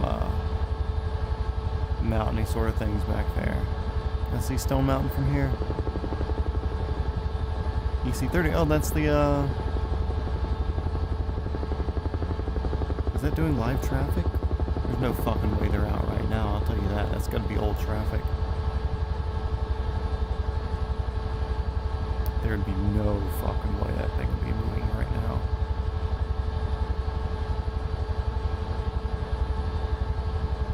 Unless they were turning it on to check something. Yeah, it was on 25 minutes ago. Are they coming in? Yeah, they were landing 25 minutes ago, so yeah, they were coming behind the storm. Okay.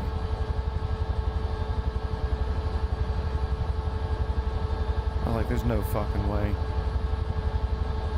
Dude, busy's a good thing. Absolutely zero worries. Not offended whatsoever. BRB.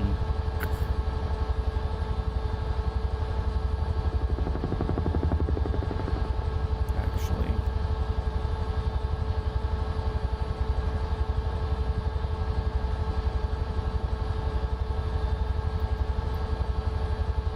Rotate page.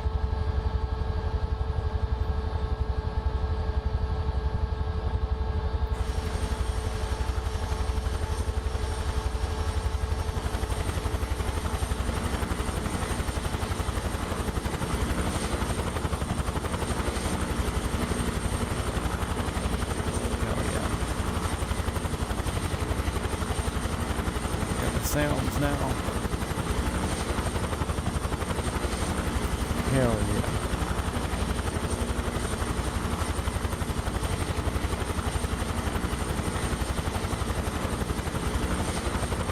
I'm gonna show you something, Tom, here. So we can make our way up there.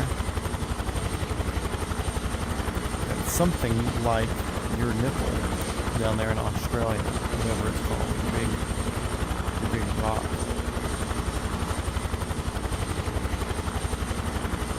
Welcome back. Clear the doors off.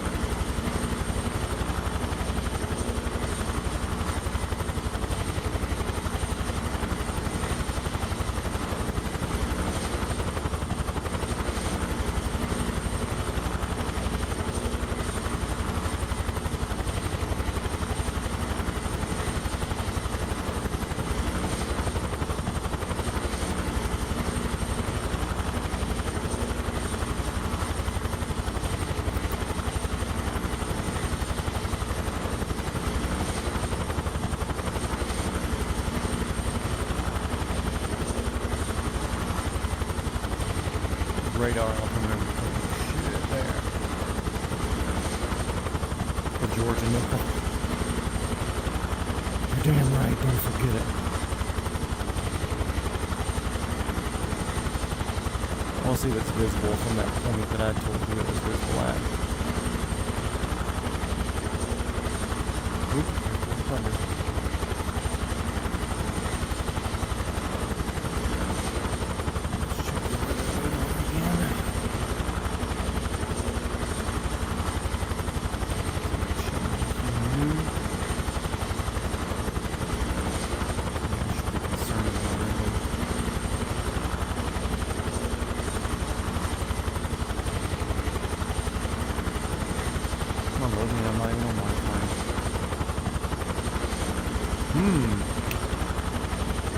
Hey guys, I may be losing power here.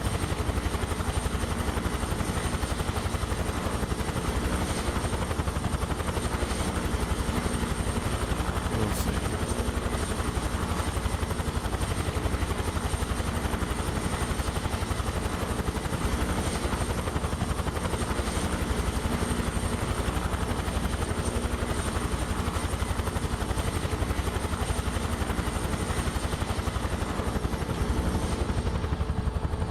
Okay, you happy?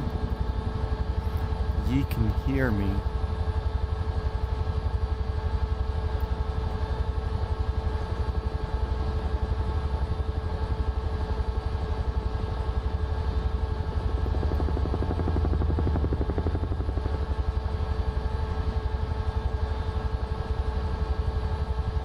Is it better?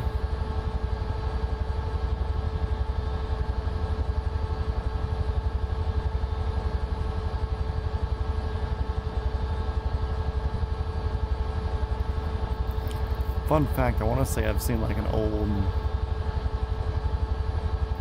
Shit, what was it? What's the helicopter that had like a big fucking radial engine in the front, in the nose, when they upgraded the turtle? S61? I want to say I saw an S61 doing like air conditioning work on a warehouse up here once. Yeah, we figured out the Huey. It's just a matter of turning it on as slow as fucking possible. So I have to make sure that my governor switch on my control is turned off.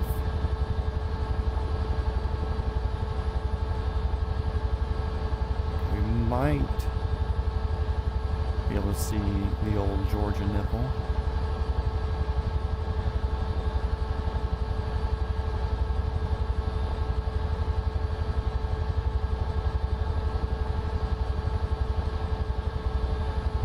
We'll add altitude up here and take what we can. Yeah, doors back on. It sounds so much better with the doors off, but you can't hear me, so whatever.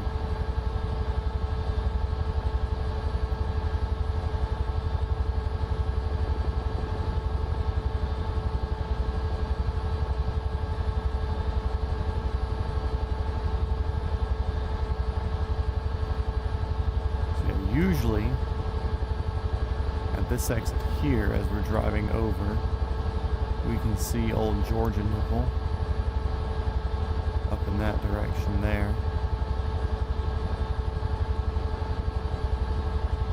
We look looks like it has a tree spawned in big enough.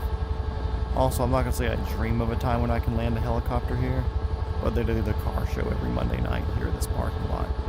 And I think it'd be sick as shit to land like a little R22 or something with a smaller rotor set up for the show, like here-ish.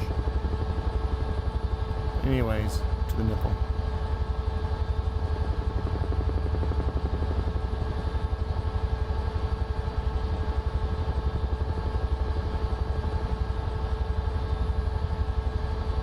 Onward to the nipple we go.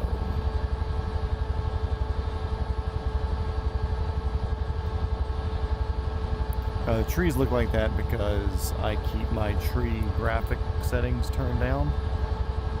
So that way it doesn't completely kill the computer whenever I fly near the ground, which, guess what? As a helicopter, you're almost always flying near the ground. So I keep my tree settings lower. But yeah, you can definitely see the nipple from here. Can you see it, guys? You see the nip?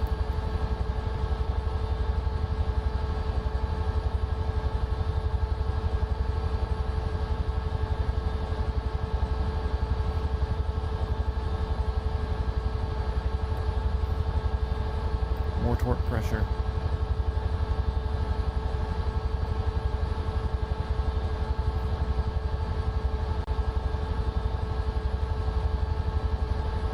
Yeah, so some trees look good, other times they kind of spawn in super blocky like that. I don't care. I'm more for the flying experience than the views. And if I wanted to make the views better, then I could like come up here and it wouldn't look as bad. Or I could change graphics live. No.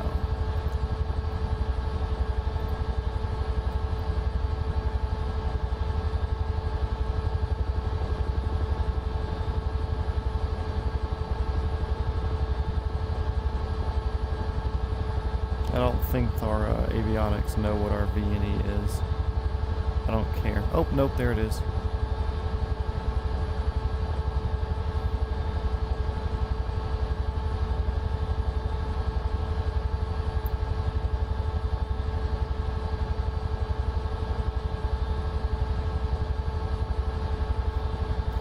And I think it's kind of like a algorithmic thing as well.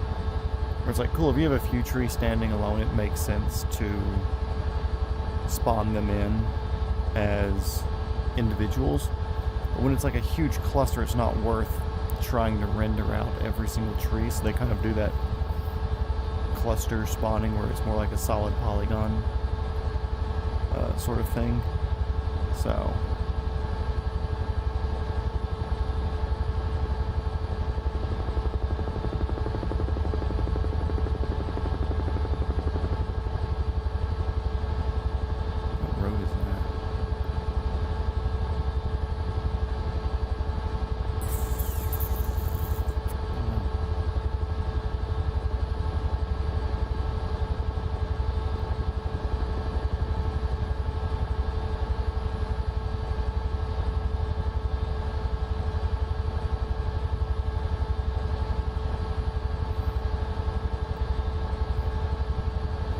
Tom's all about the tailwind the past couple of days.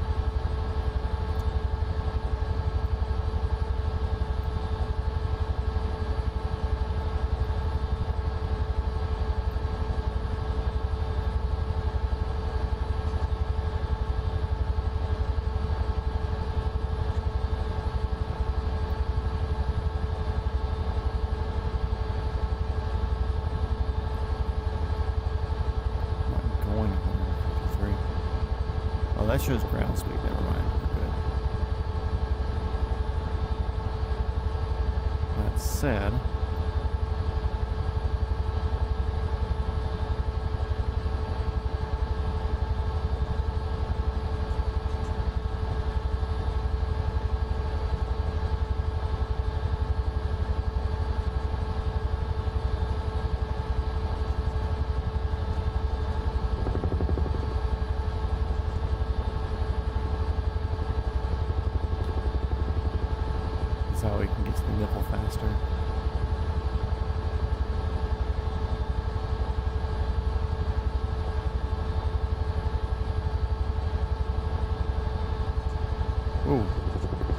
doing good there for a second. Whatever. Calm winds. Oh crap, what's happening? What's happening? Do I have controls back? Whoa.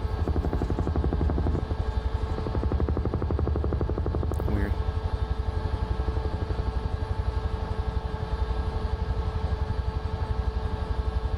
Absolutely strong.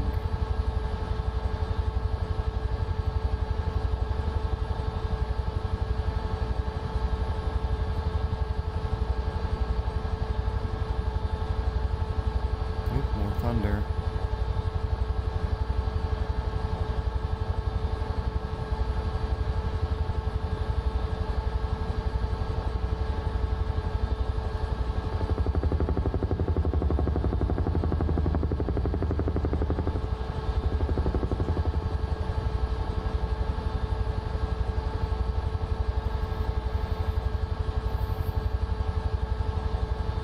Yeah, I don't know what happened with that flip thing. That was weird. 20 G's just then.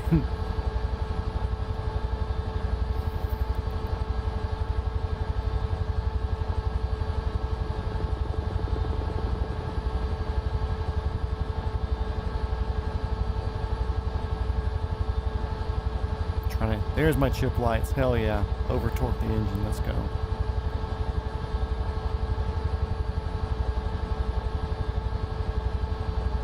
Are we going to make it, or are we not? Nope. We're about to lose it, guys.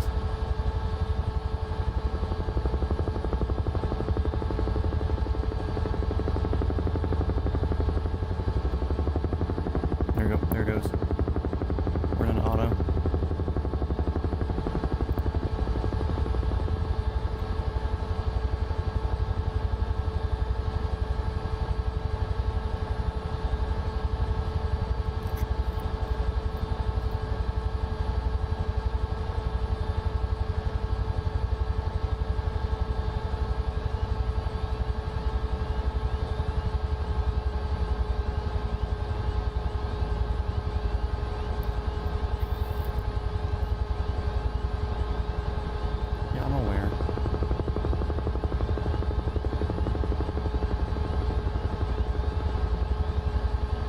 Pull off a sick auto in front of these cows.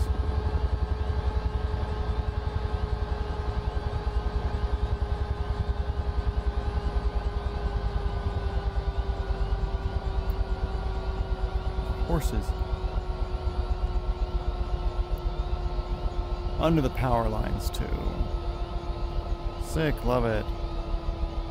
Anyways, you're not rotating, you're just dumb.